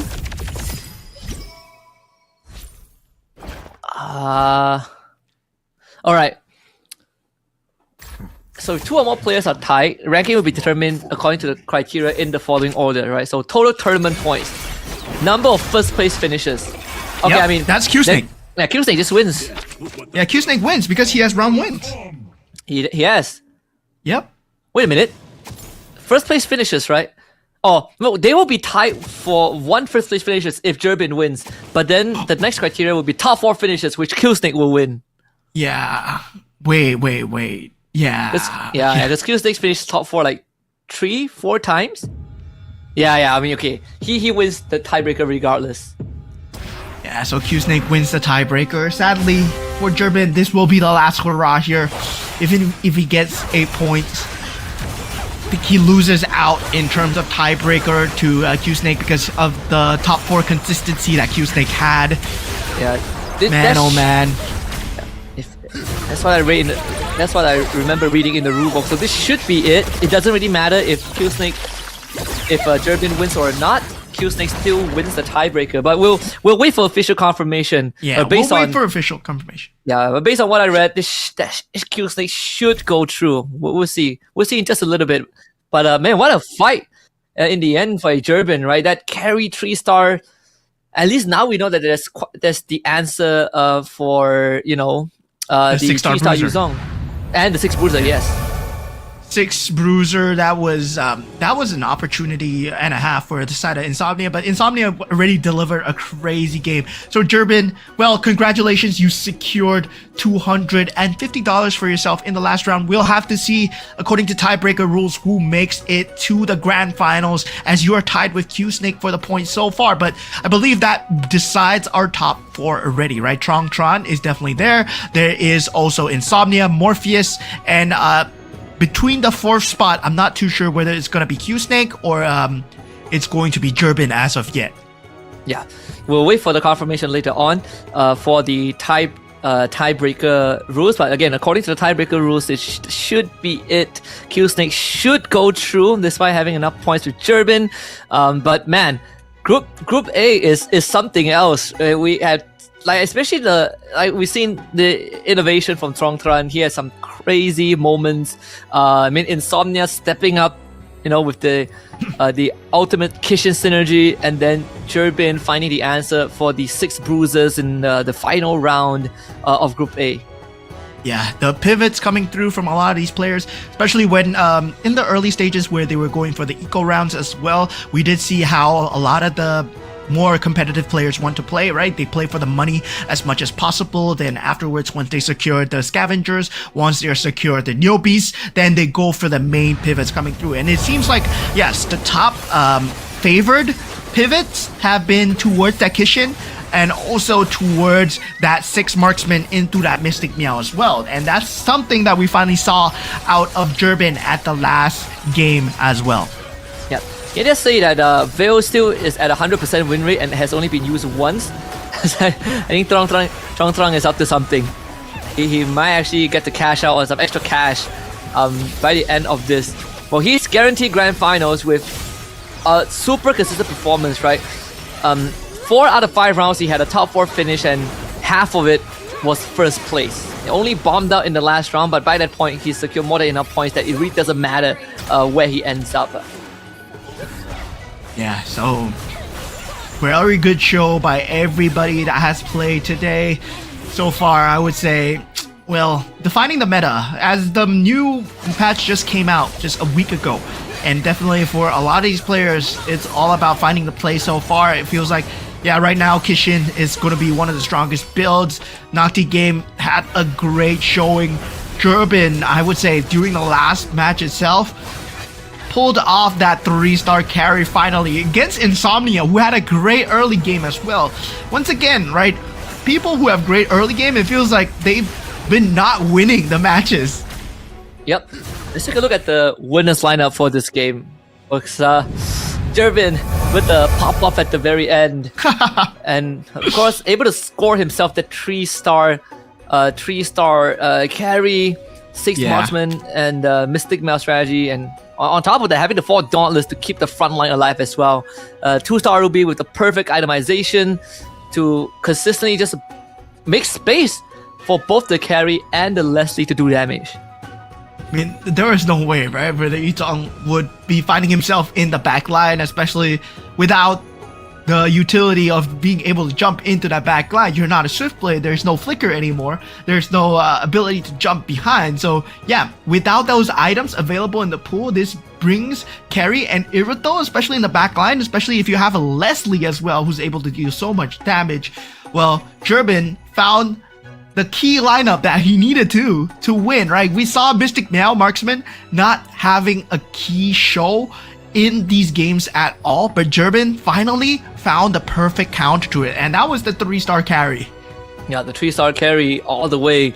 The match overview gives us a very good idea. This is I think the first time in at least throughout all of the matches so far that the Mystic Mail 6 marksman actually worked out in the very end.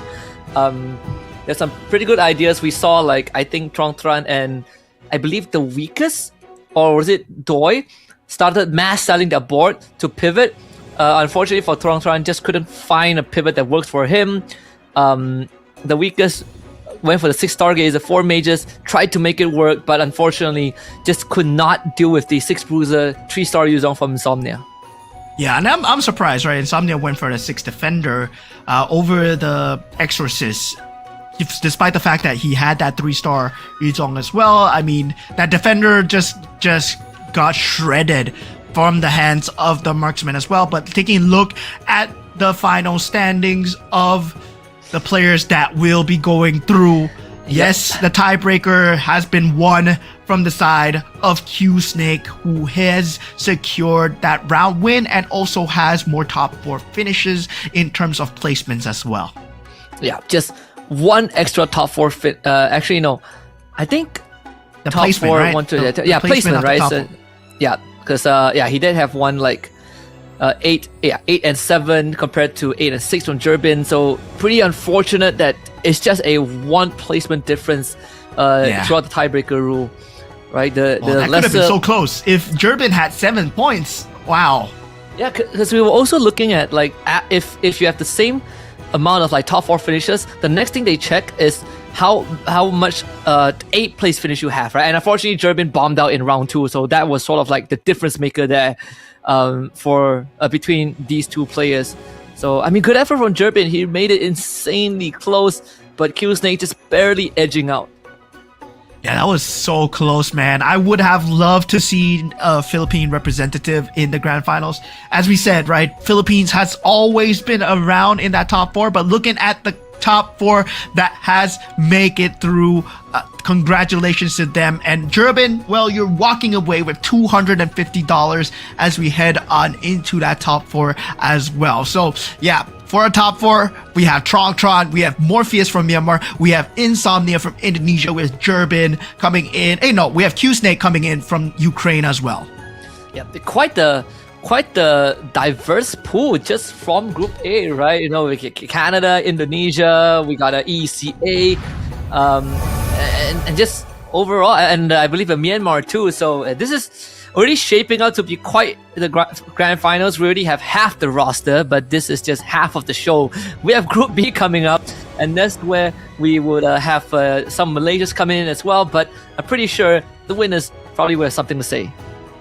Yeah, I believe we are going to have the winners interviewed really soon, and I believe it's going to be the one that finishes top. I'm not too sure whether I'm interviewing Durbin or I'm interviewing Tron at the moment, but Tron walking away with $500. I would love to see what he has in his mind, right? So yeah, I think it's going to be Tron, and yeah, he has been cooking some insane strategies going in.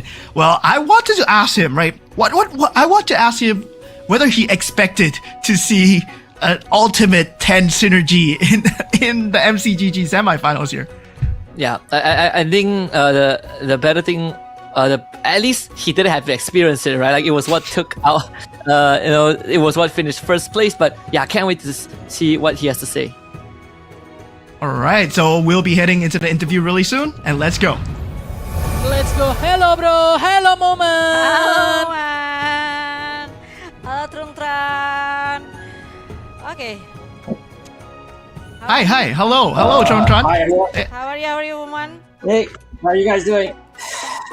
Yeah, I'm doing good. Congratulations on the win, and congratulations on making it to the grand finals. If you don't mind, I'll be asking the question first, okay? So Tran, did you expect to see a 10 ultimate synergy in the Magic Chess Go semifinals today? No, it's so hard to get those. So have you ever achieved a 10 ultimate synergy? Not in a ranked game, only in arena. Only arena. Okay, I'll leave it to the Indonesian casters to ask you one more question as well. So yeah, Chiplok and Pratami, take it away. Yes.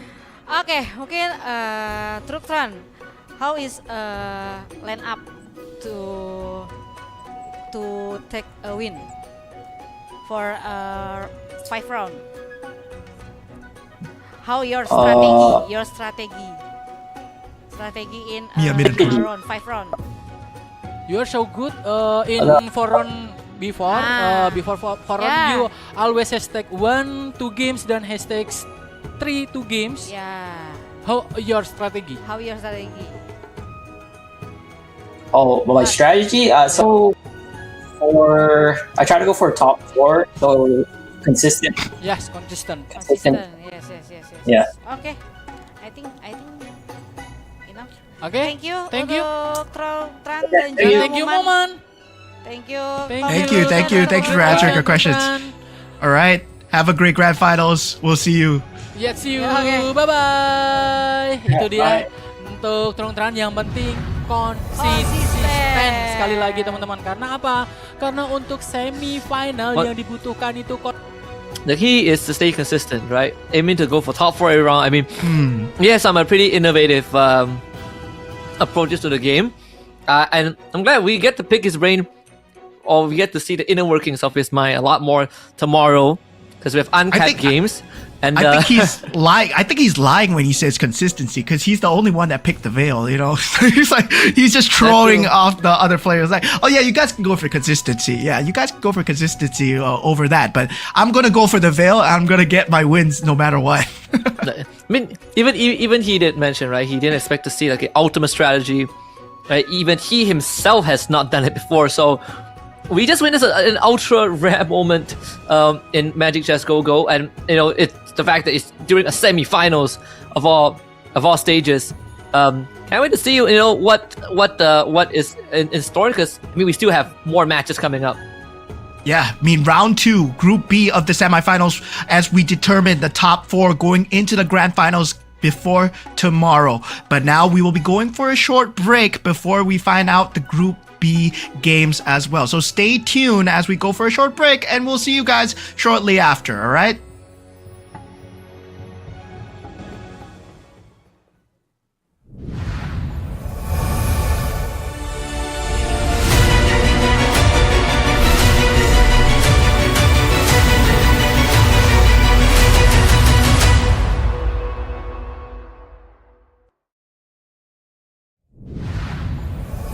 Welcome everyone, big news is here. 2026 MCGG Rising Stars annual points system fully upgraded. Prize pool updated at the same time. Listen up, top 2,000 in every division earn points. Rank higher, earn more. 1,500 first to 2,000, 50 points. 300 first to 600th, 300 points. 17th to 100th, 500 points. Top 2, 1,000 points. No match is ever wasted. Every point counts. Climb to the top and advance to the global stage. 16 spots worldwide across 9 divisions. Points by rank. 7th to 8th, 1,000 points. 5th to 6th, 1,500 points. 3rd to 4th, 2,000 points. Runner-up, 2,500 points. Champion, 3,000 points. Additionally, the global stage prize pool has been fully upgraded.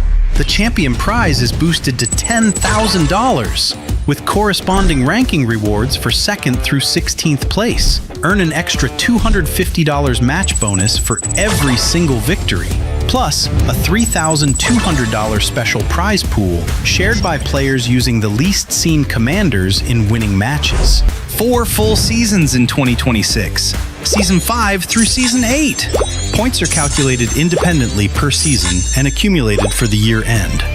Every point you earn leads to the year-end finals. Tap the leaderboards icon in the top right corner of the main screen and check your points in the Go Series points menu. Don't wait, the battle is fully underway. Start earning points and climb the ranks now.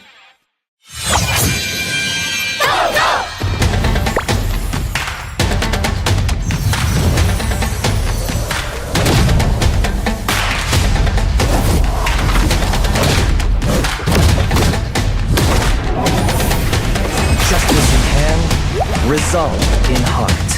Let the mind be like water.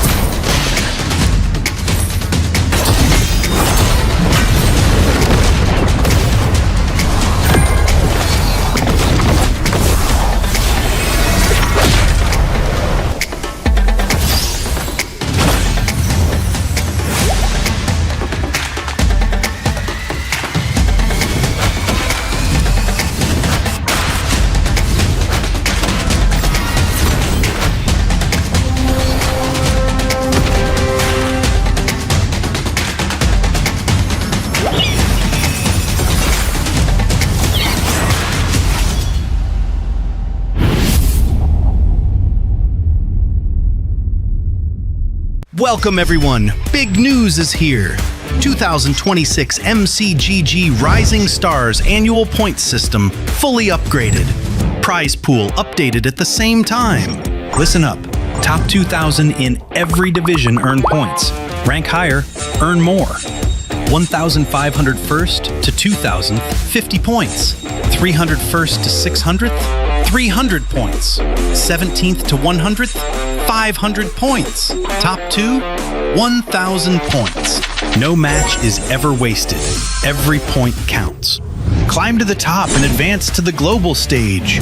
16 spots worldwide across 9 divisions. Points by rank. 7th to 8th, 1,000 points. 5th to 6th, 1,500 points. 3rd to 4th, 2,000 points. Runner-up, 2,500 points. Champion, 3,000 points. Additionally, the global stage prize pool has been fully upgraded. The champion prize is boosted to $10,000, with corresponding ranking rewards for 2nd through 16th place. Earn an extra $250 match bonus for every single victory, plus a $3,200 special prize pool shared by players using the least seen commanders in winning matches. 4 full seasons in 2026, Season 5 through Season 8. Points are calculated independently per season and accumulated for the year end. Every point you earn leads to the year-end finals. Tap the leaderboards icon in the top right corner of the main screen and check your points in the Go Series points menu. Don't wait! The battle is fully underway. Start earning points and climb the ranks now.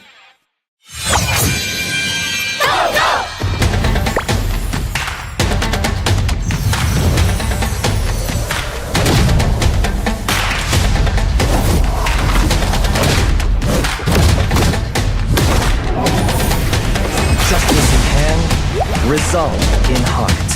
Let the mind be like water.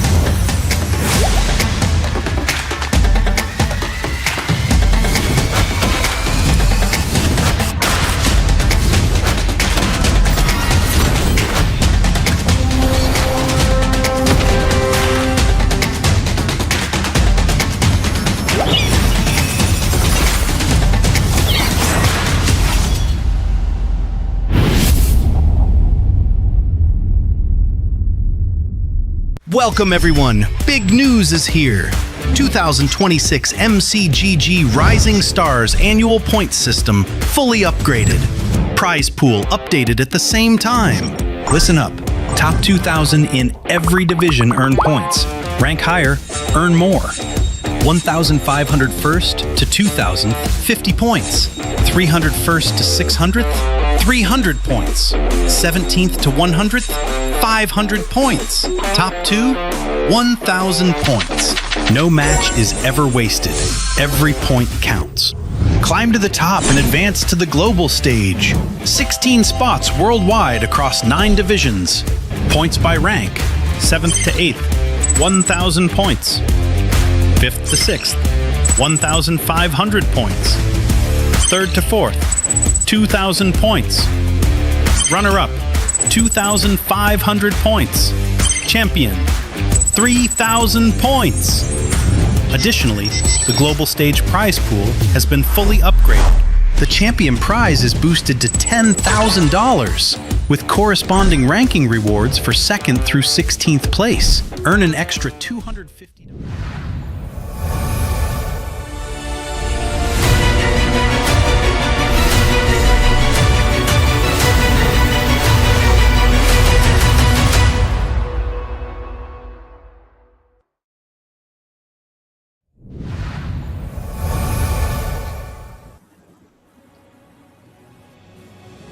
Hello and welcome back, ladies and gentlemen, to Magic Chess Go-Go MRS Season 6. We got the Rising Stars coming up, and this is going to be the second half of the Grand Finals. We are your casters, Moman and Husky. And how have you been feeling after the break, guys? How are you feeling, Husky?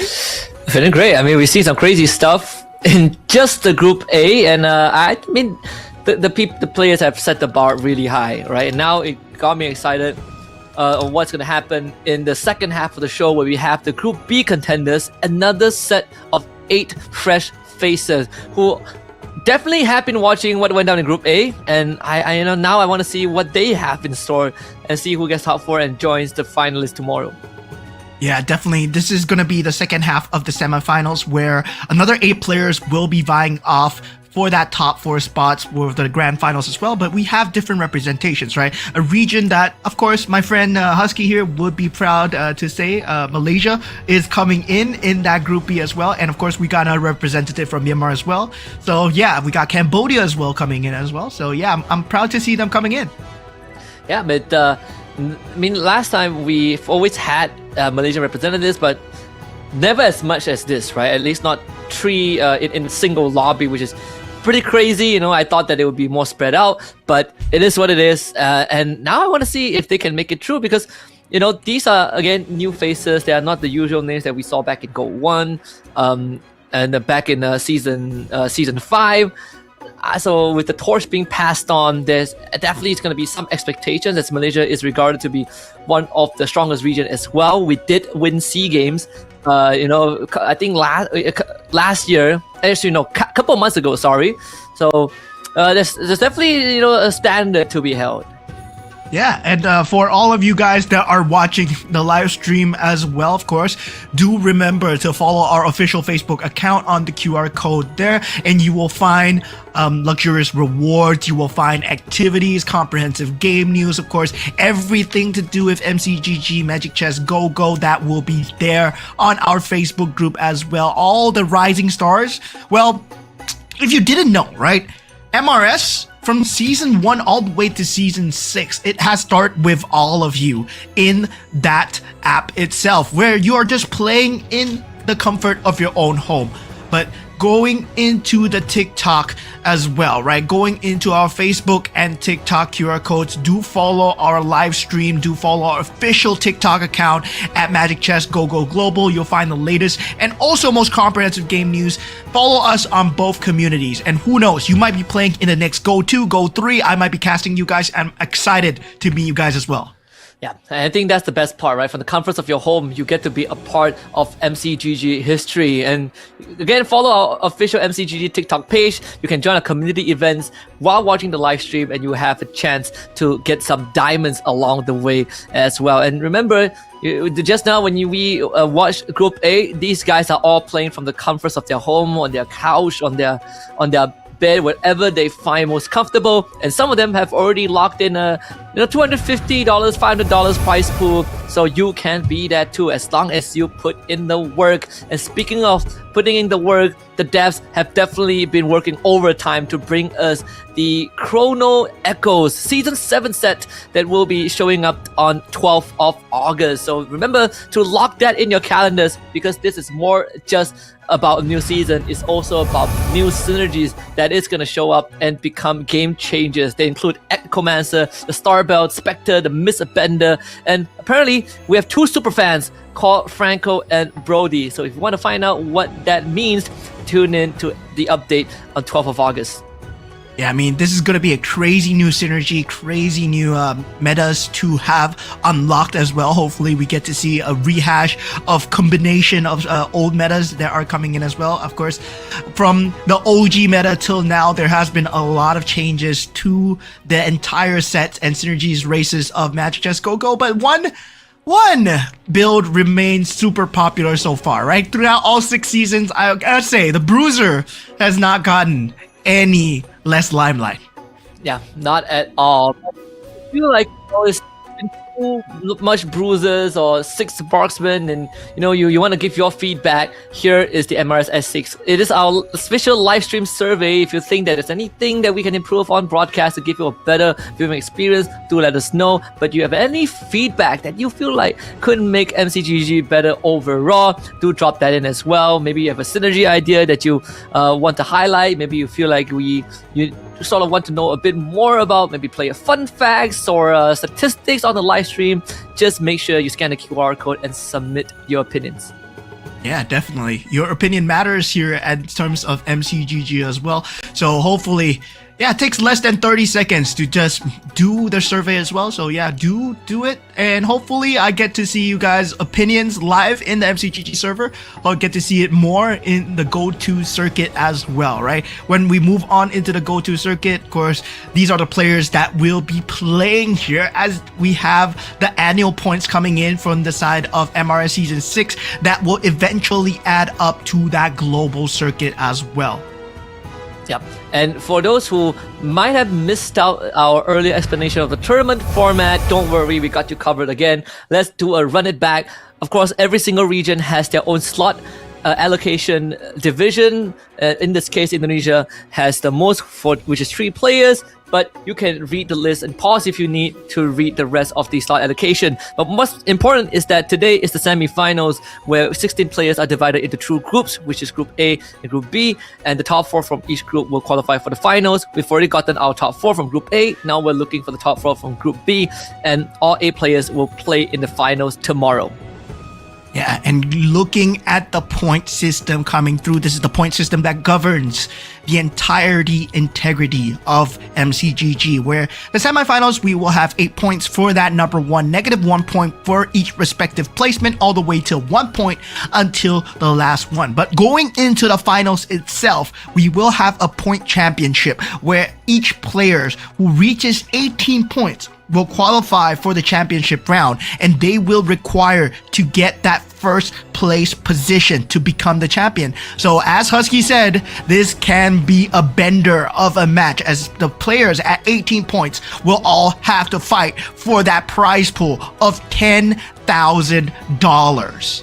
Yep. And for the players that didn't make it through to the finals from Group A, they've already at least secured themselves a small piece of the pie, which is $250 each, or except for Jerbin, who's going to walk away with an extra $250 because he did win the round. So that's the incentive that the players are going to be motivated to achieve as well. Every round win will net you an extra $250 on top of what you are going to win, depending on your placements.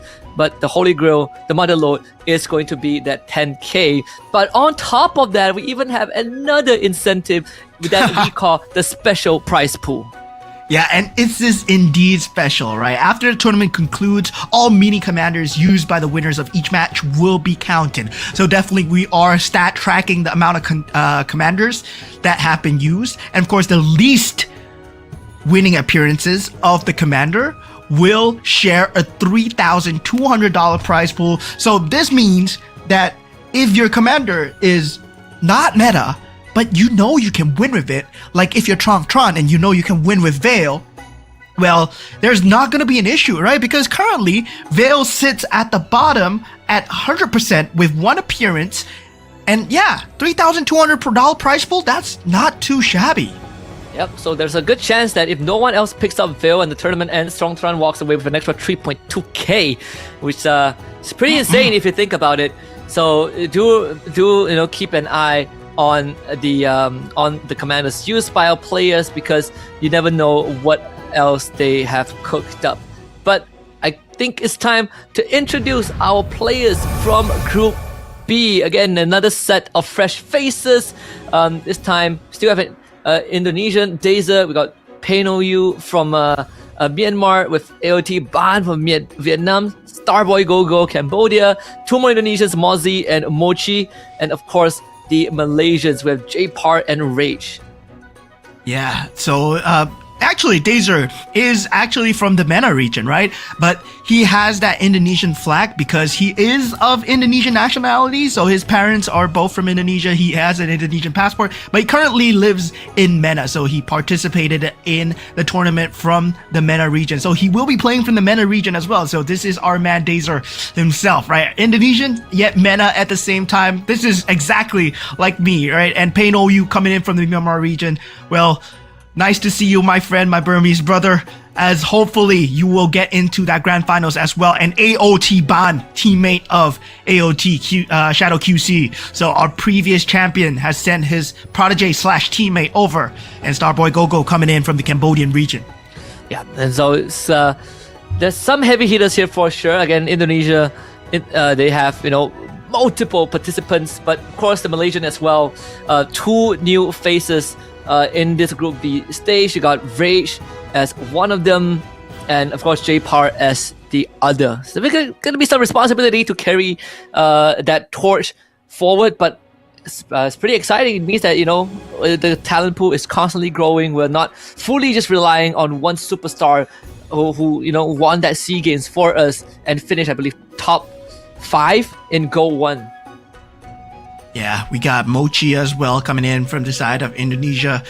So as we head on to the drafting phase, right, there is a lot of differences that the commander picks can actually go through. But what we have been seeing very commonly is the defensive commanders have been on top. The Nanas, the Kaguras, so far, right, currently on top. But we do see a Freya mixed in every single now and then. And now the Minotaur, once again, would be rearing its ugly head as it gets picked up by Starboy as well. So far, Rage picks up the Kagura, Mozzie with the Freya, and Dazer with the Nana as well.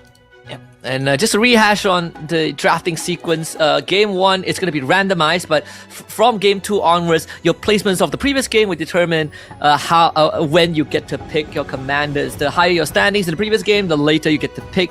So we go in reverse. The Veil comes out from Pain OU, so going to be the second Veil pick, but we'll see if it's going to pay off. If he is going to get a win with that commander. Yeah, that Veil, man. That Veil is going to be a huge question coming in.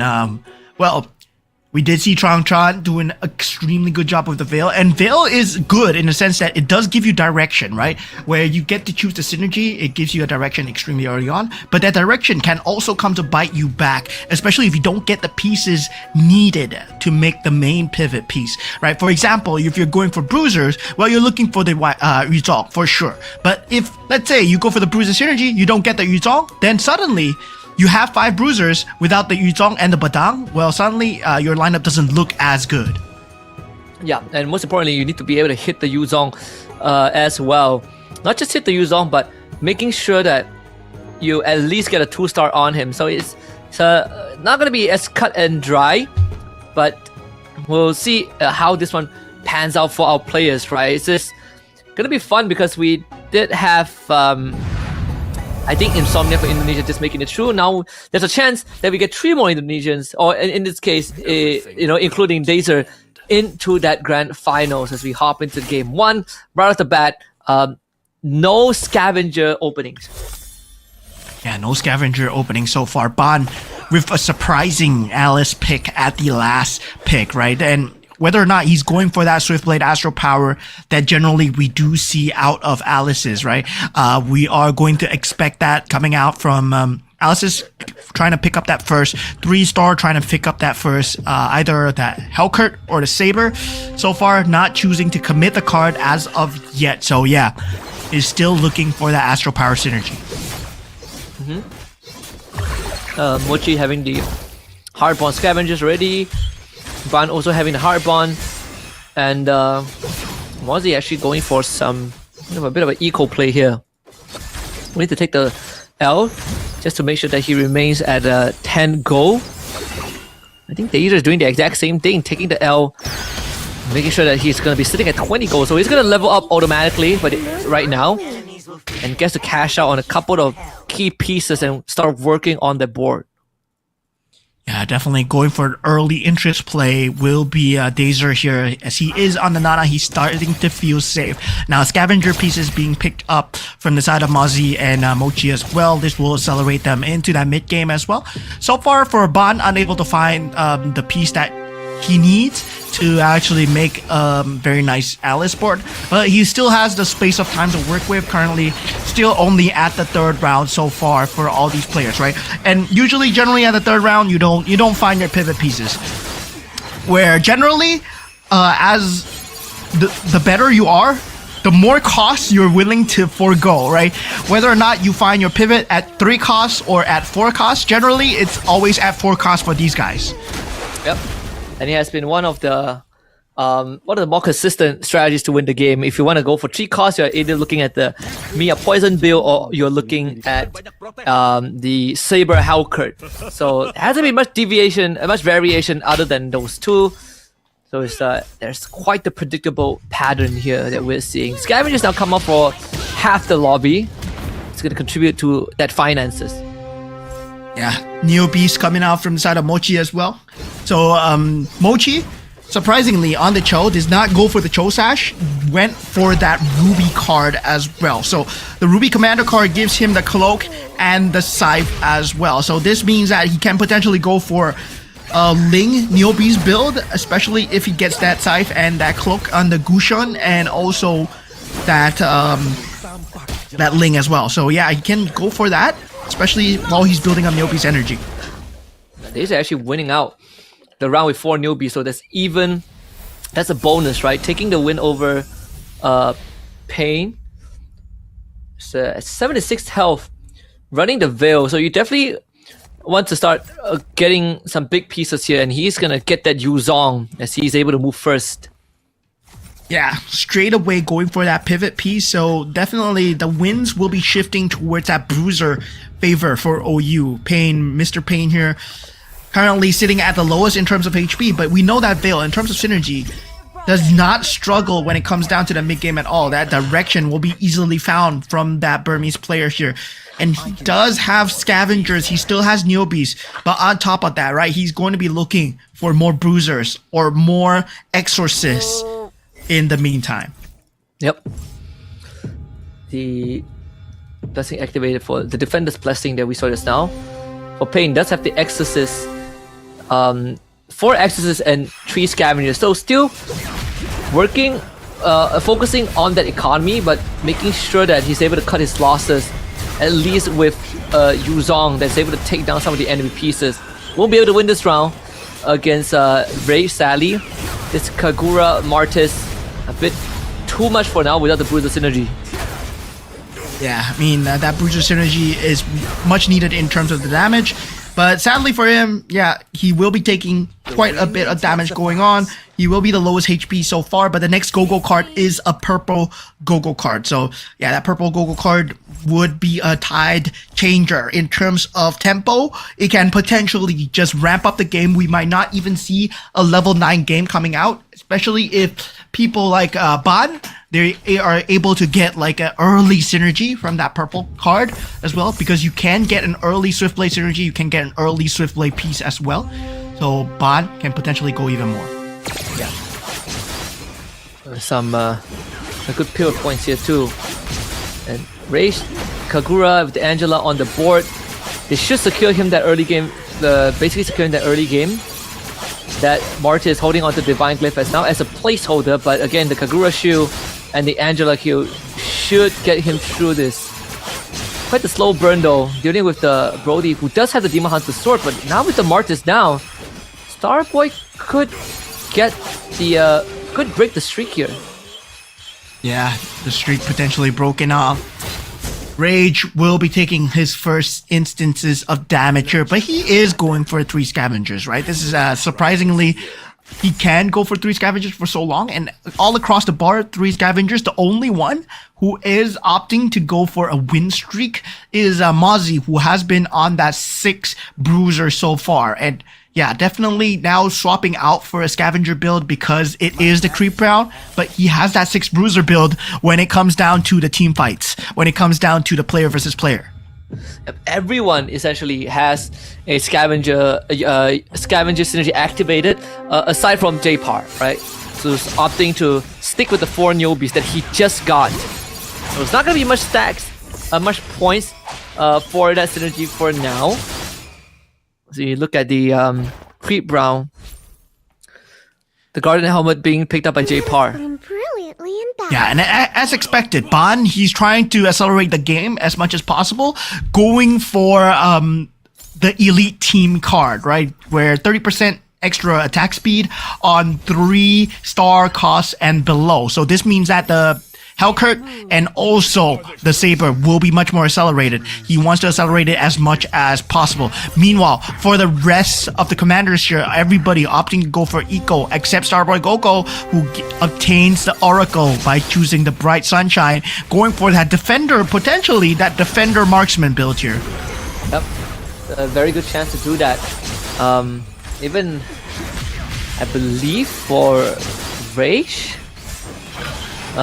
this Yuzong is given the Winter Crown as well. So again, this is gonna take quite a while because even for the 2-star Mia on J-Par's side, doesn't really have the right item to work with, so it's gonna be slow burn. But this time it will be Rage that wins that round. So J-Par is gonna take his I think just 10 damage. Yeah, Rage just filling in that Kishin synergy at the last moment just to get that itemization in. So far, going for that Yuzong as well. So a lot of these players, right, actually going for the Yuzong now. Dazer will be the first to get that 5 costs, and Mozzie as well. But Mozzie has way more synergy with that Badang already available. So 6 Bruiser, Badang already available and online on the board. Mozzie will be secure that win streak all the way till the auction round. Pretty much in a very comfortable spot. 6 Bruisers, 2 Scavengers, and a Badang with the Guardian Helm and the Thunderbelt. His punches, they do count as on hit, so he's able to proc the Thunderbelt with that deals that extra HP damage. Mozzie in a very, very good spot right now to kind of get the snowball going through that mid game. Yeah, I mean, at that point, right, he's gonna have a lot of gold to deal with. I'm not gonna be too surprised if he goes for that mirror device, and then once he gets that cloning device going, he can get a 2-star Badang and start to just ramp up that mid game as well. So this puts Ban in a very weird situation where he has a very strong board, but at the same time, your opponent is way accelerated into that late game with an even stronger board.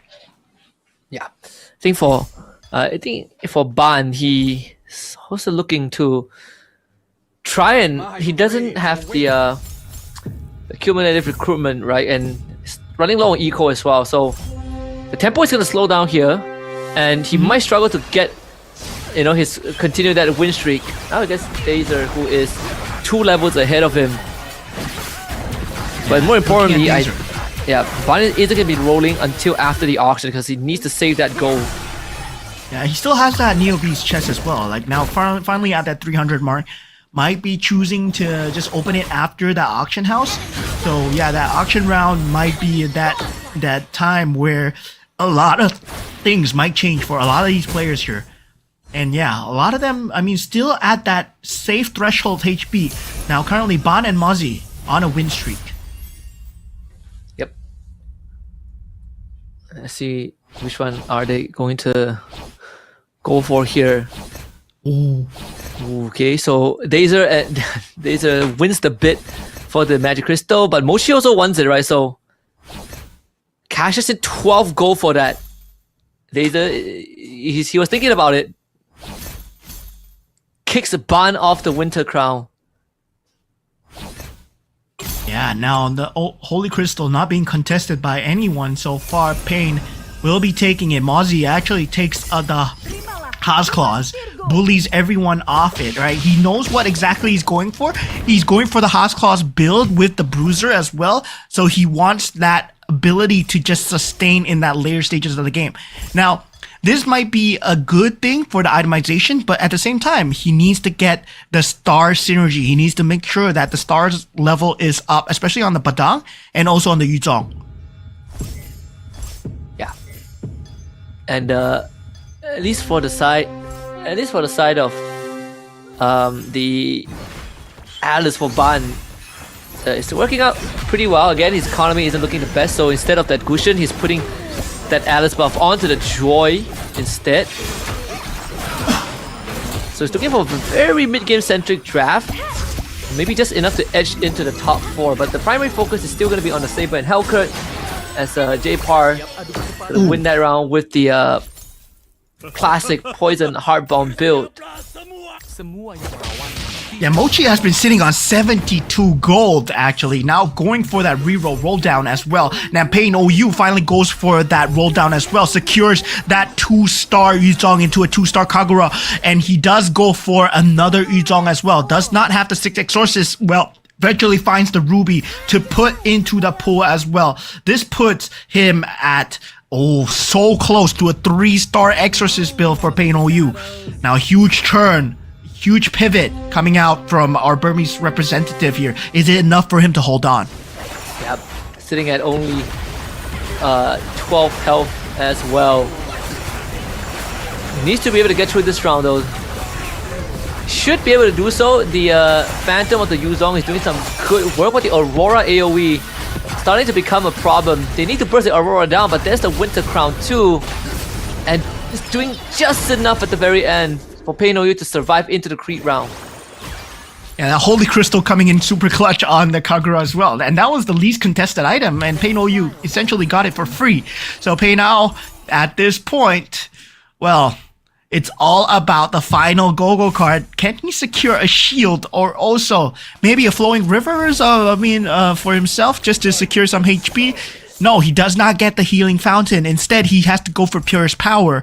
So yeah, maybe that wasn't an option available. Meanwhile, feels like Mozzie going way ahead with that economy game. Does get that Glittering Jewels.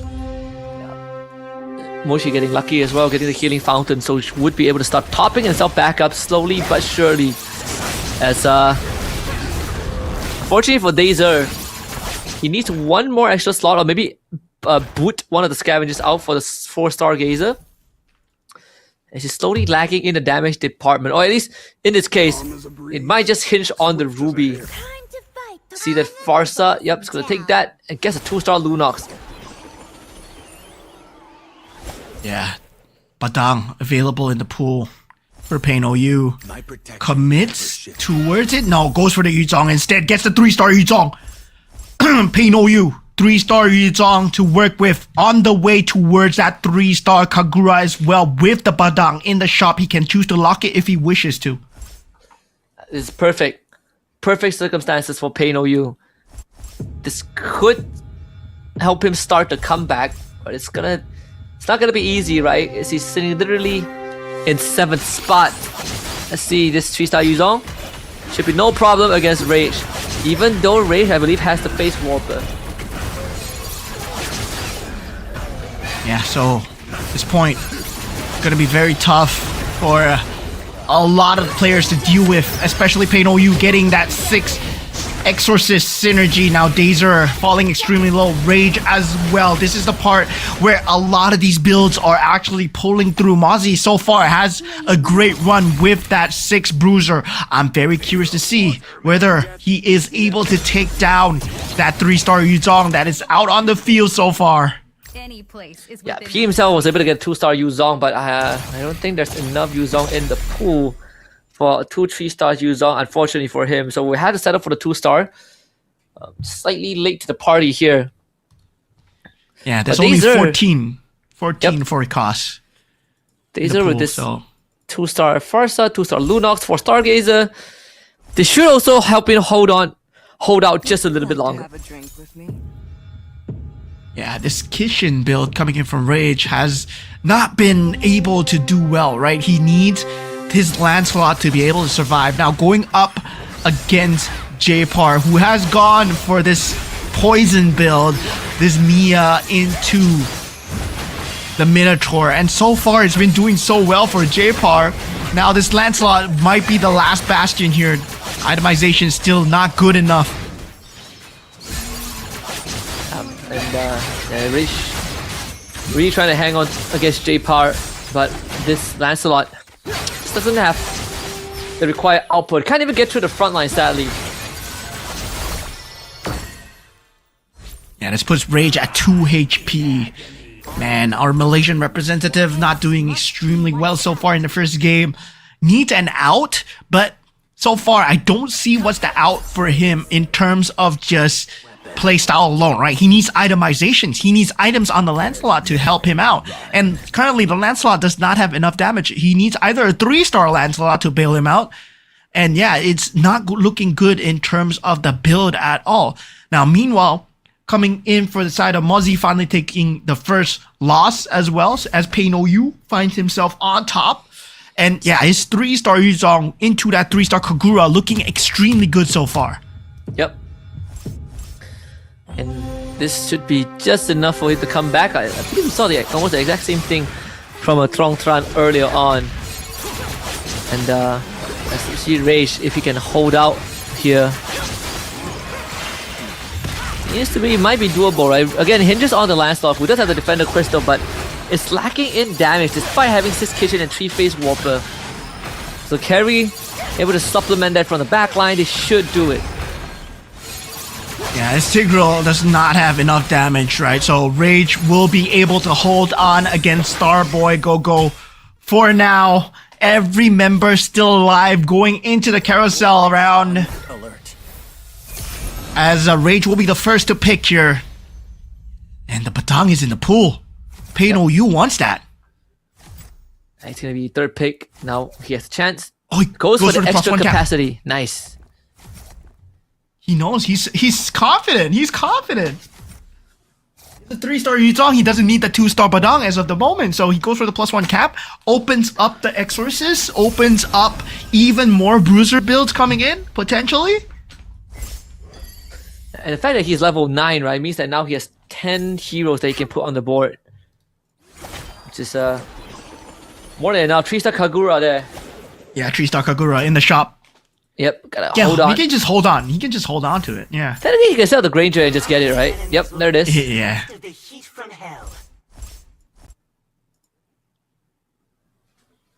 Can potentially go for 4 Bruiser, 6 Exorcist as well if he wants to do it. He still keeps the Scavenger synergy, surprisingly, right? I mean, Pain OU, he's just that far ahead.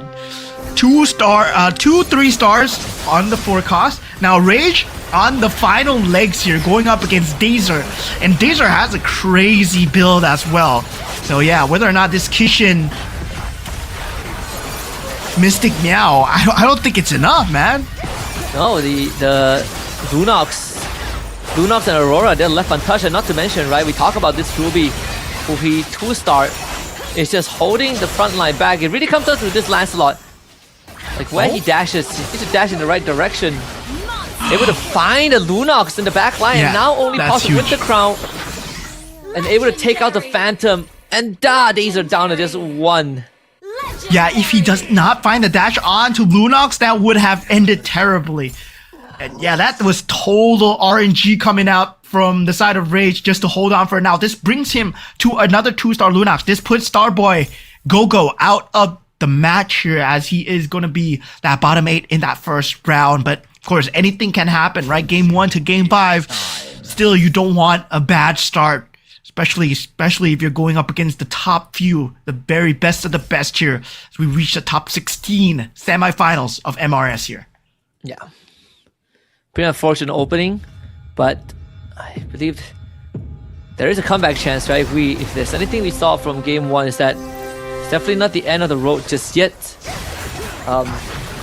Good attempt though overall, and now it's gonna be a tight lobby. Oh, the Badang almost erased the Aurora, but did just enough to do so.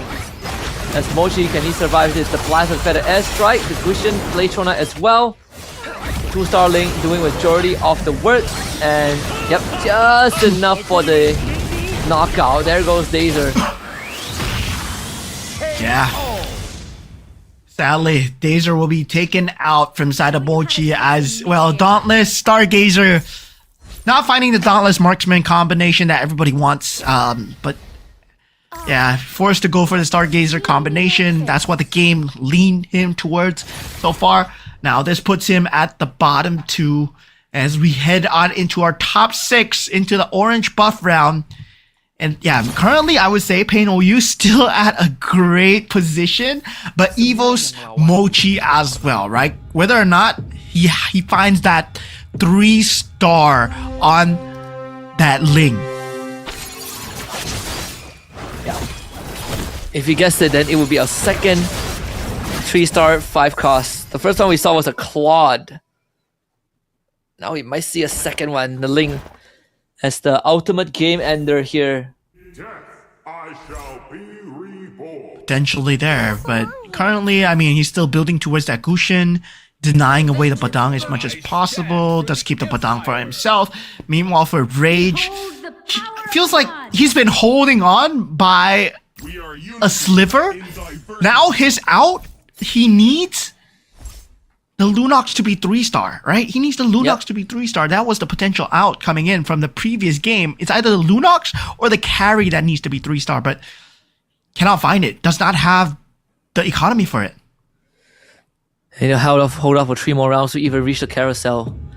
He does have a Bane that he can gamble for the 2-star, but it's going to be tough with no economy to work with. It's going to be up against Mochi. And Mochi already has a 2-star Bane, and yeah, that's gonna wipe out entire front line. So it really comes down to this Lancelot to do work again. The carry as a supplementary in the back line, actually take care of the Gusha before he goes down, and frees up space for the Lancelot, but this Badang, if he pops that Winter Crown too early, which he does, that's gonna be GG's. Yeah, once again, another victim to Mochi as well.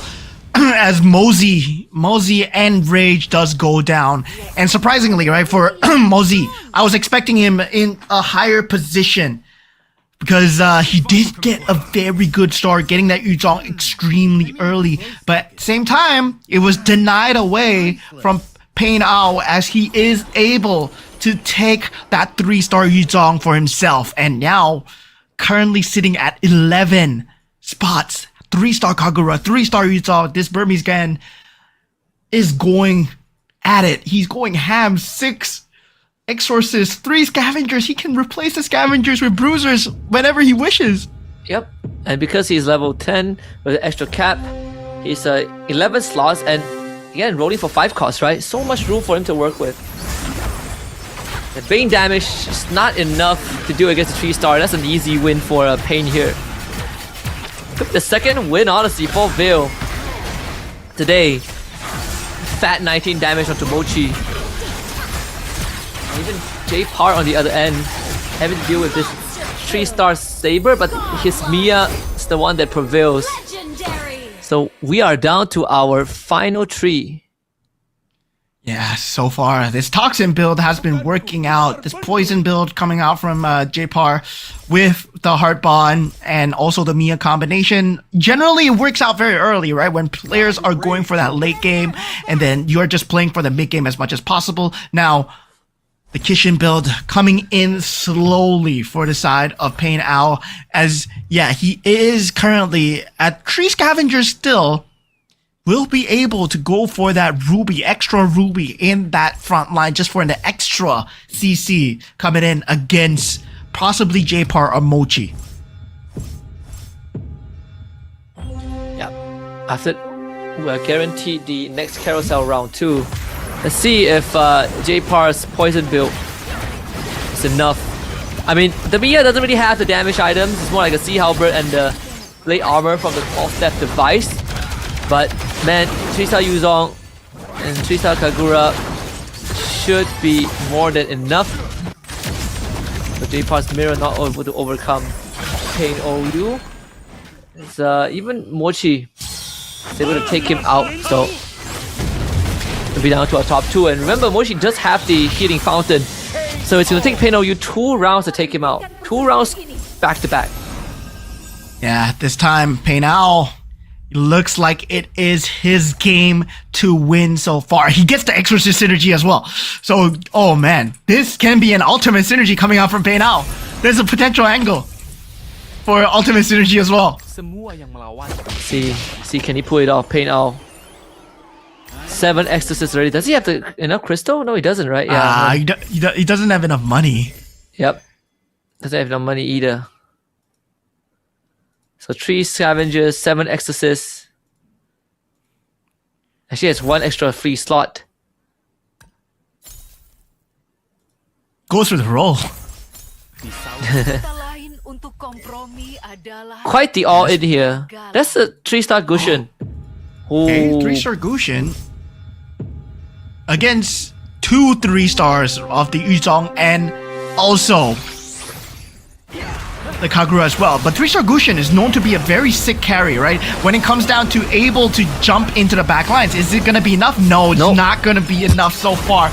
And Pei Now, well, now he has money to go for whatever he wishes. Completely deleted before he even got anything done. Do we see the ultimate synergy or do we see the 3-star Ruby? Not to be disturbed.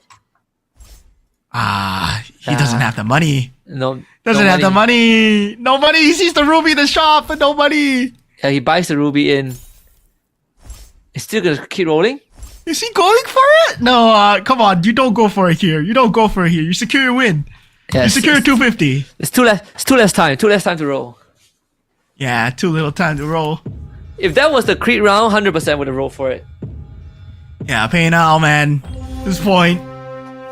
God, he is so good, right? He has 3 rubies in the front line, 1 Kagura in the back with a holy crystal. This man will secure the first round here. I mean, against the Gushin that gets taken out so early. Yeah, that's GG's here. Wait a minute. Mochi gets it with the Exorcist. Wow. Oh. Wow. Oh, he the gets cloak.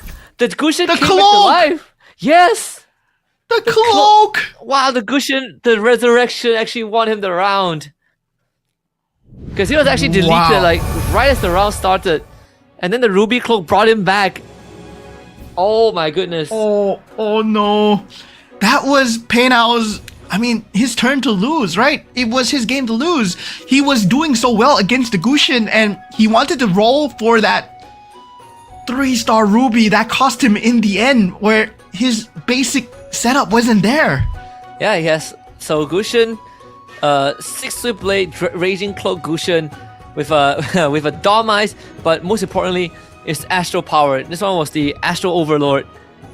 Was that 6 Astral Power? Yeah, so yeah, it's 6 Astral Power too. But it's the resurrection, it's the cloak revive that saved him, that won him the round. That was unfortunate. Pei Now almost gave Veil a second win. Oh man, that 30% HP was not enough. That was just enough for coming in for Mochi, I mean. Yeah, and for Pei Now, I mean, that would have been an extremely sad ending, right? Because he did have the pieces for a very good board. If, let's say, he just chose to give up the Scavenger, he went for a Bruiser instead, right? He chose to keep the Scavenger and, well, all he needed to do was pivot and stick to the board, but he wanted to go for the 3-star Ruby no matter what. And I love it, man. I love that he stuck to his guns all the way. Yep.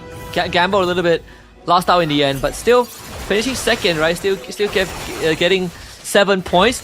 Not too shabby, but did unfortunately miss out on a $250 after round 1.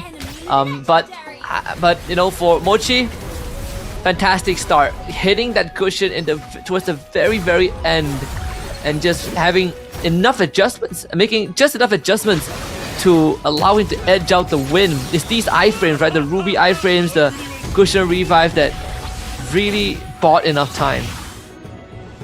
Yeah, that was a complete upset coming in from Mochi Pei Now. He did have a very good late game. He was secured, right, with that 3-star Yuzong, 3-star Kagura. We thought that he was going to win for sure. That Ling was not providing enough damage coming in from Mochi Pei Now. Meanwhile, on the other end, he was having such a great time. But going into that second last fight, look, Pain out. He just cleared away that 3-star Gusion extremely fast. Yeah, and sadly, for the last fight, couldn't find that damage. Okay, so yeah, the Gusion dies. He comes back to life just as the Link jumps in. So, and just the slightest of difference, right? And not to mention, we did say that Mochi, he not only has full throttle, but he also has the healing fountain. Because without the healing fountain, he wouldn't have enough health to hold on until that long. And yeah, the healing fountain again being the difference maker there. Because without that, it would have been Pain Owl's game for sure. Yeah, that would have been so robbed coming in from Pain Owl at this point. Wow, Mochi, last minute with the healing fountain. Gotta say, I mean, Swiftblade Astro Power, nobody expects Swiftblade Astro Power to win, right? But that Cloak and Scythe coming in extremely clutch, coming out from inside of Mochi. Man, oh man, that was just the icing on the cake there. I mean, what a lineup. We were so close to seeing that 3-star 5 cost coming in from the side of Pain Owl as well, because he did have two 2-star rubies and one 1-star ruby, right? So he was just 2 units away from getting that 3-star.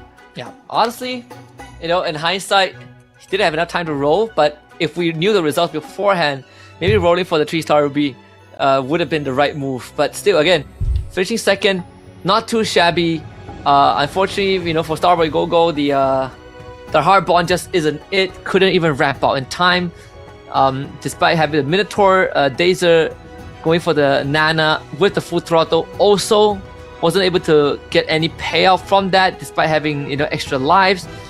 And even for Ban, right, having the Saber Hellcut and the Joy 3-star, but because had to commit to the Joy instead of the Gusion, just did not have enough damage towards the end.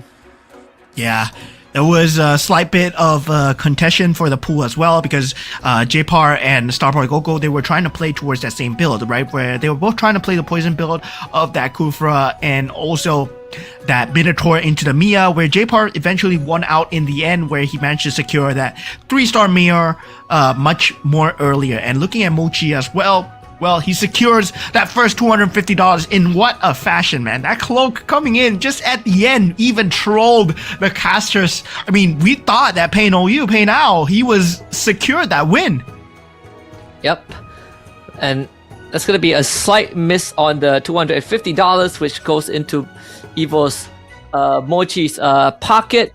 But 4 more rounds to go. So we've seen, you know, it's possible to win more than just one. Trongtran proved it to us so far, still looking as the most solid player out of all the contestants we have, but that's just from Group A, right? Let's see if there's anyone that could rival that performance in Group B, because I mean, the first game is a lot about those late game pivots, and we saw that from Pain Owl with the Veil, you know, playing with very less health. We saw that from Mochi as well, surviving with the healing fountain, and it turned into a, you know, first place showdown. Yeah, that was man, what a game game 1 indeed. Already, if game 1 is gonna end like this, we're looking forward to what these players have in store for us in game 2 as we take a look at the player cams. J-Par, Rage as well, not doing too well in that first game as well. So yeah, Indonesian win coming out for game 1. A bit sad for Team Myanmar at this point, but Starboy Go-Go, only representative of Team Cambodia, needs to show up in the remaining games as well. And of course, our winners, our ex-champions teammate here, AOT, Ban here, does secure that top 4 spot. Let's see what he has in store. And finally, our second seeded Pain Owl. Man, he must have been feeling so robbed. Yep, it really came down to a fraction of a second, right? The difference made by the Ruby. Dazer still in high spirits despite an unfortunate game 1 loss, and let's see how this draft is going to pan out, right? Because Mochi finished first, he's gonna pick last, and we are going to go in reverse in terms of the pick order. So Starboy gets to go first, gets to Freya. Yeah, Okay, so we are going into that match pickup. So once we go into the match pickup as well, so yeah, definitely for the commanders wise, I don't think we're gonna see anything too out of the ordinary. I don't think we're gonna see a Veil again, right? Definitely, I don't think so. But we might see, yeah, we're gonna see a Nana for sure. We're gonna see Angela for sure. We're gonna see a Kagura most likely, as it is still one of the best defensive heroes that are available. So yeah. Meanwhile, for the side of Mosey, does pick up the Cho as well. So that will be one of the picks. And Pei Now actually going for the Alice himself. Yep. And let's see what Mochi has. Mochi has for the final pick. Goes for the P and K. So quite the different approach here, right? At first going for some extra eco with the Cho, but now with the Popo and Koopa, to try and copy some pieces to get Snowball rolling. But also has the bit of economical advantage depending on whether he copies the hero or not. Either way, he will get that small incremental goal. Yeah, that would have been crazy coming in from the side of the PNK game the last round if he was able to get the pieces that he needed. But sadly for them, right, a lot of people don't know how to play against the PNK perfectly. The positioning is always on point. Now, meanwhile, for the side of both all these players right now going into game number 2, right? It's all about securing the momentum, securing that $250 as well, as we see Mochi with a very good start of getting that 2 scavenger already, as if to add insult to injury. 2 scavengers and 2 exorcists, so some extra econ, but also survivability and damage output. A scavenger start rolling in. Panao and Starboy also getting the scavenger. The Commander Gogo cards, everyone sticking to their default. Yep, nothing out of the ordinary. Pay now with the Alice. So it's a good chance that we see the Hellcurt Saber build again. Let's see, Pay now tries to rush for that 3 cost. Yeah, generally that is the Alice build that most players favor as well. I mean, at this point, there is no Shadow Cell available, so that Astral Power will be the way to go, according with the Swiftblade as well. Now, meanwhile, for the side of the economy, right, more players are going to start to pick up the Scavenger. If they see Neobees, they're going to pick up the Neobees as well, while keeping their economy up, while keeping their interest up at the same time. Now, going into that early game as well, a lot of these players, well, in the exception of J-Par, right? J-Par is going to be playing that Toxin build for sure. That Poison build, that Mia Kufra is going to be coming out of that Mia for sure. Yeah, 100%. So you get to establish that early. That should give you a good win streak going on. That's at the 2-star Brody for now. For Mozzie, fortunately, he doesn't have a good front line to work with. So up against the Angela, it should be an easy win for Dazer here. But Mozzie is the Cho, so he's gonna get some extra money regardless and get that max interest with that 20 gold. Yeah, max interest indeed. Well, so far, right? It's all about trading your HP, and as of right now, I would feel that a lot of them are at an HP level that they're comfortable with. They are able to just play with the interest as much as they please. It's now going for that third, either Neobeast chest, or is going for that third scavenger.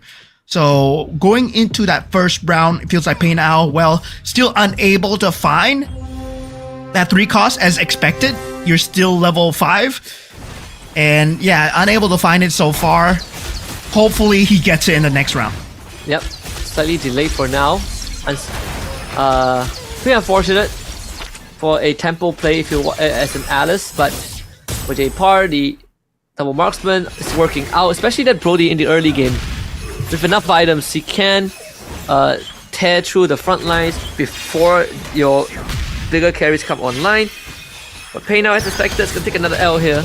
Doesn't really have much to stand on with this current comp. Yeah, so we start to see things slow down just slightly, a little bit, right, from all these players as they're unable to find the casts, unable to find the pieces that they wish. But that is an Irithel on the board. So yeah, if, let's say, anyone wants to go for it early, well, they might be baited, right? This might be the biggest bait here. A lot of them choosing to go for the items. Contrary to the previous game where a lot of players were going for that 4-cost piece, right? Only one of them opting, Dazer, opting to go for that 4-cost piece. Meanwhile, the rest of them all going for itemizations. Dazer getting a Leo Mort too. He does have the Angela and the Weapon Master, right? So the Leo Mort could play into his favor, and the Leo Mort this time cast the Enchanted Tail Blessing. So not only that, it's also the protagonist, so he's gonna have the Phantom Steed. And we saw what the Leo Mort could do, in the previous game. I mean, in the previous group. The only reason Leo Mort lost was because of like an ultimate synergy. But it's a very rare case, so we can't expect Dazer to start ramping up a little bit. And if he hits that Leo Mort 2-star, then he's gonna be in a very good spot.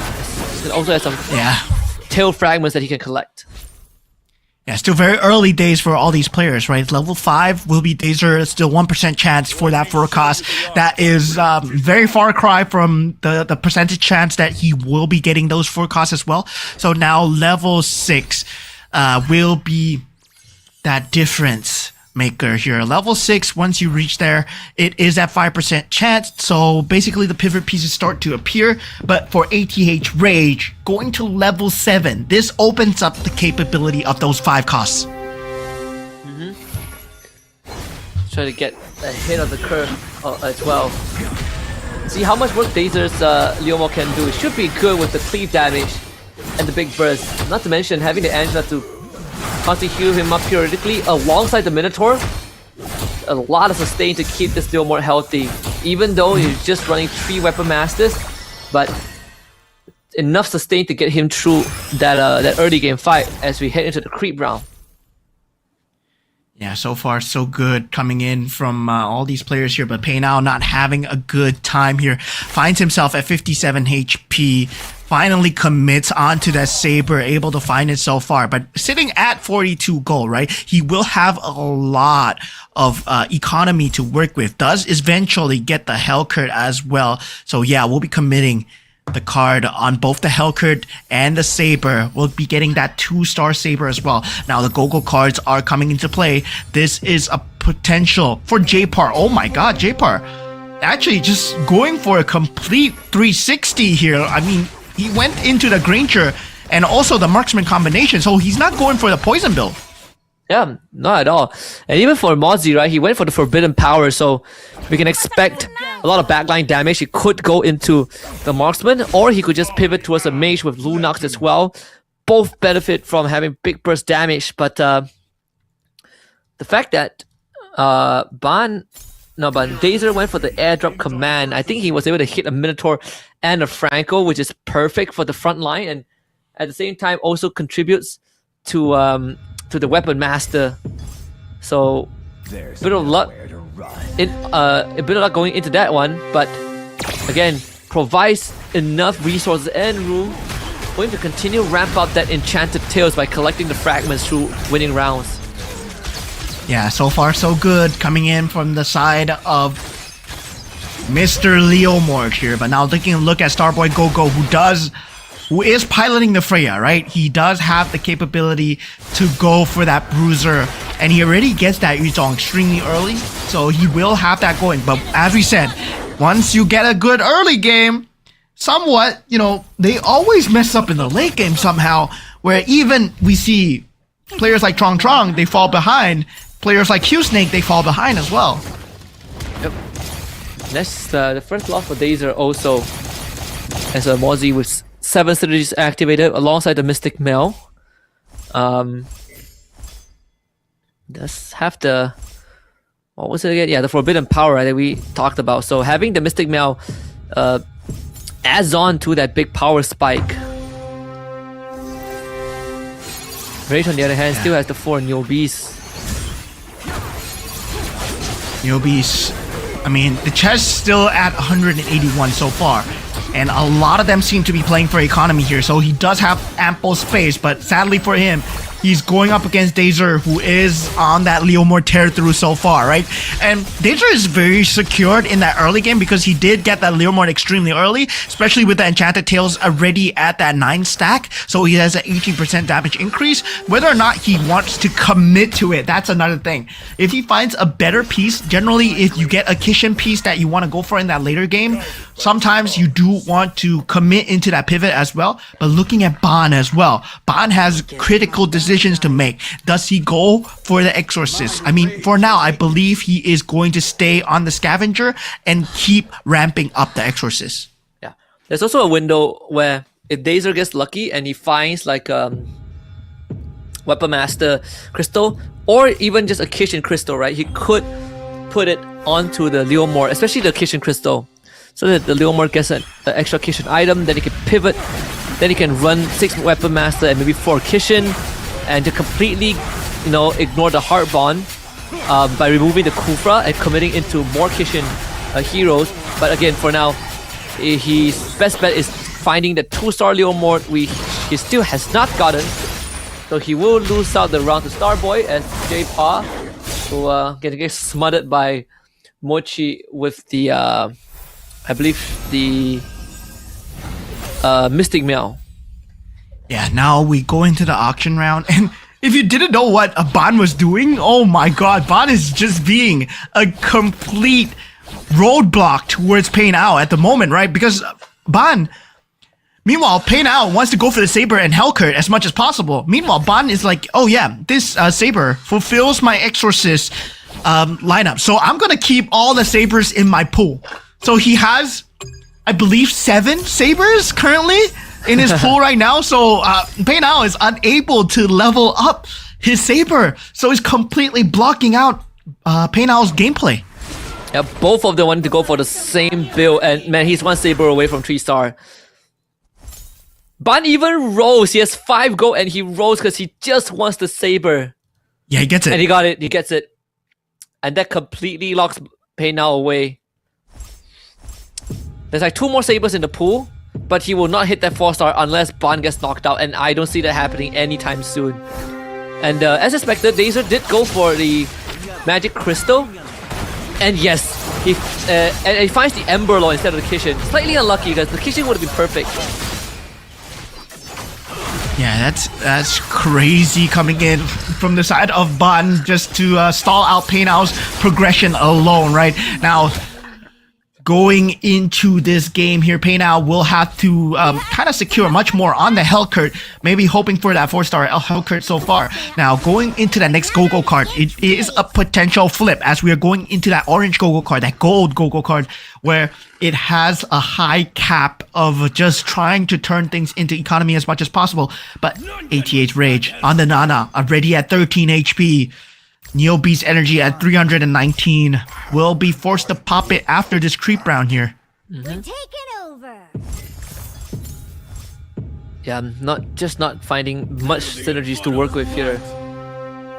That's at 45 gold, so can definitely hang on for 1 more round. He does have the 2-star lead with the Thunder Belt, the Purify, and the BOD, so there's some considerable damage there. If he can find a 2-star carry, then that would basically add on to his power spike, so that he don't have to just completely rely on the Ling. But it's like it's working out, good so far, right? If only he could take out that Mia. This Ling should be able to do the job. But the fact that it's a hard bond, makes it tough. Very, very close. But he didn't lose the extra life, so he still hangs on with 2 HP, which is the bonus on top. He didn't he locked the shop? He has the Ling with him. Yeah, he has a Ling in the shop.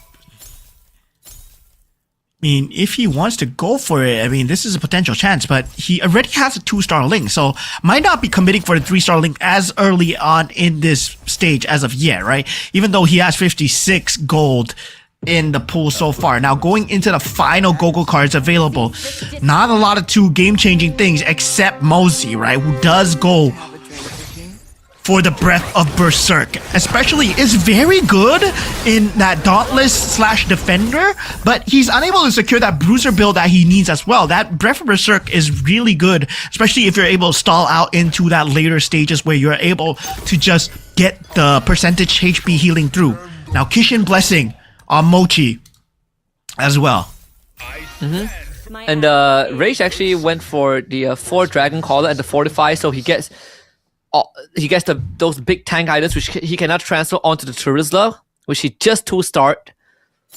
Dazer with Thickened Blood, which is great for the Leomord, but again, Leomord needs to be 2-star, and he hasn't found a 2-star yet. But he's pivoting over to the Ember Lord because that's the crystal that he got. So now we're looking for the 6 Weapon Master, which means that Dazer needs to level up first. But down 2-star for Rage. Yeah, Rage might have find an out, but he needs that 6 Bruiser as fast as possible. And yeah, so far, Starboy will be going into Bond's build here. Bond so far has that 3-star Saber that everyone needs to be worried about.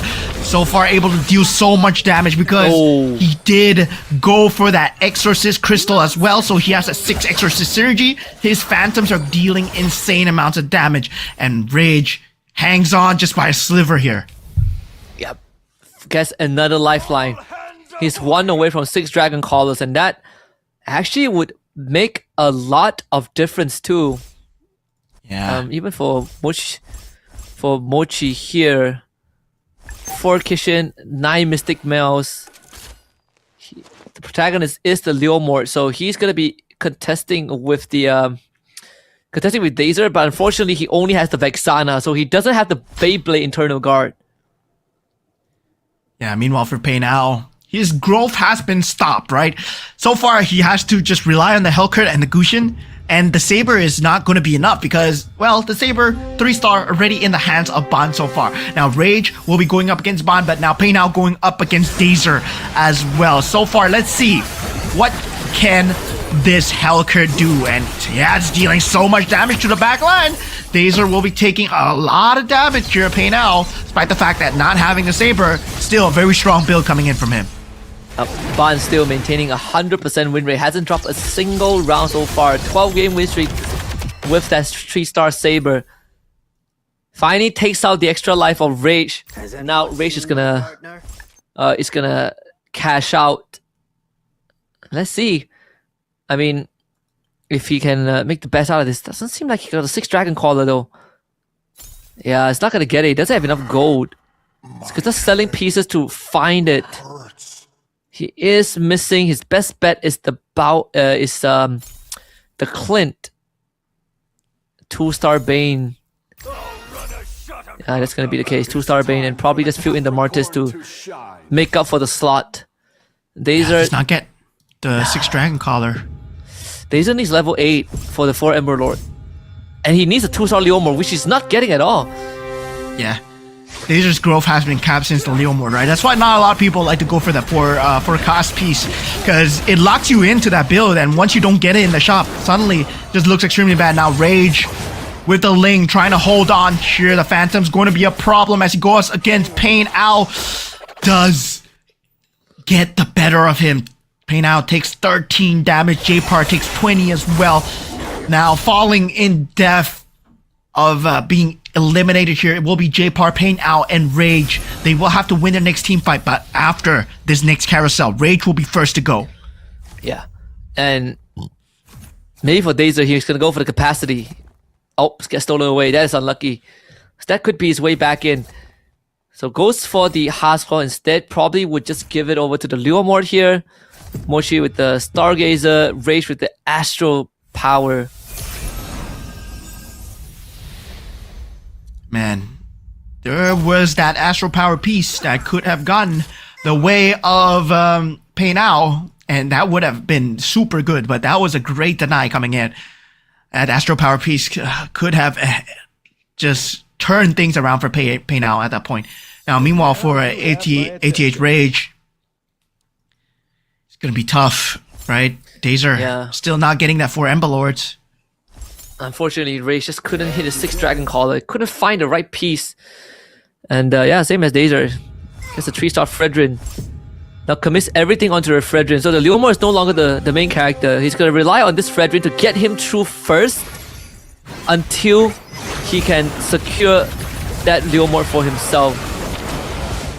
This Fredrin do enough. It's a Fredrin against the world. Weapon Master. Fredrin against the world. Looking good.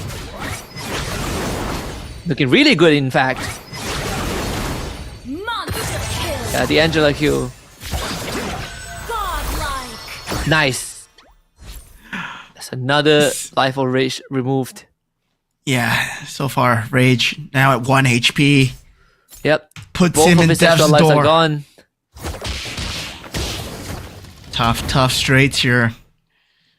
Meanwhile, Dazer and Rage, so far, right? 1 off, 1 away. Now, taking a look at Mosey, he does have a 2-star alpha that he's working with. Also, a 2-star Irritha and also that Mystic Meow combination that he's going for. Meanwhile, for the side of Rage, as we look on, he has that 2-star Bane that you mentioned as well, but unable to go for that Dragon Caller, instead goes for that 4-4 for Dragon Caller into 4 Swiftblade. Hopefully does not go up against Bond here, goes up against Mosey. Let's see. This Bane, is it enough though? Almost removes the back. Does proc the hard bond off the Mia, but he needs the finisher. The Ling is gonna be the one that does the job. The Bane gets the second deadliest cash off. Now has to deal with the Ruby, the Terisla. Penny doesn't go off. And this is gonna be tough into the Alpha. The force swing damage is too much. That's a very scary Alpha as Rage once again finds itself in that bottom 4. Not doing too hot so far. Now, different look in that top 4 position here, right? Wait a minute. Man, Dazer still stuck at level 7. Yeah, he's gonna go to level 8 after this creep round. He will have to do it. And then he hits 6 Weapon Master with the Alucard. But the entire game, no Leomore at all because it's just a 10% chance. Probably spend a lot of time rolling for it. That's why rolling for the pieces and gambling it out, despite having a lot of health to work with. So might have made some mistakes on the economy there. Yeah, but yeah, I would say right that Leomore early would have been so scary bait for him. I think if you're him, you just roll. All the Leomores are in the pool. No one is a Leomore except for him, so it's a good chance he finds it. I'm not sure if he can survive that round. 3-star Yuzong and Starboy Go. So this is it. This is it coming in, right? 3-star Yuzong, 6 bruisers. Hopefully he gets that 6 exorcist, does not have that space. Meanwhile, going up against Bond. Bond finally takes the first bout of damage already. There was a Yuzong in the pool, there was a Leomore in the pool, but Dazer just skips it. That should be GG against Mosey. Unless this Fredrin can clutch again. Yeah, no way. Yeah, that's GG against Mosey, right? Dazer securing that top 5 position. Now we're left with our top 4 as Bond. Well, his build was totally countering towards Pei Now. He's starting to feel it now. He's unable to just secure that late game, but for him, it's much more about holding on, trying to find a pivot as much as possible before that carousel round. Meanwhile, Mosey, he's really threatening the top ladder at this spot. Right now, with that 2-star Alpha into that 2-star Ruby, he's in the potential of getting that 2-star Irithel into the 3-star as well. Not only that, he also has the Oracle, right? So his front line is incredibly strong with Hybrid Lifesteal, and his back line are empowered by the Forbidden Power. So Wait a minute. 10% max HP, but so much damage from the carry. Mochi just hits the 3-star Lunox and the 3-star Vexana. So, yeah, currently, Starboy is at 3-star Yuzong as well. If they go up against each other, it could mean death for each other as well. Bond has played this so well, he's secured top 3 at this point. Oh, yes, Starboy versus Mochi! Oh. And, yeah. And he has the 21 stacks in Enchanted Tail Fragment, so there's so much damage on the Vexana. It should be enough. Starboy down to 2. Yeah, Starboy. Well, Starboy, at this point, he needs to go for that 6 exorcist, right? He cannot find it so far. Currently only on 4 exorcists. And still on scavengers, but economy not enough. Goes for the roll down. Mosey as well. He knows that it's not enough to win against a 3-star Lunox. Starboy does find the 2-star Ruby. But I don't think it's enough at this point. I feel like you have to abandon the Claw and put the Ling in, right? The Claw doesn't really have much value here. Like the Claw and just the Claw. There's a Badang sitting in the shop, but it's not needed here. Can he make it to the carousel though? He's going to be up against Mozzie next. Now Mozzie's a tough opponent as well. 2-star Irithel in the back, but he does have the 3-star Yuzong with the help of the Exorcist. So the carry? He's able to power through the carry, yes. But the Leslie, oh no! It's gonna be just enough. The Phantom will be spawning as well. Okay, does get the hit on the Leslie. Starboy holds on for now. Makes it to carousel. Just enough. The Yuzong. And this also comes at a time where there is the forbidden power, right? So Mosey's backline have lesser HP, and that's why they went down slightly faster. But the trade-off was the absurd amount of damage. If not for the Winter Crown that de-aggroed the carry, this Yuzong would have 100% died, and it would have been over for Starboy. Yeah, that would have been the end for Starboy as well. And I'm surprised, right? That Bond is still alive so late into this game with that 3-star Saber. I mean, he shouldn't. This is a case of I shouldn't be alive. I shouldn't be here. You know, Bond is just smurfing on these guys at this point, right? He shouldn't be here because right now you're dealing with a 3-star Lunox, 3-star Vexana. You don't have the build to go up against the big boys here. Bond just hoping to get into that top 3. Wait, there's this it's Mosey against Mochi. This could be Mochi's second win, right? This could put him at 16 points and $500 US. I think if he gets past Mochi, it's almost a guaranteed win unless Starboy comes up with something crazy. No one goes down yet, so we're still top 4. We are guaranteed to make it to the next creep round. We're still at top 4. Mozzie gets the 2-star carry. Kagura picked up by Ban Ling. 2-star on the side of Starboy as well. Starboy go. Well, he might be doing it here. Ban, he's been alive for so long that he's going to be a 2-star Ling really soon as well. If he can get an Exorcist Crystal. This might mean a change in the tides here, but this is still a next player round, right? And I gotta say, right, Ban does go down here. There's no way that his 3-star Saber pulls him off here. Yeah, no way. Even though he is the bruiser, it has reached its peak, and it's up against Mozzie too. Like this carry is gonna absolutely shred the Saber.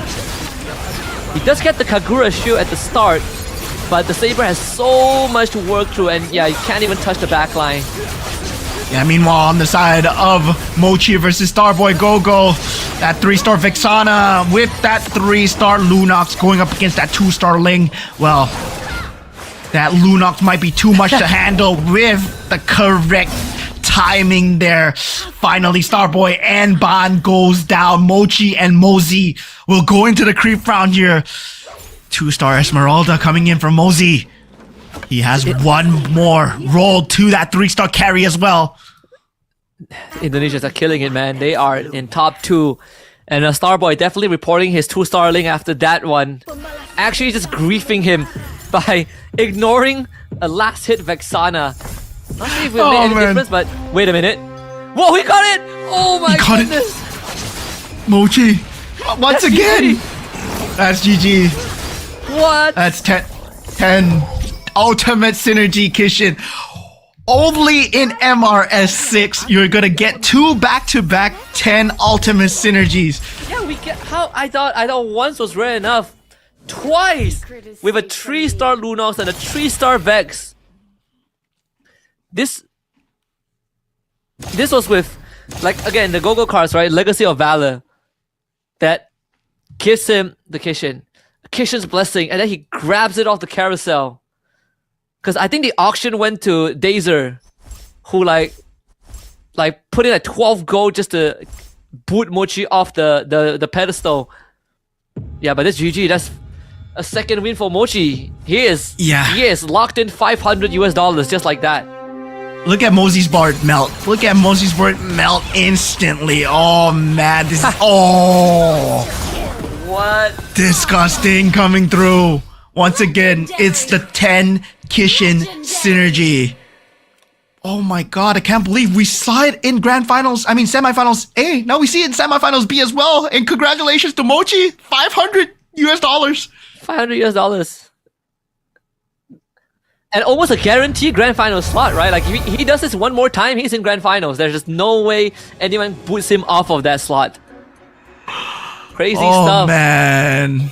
Oh Indonesia man. having a field day here in Map 2. I mean, even for Mozzie, right? Like he committed to the Forbidden Power and actually pulled through.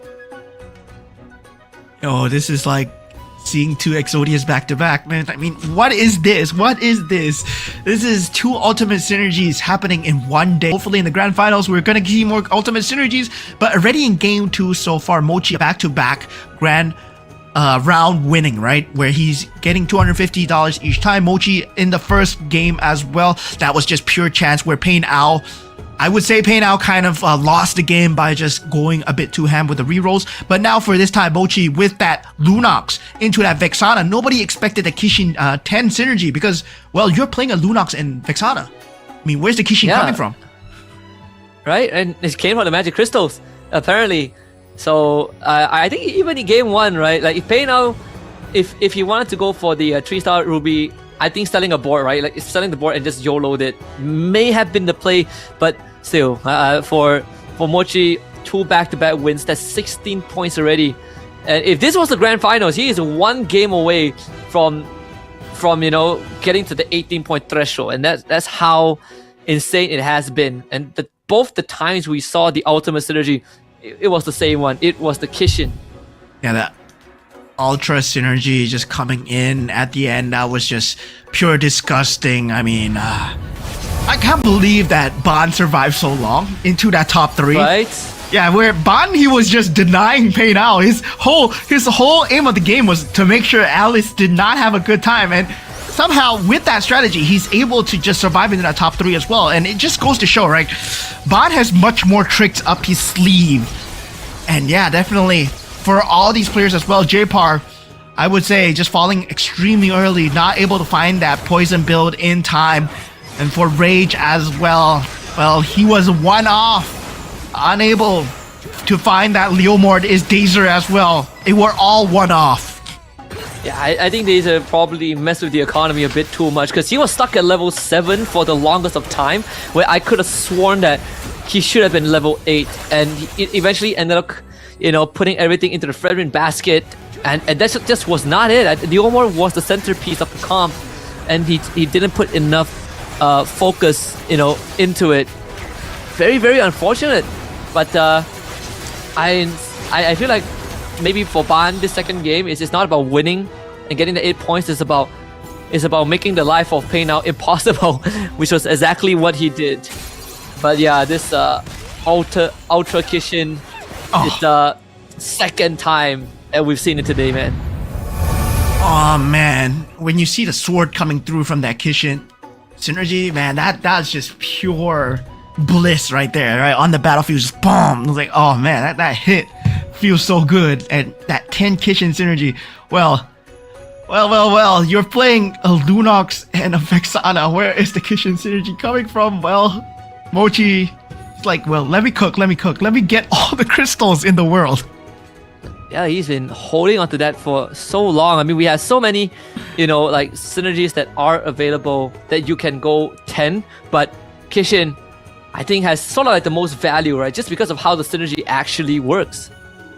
Dude, man is Dragon Ball Z, dude. He is getting all the Dragon Balls and he got all the Kishin crystals. That 10 Kishin synergy coming in at that Lord round, man, it was magic to watch. Last 5 seconds, he gets the blessing on the carry and then he secures it, right? Wow, that's just disgusting because there was no way if he did not get the blessing, if he did not get the correct blessing on carry, if it went on the marksman instead, it would have been a total round loss for him. But Mochi was like, no, I'm going to gamble as well. And yeah, we can see all of these top players. This is a PNK win, by the way. Yep, a PNK win. So the second PNK being picked up and the first win for it. So, sort of like the Veil in hindsight. But yeah, right now, Mochi clearly the top contender. 2 back-to-back round wins and both in a very dramatic fashion, to say the least. Yeah. Can't believe both Ultra Kishins came from Indonesia as well. So yeah, so far, this region has something to do with the Ultras. Man, oh man, oh man. I hope they're prepared for tomorrow, because once we're going into the grand finals, we're going to see a lot more Ultra attempts. We're going to see a lot more 3-star attempts as well.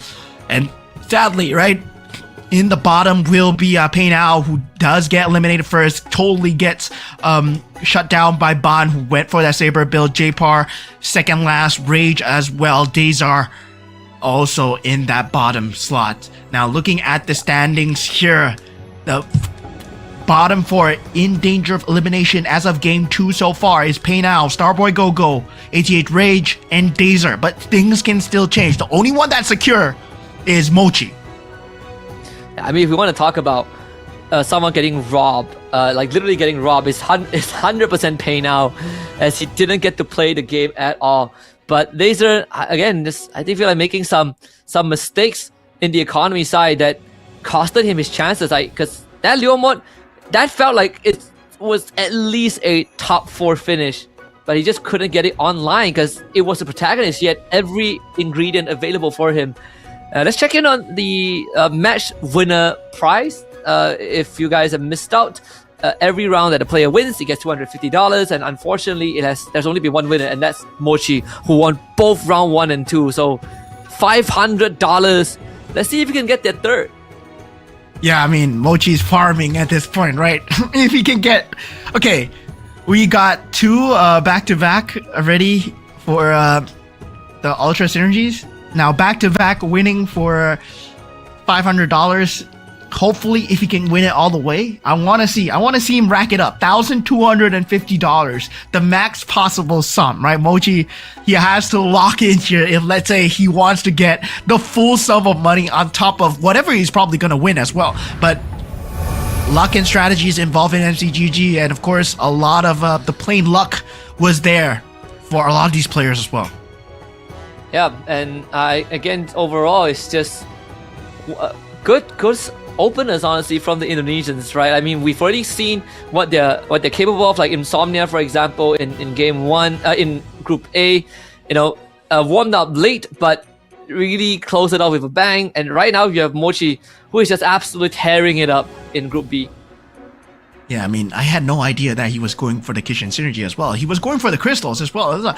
It's like, are you sure you can get the 10 Synergy here? Are you sure? Like, because you're playing a Vexana, you're playing a Lunox, right? There is no way that you are going to get it unless you get one more crystal.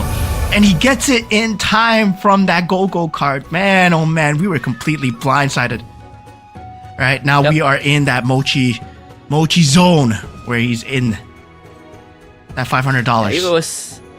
I mean, completely. I think, for the side of Mochi, he was just, how do I put it? I think it just completely blindsided everyone, like you said, right? Like, no one really noticed that he was going for the Kishin, and I think even when they did, it was just a bit too late, right? There's just very little that you can do to prevent it than to take him out as fast as possible. Yeah, now it's going to be like... Does anyone still go for the Alice here? Because, I mean, Ban has shown that, yeah, if you do go for the Alice, if you do go for the poison build, I am going to block you as much as possible, right? And J-Par and Pei Nao, they've been the contests of those blocks where the Mia and the Kufra, they were just going to be just taken away. And now also, at the same time, the Saber and that Hellcurt was being contested for, and Pei Nao did not have a good game at all on the Alice. And yeah, definitely, once that Saber that potential is taken away, suddenly you just don't have a good time. But now we go into the drafting phase for game number 3. What kind of commanders will we see this time? And again, Mochi goes last, as he did win the second map again. Freya opened it for Pain Ao. And now Cho for J Par. Let's see if there's gonna be any picks that we haven't seen just yet. We did see the Veil reroll early on. The Guinevere for Dazer. Yeah, the Guinevere.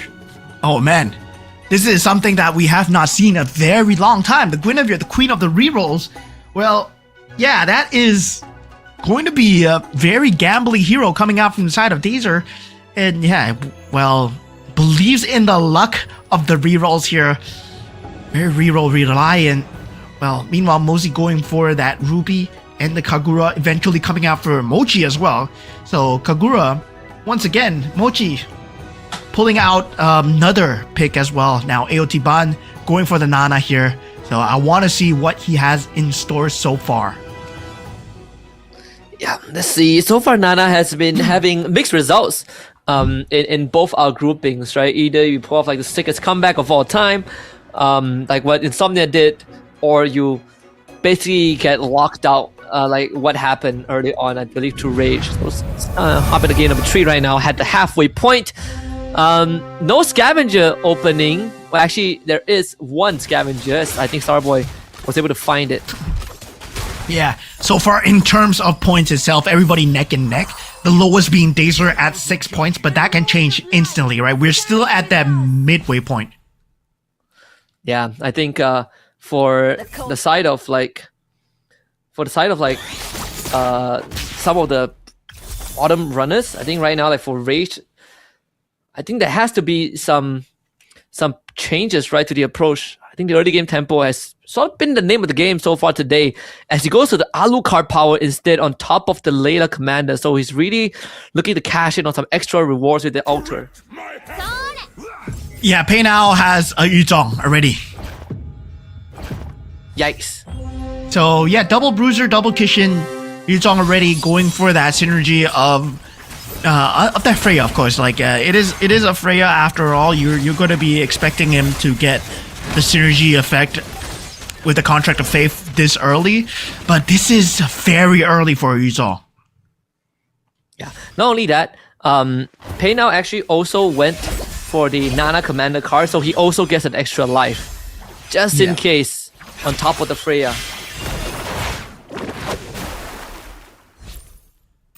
Man, this is a crazy start. A lot of the players are taking things into their own hands here, right? There's no more cheese builds. Everyone is going for the throats here.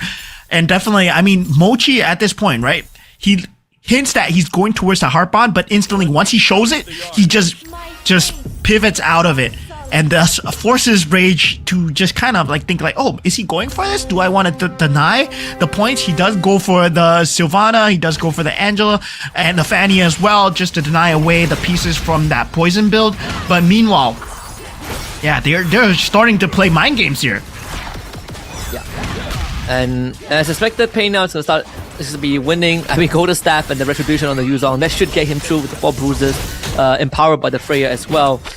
Shouldn't be much of a problem there. I believe he's still, it's going to be in a good spot. If he hits that Exorcist at level 5, then this should set him up until stage 2. And the fact that it's a Freya with a Nana means that he has a free get out of jail pass if things go wrong.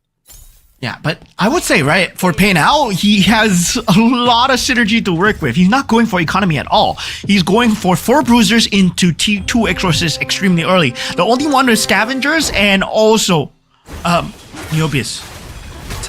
Also Neobeast as well, right, is going to be at J-Par and Ban. So Ban playing with Neobeast and scavengers, J-Par playing with Neobeast as well, and a lot of them actually going for early synergies. As you can see, Rage going for the synergies as well, but be falling to Pain Ao's 4 bruisers here. So 4 bruisers, not easy to deal with. If you can take a look on the right side as well, I believe you can see all the synergies coming through from every single player.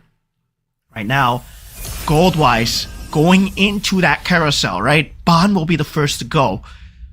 Definitely that Yuzong up for grabs as well. So this is a potential take coming in from side of Payne out if he wishes to go for it. If nobody wants to go for it, he might potentially just jump at it, get that 2-star out of the way. Lunox will be picked up. Mochi denies away that Yuzong. So Payne out forced to go for that Demon Hunter sword here. Yeah, so Yep. And you see, even the 2 stars are starting to come out as well for Ban, working with the 3 scavengers. So random Neobeast blessing activated, and he doesn't want that.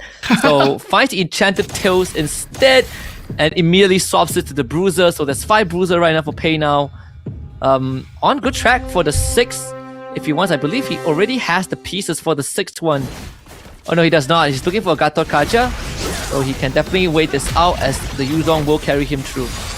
yeah, looking at that next moments as well, right? Mochi secures that 4 bruiser, Payne now secures that 4 bruiser. So now each person with a Yuzong on each side, currently extremely early in that game where it's still that 1% chance for the Yuzong to come through. But looking at Payne now, I'm looking at a Yuzong that's in his shop already on that despite having that 1% chance. So yeah, he has that Yuzong already, despite the fact that he didn't get it. Look, he has a second Yuzong already. He's so close to getting a 2-star. Yep, and there you go. We get the 6 bruisers in. And yep, and he gets the Yuzong. As his 2-star Yuzong out. 6 bruisers, 2-star Yuzong, everything in place. Him and Mochi are going for almost the exact same approach, but Yep. obviously Pay now is a step ahead. And he could lock Mochi out and force him to pivot. Yeah, Payne now looking like he is going to have a great start as he puts Ban in 54 HP here.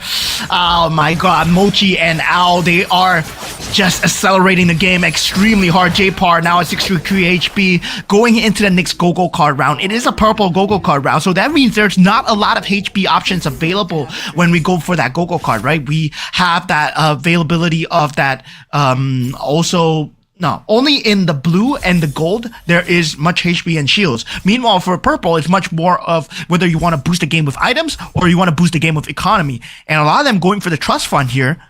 Glittering jewels from the side of Rage. Yep. And so Dazer is have the Guinevere, tries to go for like 3 heroes, but unfortunately it's not guaranteed, right? It's 24% after all the refresh. The Go-Go card will give him an extra 13 rounds to do so, but he's also running Neobeast and Scavengers, so he's really going full econ, which is going to put him in a precarious position if he's not able to hit his pieces. Unlike Ban, who does have a way out with the Nana, 2 ways out in fact. Yeah, he does get a free Sylvana and Minotaur in the shop. Yeah, he is still trying to roll for as much as he can. In terms of the economy, the Neobeast is there, but 84 at 57 HP. It's not a good ratio, right? It's not a good ratio. Technically, you want to have possibly maybe 200 to 50 HP. So, yeah, that's not going to be a good ratio going in for that Neobeast power at all. Meanwhile, for Pay Now and Mochi is going to be, well, they're just going to have a good time with this Bruiser build at the start. Yeah, Mochi's going to rip through Starboy, and nothing much the Starboy can do, unfortunately. Even with the Kishin and the 2-star Fredrin, it's just not enough. Like the Angela, not able to get them through because they don't really have enough damage, and everything with Kagura, who does have the shield on the Yuzong.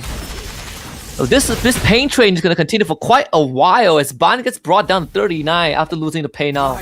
Yeah, currently Ban at 39, level 7 already, but a lot of them are just pulling towards the economy, right? Going for that 5 cost into trying to save them the game, but they will have that same percentage chance. And currently I'm looking at the shops for every single one of them. They're not looking at any 5 cost that's available in the shop so far. Actually, Pay Now has the opportunity to go for the Enchanted Tail as well with the Vexana as a protagonist, so you get the Beyblade Eternal Guard, but goes for the Angela instead for the Kishin and the Scavenger, so you get extra econ, but at the same time, you get to give the kitchen equipment to the gyro. Some extra healing from the back line.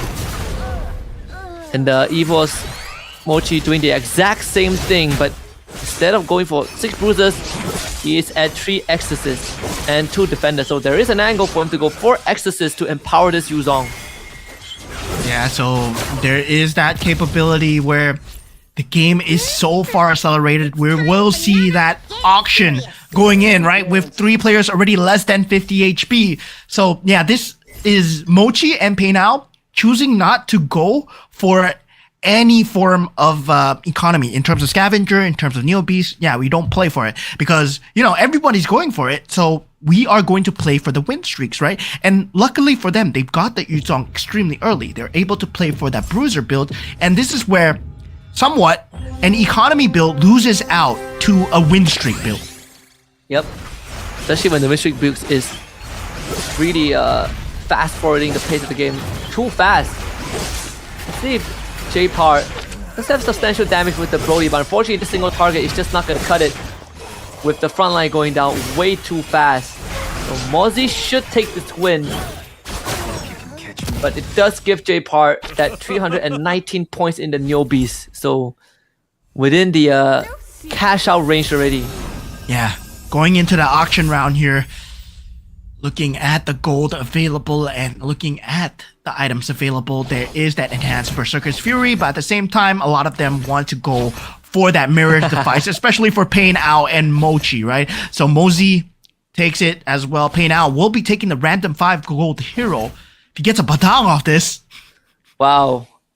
And Mochi actually got the crystal again. Is it another round where we see the kitchen? No way, right? No way. He hasn't selected his Go-Go card yet, his second Go-Go card yet.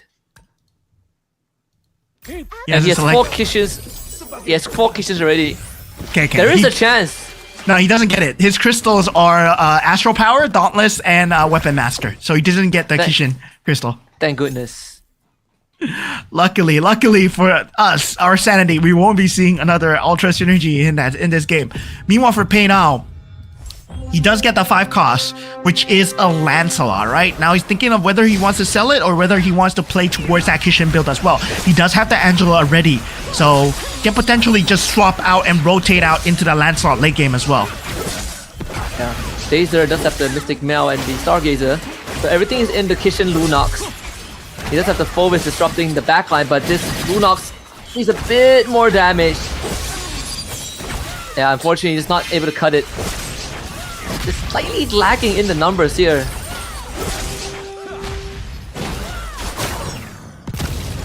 Yeah, this brings Dazer down to a dangerous 6 HP, and yeah, Dazer is a Guinevere.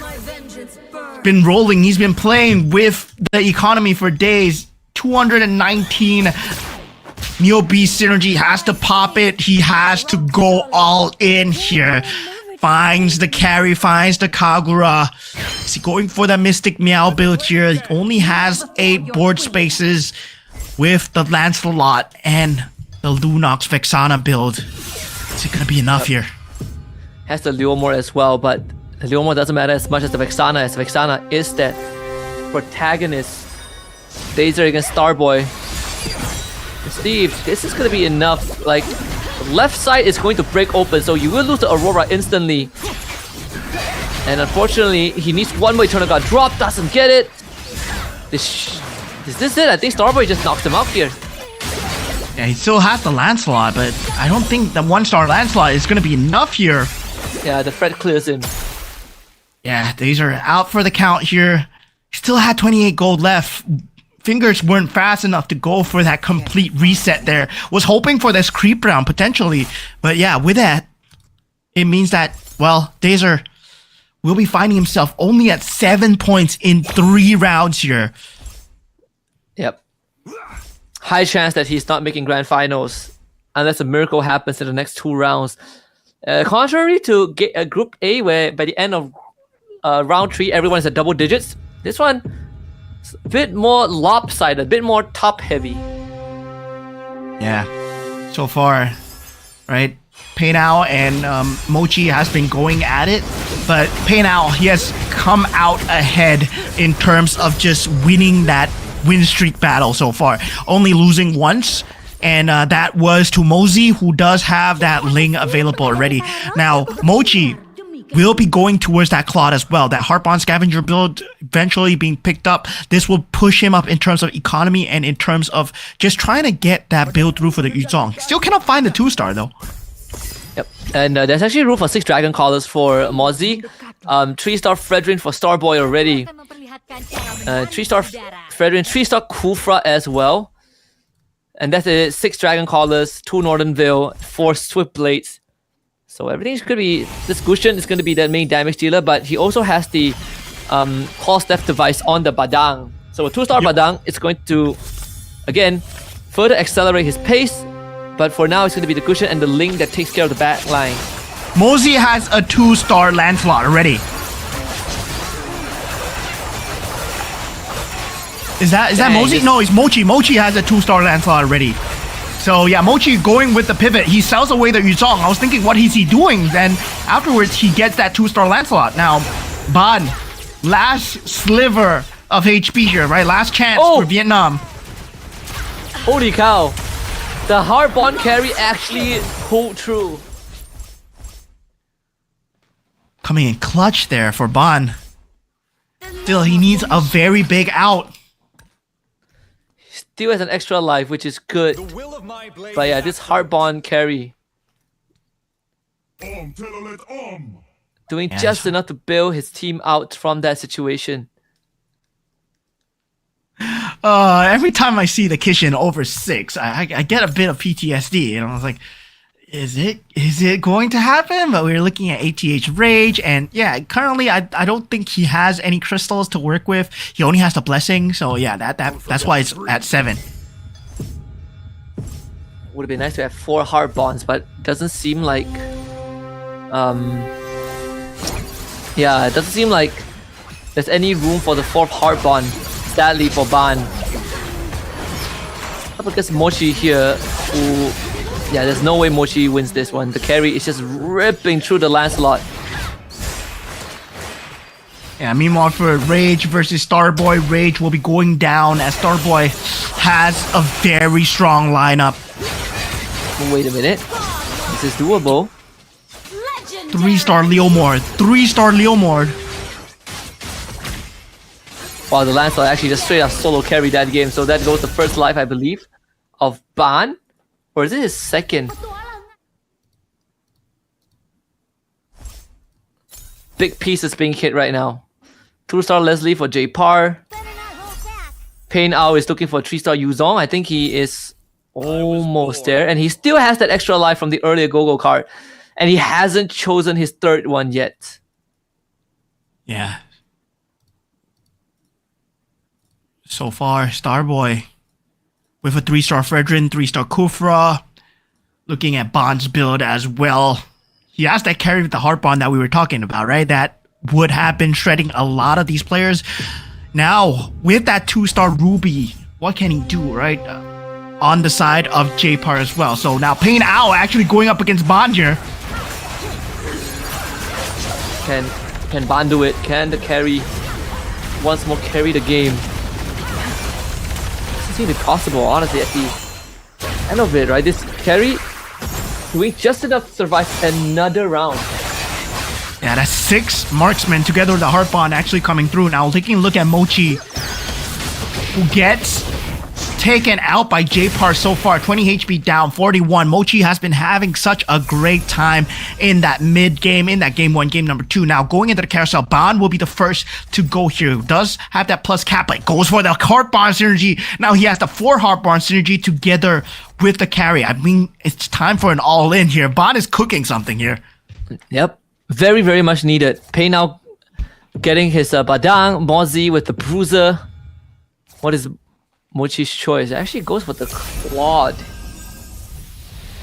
So path less taken. Let's see. What does the Claude fit into? Hard Bond Scavenger. I mean, he already has 2 Hard Bond. So it's just going to sell it for Econ. But for Ban, guess it's surely because it's for Hard Bond, right? Puts it on the Leslie. Yep. So both his backliners Now with Heart Bond, pushing out the Leslie and the Ruby instead. So this carry no longer is going to be the primary concern. Now it's in the Leslie. Yeah, the problem for Rage, the problem for Bon as well, right? Where he went for that Heartbond synergy, he knows that he needs to go for the all-in because the carry is not available for him to buy. He does not have the economy to buy as well. Rage is playing the carry. Pei Now is denying the carry as well. And Mochi is also denying the carry. So yeah, there's no possibility of him getting that 3-star carry right now. Could work out in his favor because it allows the Leslie to not only have a second chance, but this Ruby is holding on very, very well in the front. Especially you have the extra hybrid attack and HP available. And I think he ran the Aegis, so damage taken by the hero reduced by 2%. Which means this Ruby is almost close to unkillable. Yeah, meanwhile Mochi, with the Lancelot, is able to survive and takes out the HP of Starboy Go-Go. Still, we have 7 players left in the battlefield. Dazer being extremely early out for the count here. Now, this is a very accelerated battlefield. Everyone is at low HP because of Pei Nao's and also Mochi shenanigans at the start. Now we go into the late game where the Bruiser is unable to carry into that later stages, right? Unless you get a 3-star Yuzong, unless you get a 3-star Exorcist build, there is not the possibility of that going to happen. Meanwhile, these 3-star hero libraries, they're going to start to add up. Whether or not you get the 2-star 5 golds, like the Ruby, like the Leslie that Bon has right now. Yeah. And, such a strong spot from Pain out. This 6 Bruiser, 3 Scavengers. He's still holding on to the economy because he has that rock shield that he finally cashed in, and again the extra life from the Nana Gogo card, so he can afford to do this a bit longer. But you can see that his power spike is running out as the shield gets popped. Mochi also starting to struggle a little bit. The Lancelot not able to hold up against J-Par, and Mochi also down to critical health. Yes, Lancelot doing crazy amount of work coming out for Mochi so far. Now going into that potentially last creep round here, right? We're definitely going to see the Lord here because 7 players are still up. I mean, unless we start to see players go down in the next 3 fights before the next carousel, which is most likely going to happen. Pei Now, Rage, and Bon are extremely low. Meanwhile, for Pei Now, though, he does have that secondary life that we talked about with the Nana Gogo card. But meanwhile, on the side of Mosey and J-Par, they're not too safe either. They're 35 and 25 respectively, and they're top 2. Yeah. And most importantly right now is that between Ban and J-Par, whoever goes down, it's going to free up all of the hero pool for the other, right? Because they are both going for almost the exact same build. So the only way to hit more of those pieces is for the other to get taken out. Obviously J-Par has slightly more health to work with, but Mozzie is hitting some big pieces here. Pei Now with his 3-star Yuzong. Yeah, 3-star Yuzong. Just in time here, right? And Bon is totally denied for going for that Heart Bond combo as well because, I mean, at this point, it's more towards that Leslie, more towards that, hopefully he has... Wait a minute. He sold away his Leslie and Ruby. Yeah. No, he still has it. Yeah, he still has it. Just no 3-star, I think. Yeah. No more 3-star. I mean, Carrie is out of the pool. Leslie is also almost emptied out, so no 3-star for both of them. Again, it's between him and J-Par. But until then, this Leslie and Ruby is gonna carry him through. Like Starboy Go, no chance with this 3-star Fred and Kufra. Oh, Pei Now takes 16 damage. That's gonna be the last hurrah here, his last HP. Starboy Go finds himself at 1 HP. Oh my god, and a sliver of health going up against AOT Bon here. And yeah, just this last fight here, Rage wins it out against J-Par. Still 7 players in the pool. Mosey actually recovering HP. This is great news, at least for one of them, right? For either J-Par or Ban. I mean, Rage has the shield, but it's not enough. It's just 5 shield plus the 7 health. Nope, not gonna cut it. Mosey's in extremely good spot. Now the 6 Dragon Caller. This is not the first time we see 6 Dragon Caller, but this is the best 6 Dragon Caller we've seen today. The extra 30% damage boost, and not only that, you deal 16% max HP damage 3 times with a Bane that is gonna wipe half the field at the start of the round. With a glowing wand, it's just the fight is already half over before you even begun. Yeah, it's gonna be a very scary build coming in from the side of Mosey. But there's that possibility, right? We see the possibility coming in from the side of Bond so far. Pain Owl being the first to get taken out here, and J-Par will follow suit as well as Rage. Nice. So now we bring ourselves into that top 4 as 3 members instantly in one seating get taken out. And yeah, it will be Pain Owl, J-Par, followed by Rage respectively. So this opens up once again the Kishin board. Once again, the Exorcist board for Mosey as well. If, let's say, they're wanting to go for that extreme synergy build, well, suddenly if they have the money to do it, they can do it. Yep, Ban is still holding on to the economy. I assume he still has 1 extra life left from the Wilderness Blessing. So, if that's the case, then he can hold out for this because no one else is going for the same pieces as him. Maybe for Mochi.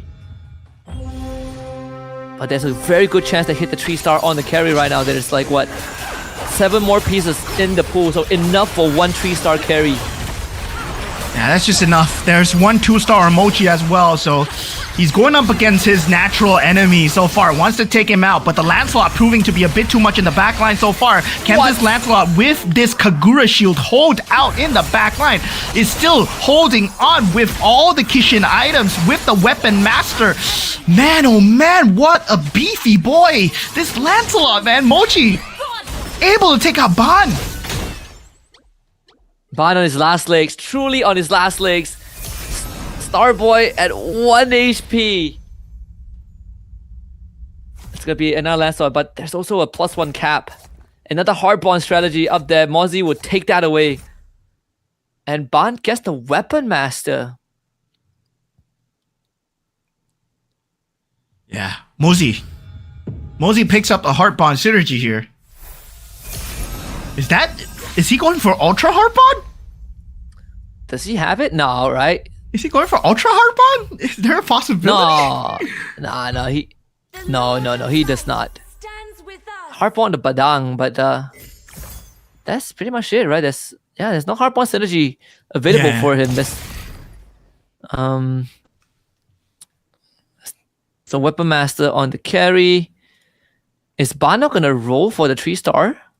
Seems like he's not gonna do it. I don't think he has enough gold even if he does. Yeah, it's not enough gold to roll for the carry, so with Jeff said to hope that he wins the next round, but he did already face up against Mochi, so he's not gonna face Mochi again. Can he take out Mozzie instead? Yeah, Mozzie just picks up that Hardbond Magic Crystal, so definitely hoping to make use of it right now as we go with that Cloak and Dagger coming in from the side of Bond so far, right? His Leslie still alive, Carrie still alive in the back line, but this Ling proving to be a huge problem to deal with. Ultimate Snipe up from Leslie, does find the hit, and Mozzie takes 19 damage, eventually gets taken out. Bond with that second chance, he finds himself in the top 3 position, but Mochi so far with the Kagura Lancelot has been tearing through this backline. This Franco is not going to stand for long. God damn. You see what I'm seeing here, Mo? It feels like we're looking at an extra $250 for Mochi again. Yeah. Mochi. Holy cow. Ban has to be the one to stop it. Ban has to stop it. The grand finals, he's going to win this. Like, he has a good chance of just winning the finals. Thank God we're not there yet. Can we... I think you roll, right? Ban has to roll it down. Get the carry. Get the 3-star carry. You can't win this. You don't have any more health, no? Does he have 1 extra life? No, he lost both of them, right? Yeah, he lost both of them. Just roll, buddy. Just roll. Wait, does he still have 1 extra life? He's playing like he has 1 extra life. Right? Either we lost count or he lost count, but I felt like he does not have it anymore.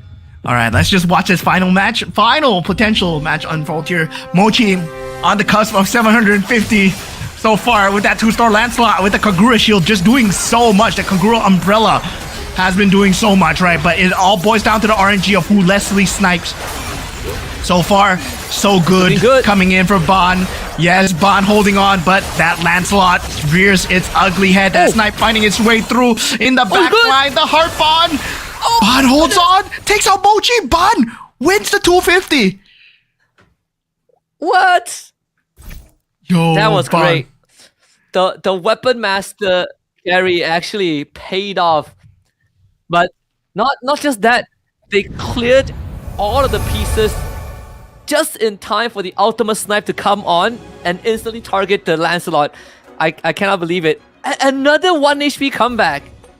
Bro, what was that? Bon with the Heart Bond, Leslie, Heart Bond, Ruby as well. This was a combination that is totally off the meta, right? We are going into like late game, like cooking, right? Where, yeah, this could work, but this is never in a scenario where you put the Heart Bond on the Ruby. This is never in a scenario where you put the Heart Bond on the Leslie. But for Bon, it's just MCGG is like second nature to him. Okay, this could work because I'm going against the Lancelot. He's going my back lines, and if I have a secondary life on my Leslie, it means one more ultimate snipe. And yeah, it secured him the game. Yeah, but tonight the 750 for Mochi, but still Mochi second place finish, right? Another solid round for him. Really the strongest contender that we have seen today. Him and Trong Tram, that is the only two like solid strong contender, but Mochi is on fire, man. Yeah, Bon still cooking, man. Oh my god. Oh my god. On the Nana, I was expecting great things, but at the same time, right, Mochi, he looked extremely scary with the 6 Kishin build, especially with the Kagura umbrella on the Lancelot as well. We did see an early game centric build, especially for Mochi and also Pain Out as well. They were trying to accelerate the game as fast as possible, but sadly for them, well, they did accelerate the game, but everybody held on, in the exception of Dazer, who did get knocked out extremely early. Everyone else, they managed to hold down. They managed to find the pivot pieces. Yeah, they are again just not able to find the right sort of the right openers, right? Just fell behind way too fast. He went for the Guinevere, went for full eco, 3 scavengers, 4 newbies, but then there's no way back from that once you start falling behind, which is quite the shame. And for whereas this is probably the closest lobby that we've seen, right? Like we had like 7 players until the late game, and it took quite a long time for some of them to start getting knocked out. And even then, when we're down to our top 6, top 5, everyone was living by like what, 1 single digit HP. Yeah, I mean, this is pretty crazy coming in from a lot of these players here, right? We did see a great start coming in from the side of Pain Out and also Mochi as well. They were trying to just secure that early game as much as possible, that bruiser strategy that you saw extremely early. This accelerated the game into this state where the Phase Warpers, the Kishins, they had to come out, and that Lancelot coming in clutch for the side of Mochi as well for that rotate. Meanwhile, Bon, he was always hanging on at Sliver at 1 HP. He found the Leslie, he found the Heart Bond combination, and yeah, this was starting to become his comeback here. Yep, and yeah, really came down to be quite close, because even for Starboy, right, like he had some pretty good moments, like the 6 Weapon Master was working out, like Bozzy as well. Definitely a slightly weird one to take the Heart Bond Magic Crystal towards the very end. I felt like that didn't contribute much to him, and of course getting destroyed by Bond's Leslie towards the end as well, but still able to come in quite close, even for Mochi staring down another extra 250, but finally stopped by that Leslie towards the very end. Yeah, man. Oh my god. Bon. What a winner lineup here as we go into this. This does not describe the full lineup that he has. The Heart Bond Crystal on the Leslie, the Heart Bond Crystal on the Ruby as well, just to make sure that the Heart Bond synergy is there for that secondary life. Initially, it was on the carry, then he gave up that carry 3-star, right? Goes for that Heart Bond synergy on the Leslie to make sure that the ultimate snipes will come through. And yeah, this is the Mystic Meow that, well, people were expecting Mystic Meow to be the end game, but he supplemented it with the Heart Bond extremely well with the Dauntless synergy just to get that additional bit of life, especially in that late game fights, especially against the Lancelot as well. Yeah. Overall, overall thing for Ban definitely had something going out for him, right? Even the $4 did help him out. But another thing that's worth pointing out is the go-go card that he went for, right? The third go-go card, which increases the damage you deal for every single tile between your hero and the enemy hero, and that's why the Leslie hurts so much. And Leslie and the carry hurt so much because he was able to just keep the distance, have the Ruby draw attention, and have both the Leslie and the carry just blow up the targets before they got close. And that's why the Lancelot was the only big problem, because the Lancelot can just dash in. Yeah, the go-go cards as well, right? Going for just the extra additional damage, and taking a look at the match overview coming in as well for all the players coming in. You can see the amount of added pressure that was placed, especially with all the extra synergies that was being added on in the early game, where the Bruiser synergy was number one. Then afterwards, right, once that pivot came through, where everyone was starting to go to the level 7, going to go towards that 5 cost combinations, we started to see the Rubies, the Lancelots, and then the Leslies come through. And that's where the crystals started to matter. The heart bond synergy started to matter, whether or not itemization is there, whether your Berserker's Fury is enhanced or not enhanced. That's when your auction items start to matter as well. Yep, and we see some big contests, especially for those magic crystal, right? We saw the emphasis from Mochi, who is always gunning for the magic crystal whenever he has a chance, and that's why we saw he got the weapon master that he eventually put on the Lancelot that carried him for majority of the game. Yeah, definitely. I mean, this is going to be extremely crazy in terms of the standings as well, because this puts Mochi once again at the top tier, right? Because he did get 2 wins in a row and that's 7 points, but this puts Ban a lot closer to that top 4 position as well so far. And now Mosey in that top 3, Starboy Gogo at that top 4. And meanwhile, for a bottom 4, it's sadly Dazer, Pain Owl, Rage, and J-Par as well. Yeah, and I think right now for some of the players at the bottom, especially for Dazer, right? He has 2 rounds to make it right, so we're looking at a maximum of 16 points in assuming that he wins the next 2 rounds. That's only a max cap of 23. Hope is starting to run up for him, but now at the halfway point, at the crossroads of game 3, I think it's a good time to talk about not just who walked away with 250. In this case, it's Ban. He denied the third one for Evos, but at the same time, it's a clear pattern on which commander right now is having better success, and at the same time, who has a good chance of making it to the finals from Group B. Yeah, definitely. I mean, at the same time, a lot of the teams here, a lot of the players here, they are hoping to vie for that top 1st spot, but it seems like, I mean, Mochi is playing a different game, right? Mochi is playing like, yeah, I mean, I want to get as much money as possible, and hopefully I can get as many round wins as possible, and go for different round wins as much as possible as well, right? So yeah, going into a few of the topics that I would like to discuss as well, right? Well, why are the commanders being chosen, right? Why are these commanders being chosen? As of now, I believe right now this meta has been of a much more defensive meta, right? Where Nana has been one of the top few picks. We do see Veil in a lot of competitive play as well. But Veil, as of pro play, I would say not there yet. Yeah, Veil is a very delicate commander, right? I think right now, if we talk about commanders that are not in the meta, like we saw Popo and Koopa, we saw the Veil, which are contenders to win the special prize pool because they've both been picked twice and have only had 1 win out of the 2 games that they've been picked.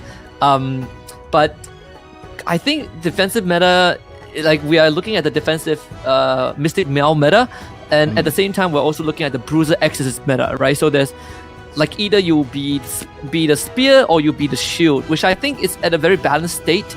My only wish is that I hope I wish that we get to see like Ember Lord really come online, or the Astral Power, which has been shown like a couple of times but not really at the forefront. But the Ember Lord and the Dragon Caller, they have been feeling pretty underwhelming, and I think that also was partly because of basic synergies like the Bruiser, who is just works in a very simple manner, but it's too good.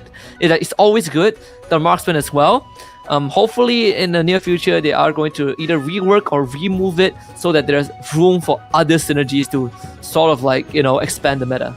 Yeah, and I mean, going into that next grand finals as well, right? Going into the grand finals, I would like to make some predictions here, right? I would like to make some predictions where who do you think is going to be top 3 coming out from Group B so far? I mean, it has to be Mochi, right? It has to be Mochi. That's first place, I think. I think Mochi first place. Probably second would be either Mozi. Indo as Mochi, well? Mozi, Ban. Yeah, Mochi, Mozi, Ban. I feel like the Indonesians are gonna make it through. Then the third place is up for grabs, right? Maybe Ban is gonna do it. I think Dazer probably has ran out of chances unless a miracle happens. Even for the Malaysians, I'm not really sure. Pretty shaky. So yeah, Mochi, Mozi, Ban. Okay, I'm gonna go against the grain here. I'm gonna go with what I'm feeling, right? What I'm feeling. Right, Mochi, number 1 for sure. Mochi is gonna be number 1 for sure. Ban is definitely up there, but I'm gonna put I'm not gonna put Ban up there because Ban has been playing to deny, and I don't like the game style where you play to deny. So I want to go for people that want to win. So it will be most likely, I feel, Pain Owl. And hopefully, right, I want to see a Malaysian representative go in. So it's either Rage or JPAR into that grand finals. Yeah, hopefully. I mean, they are pretty close to it. It's just we need a bit more of the consistency, right? It's a bit more of a push towards the end. So again, right now we also need to look at like which commander might win the special prize pool. For me, I mean, it's clear as day as of right now. It's either Popo and Koopa or Veil, right? They've both been picked twice and have only won once. The Guinevere was picked once but hasn't found a win just yet, so can't be included, sadly. Yeah, sadly, Guinevere not included. Veil was almost there at that 100% as well, Paynal, with a crazy Veil game in the first game. But now Dazer will have to perform, right? He did not find a good standing at all in the previous game. But now going into game number 3, was where things start to heat up. We did see a tiebreaker coming out from Jerbin and Q-Snake in that first game, where these placements will actually matter. Now, going into the draft placements, I mean, what are the heroes that will be picked here for commanders, as we see a Cho first pick coming in from the Dazer?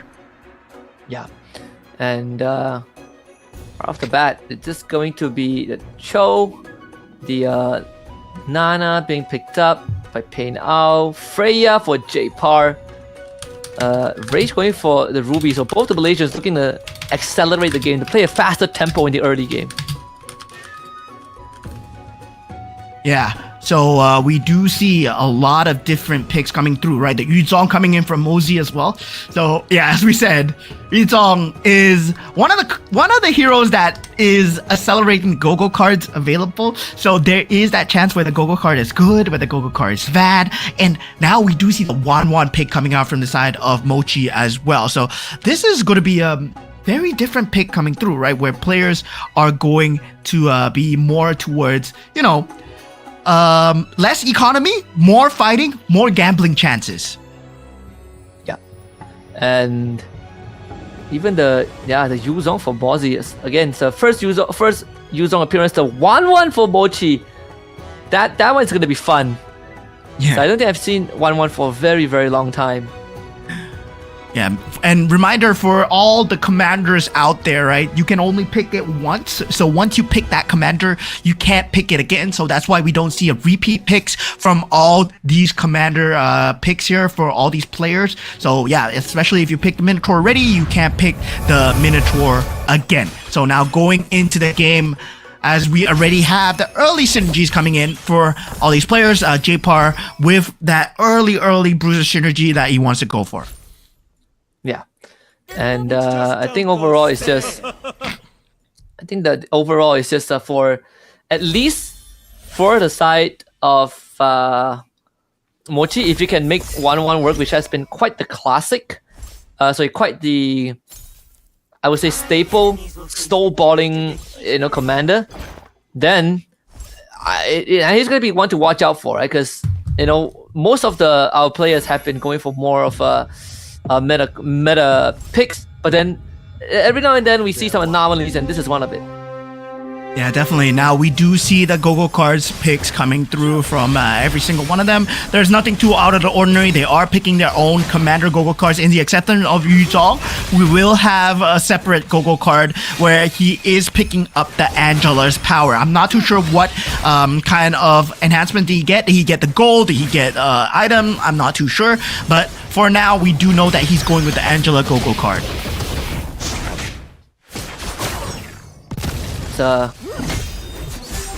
The scavengers for Rage and Mochi, and actually Mochi getting astral power as well, so some early power spikes there. J-Power with the 4 bruises, very standard opening, but again should get the snowball going.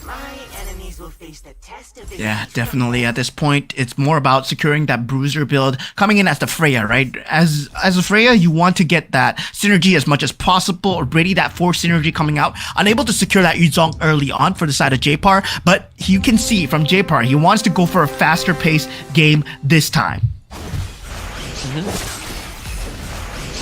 Should be able to achieve that. Again, with the 4 bruisers that's empowered by the Freya, this early game is pretty much in the bag. It even has a golden staff, Dormice, and a 2-star Dire-Off. So you can expect him to get a hit, get the levels, play the econ, and then start looking for that Yuzong. Yeah, definitely. At this point, that bruiser build coming in extremely strong. Now, it's all about who wants to go for the economy here. Who dares to go for the economy here, right? Pain Ao on the Nana, he can't afford to go for it. Meanwhile, on a Ban as well, right? Going into the Angela, he will have that early game synergy, but he will not go for that eco synergy. Instead, chooses to go for the Kishin Face Warper extremely early.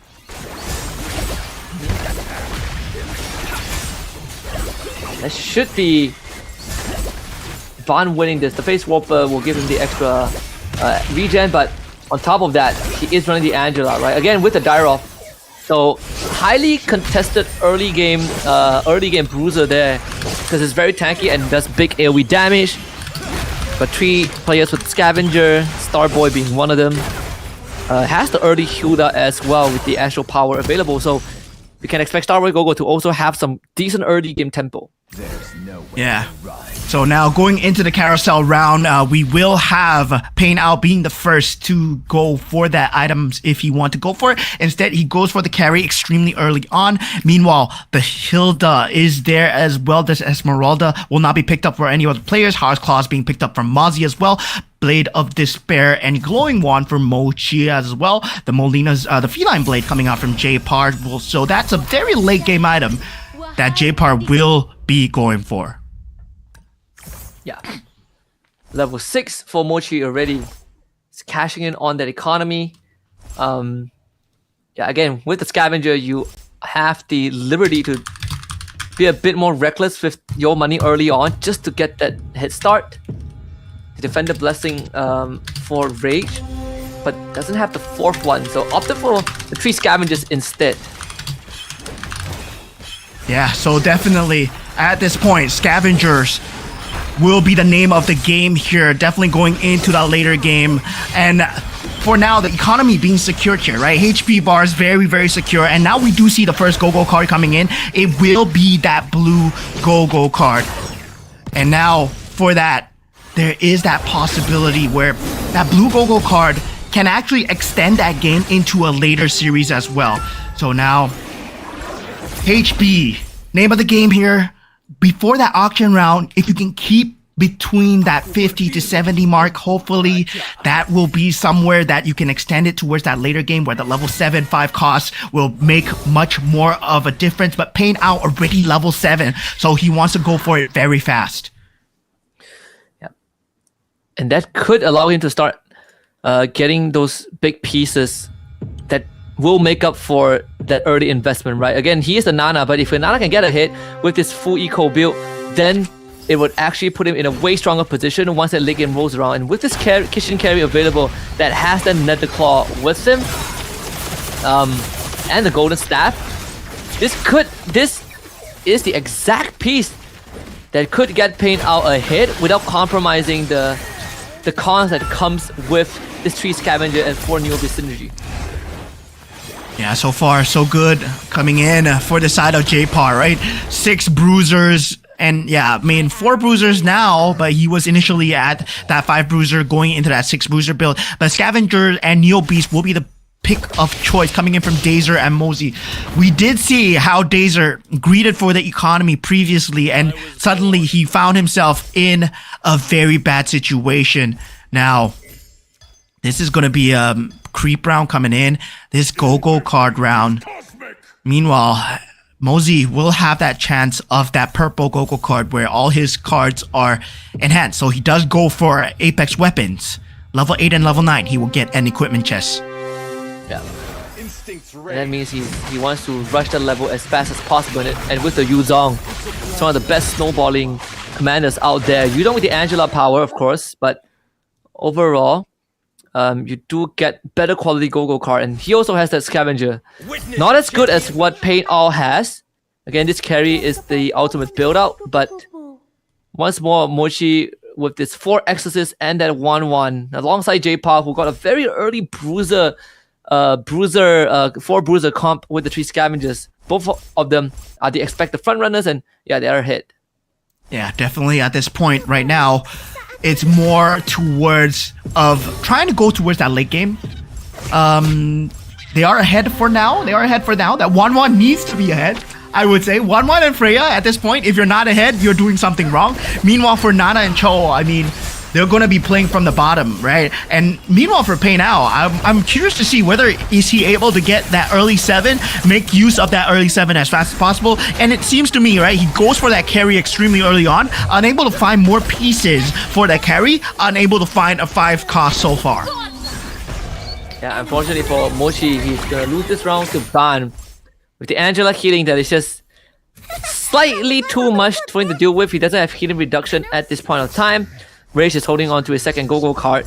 And not to mention, Ban does have the face warper, so it did bail him out mid-fight. So far, J-Par still looking incredibly well. Incredibly healthy at 100 health. Yeah, so far, right now, we are looking at J-Par's lineup and Scavenger into that Bruiser, right? Where, I mean, it's gonna be a very good mid game, very good early game, but same time not securing the late game yet. So Pain out already at that level 8 together with Mochi as well. So they are really accelerated into the late game. So J-Par gonna have a harder time, especially when you go up into that 5 cost scenario, especially when you want to play gold for gold in that auction round as well. Yeah, and Rage going to lose out this round, sadly. Doesn't have enough damage, and the Irritel not in the best position to carry this with the 4 Ember Lords and 3 Scavengers, something that I guess is the first that we've seen today. So Don't blink. at least he still has some decent health bar to work with. It would be interesting though if he fully commits to the Ember Lord, because I am curious in what the Ember Lords could do. Yeah, so far, Ember Lords not being the name of the game here, right? Ember Lords and Dragon Callers, we've been seeing them very little. Feels like Kishin has been the name of the game for a lot of these players here. Now, Astro Power will be the name of the game here for Starboy here. As Starboy Go-Go, still, like, wanting to go for that Hellcurt, not able to find that Saber combination, especially since he wants to go for the Scavenger. He doesn't need a Saber as of yet, still going for that economy build into that later game as well, getting that interest in, and now getting that win streak gold as well. So that gold will go a long way, especially when you want to roll down, when you want to play for that auction, when you want to play for the mirror device. Another win here. Leave that one. Pei now taking the L, even though he is like what, level 9? Level 8, sorry. This is going to be important. The random magic crystal has been a big contention so far, but it will be Rage that goes for it as Mochi opts for the extra capacity, wants to hit 9 as fast as possible, and there's very little contention for the magic crystal. Yeah, so far, very little contention. The +1 cap has been picked up from the side of Mochi as well. So yeah, there is that possibility where Mochi, he will be accelerated into that 9 slot, especially on that Wan already. And this is bad news bears for a lot of the lobby players as well, because going into that 5 cost, that is going to be determining the factors of the match. Not anyone has the 5 cost yet. Okay, Mochi and Pei now, they're the first ones to get the 5 cost. So Ruby and Leslie will be the 5 cost of choice over here. And both are big key pieces as well that can easily win you a game. See that Ruby already has the proper item to work with, the Ancient Totem and the Dormice. That's gonna help Pain out, carry by some space, but we'll need a bit more time as both Carry and Ruby are still at 1 star. Laser, on the other hand, is finally winning some rounds with the 5 hard bond. He's gonna be looking for the 6 hard bond, which will come in the form of the Claude. But since Claude is not a marksman anymore, he doesn't get to fulfill the 4 marksman, which is gonna be a bit of a headache unless he finds a marksman magic crystal. Yeah, definitely. Marksman crystal needed here, but now that Swiftblade crystal already 5 out of 6, right? 5 out of 6 synergies coming in for the side of Mosey so far, but Mosey going for that Yuzong, going for that Apex equipment as well. He needs to get the level 9, but does not have the economy, especially since he is going for the Ling, and also, wow, he's forced to go for the Ember Lords here. Yeah, the 4 Ember Lords and 5 Swiftblade. Would be nice if he gets to level, but has to get through this round first. Unfortunately, the Ling is level 1, and yeah, the carry is too much to do with. He has 2 Lings though. Ooh. All the items dump onto the Ling. One of them with a Winter Crown. But the one with the Winter Crown isn't the one drawing aggro from the carry, unfortunately. Yeah, that Winter Crown already used. 50 charges on that Golden Staff. Mosey takes a lot more damage. Oh, Pei now, he's doing so well, 27. Oh man, this is a turning point for him. He has the Ruby and the Leslie already. Level 9. Gets the Winter Crown as well. The Winter Crown card has been picked up. So Howling Wind is there.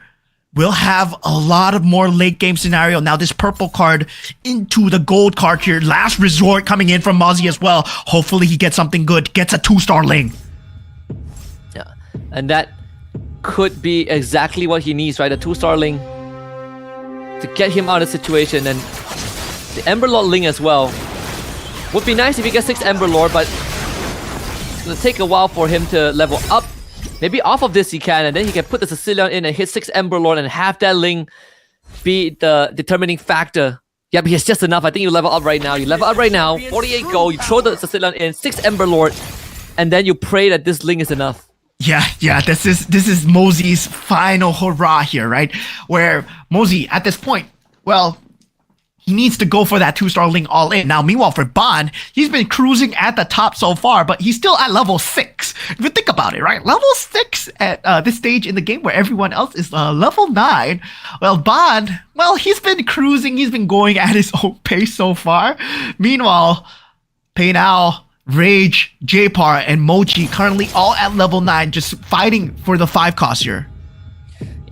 And Ban spent majority of his gold rolling for the clean and hit that 3-star, and now will have to start saving up. But he does have the 3-phase Warper, thanks to the getting, you know, the, I believe, the Fanny and the Julian. So this clinch should get them through, but in the face of a carry, that's where problem strikes. Holy cow, this carry is hitting like an absolute freight train. The face Warper, Winter Crown, it blasts the right target. It should get him through. Yep. Right at the cups of 20 gold, so gets the full interest.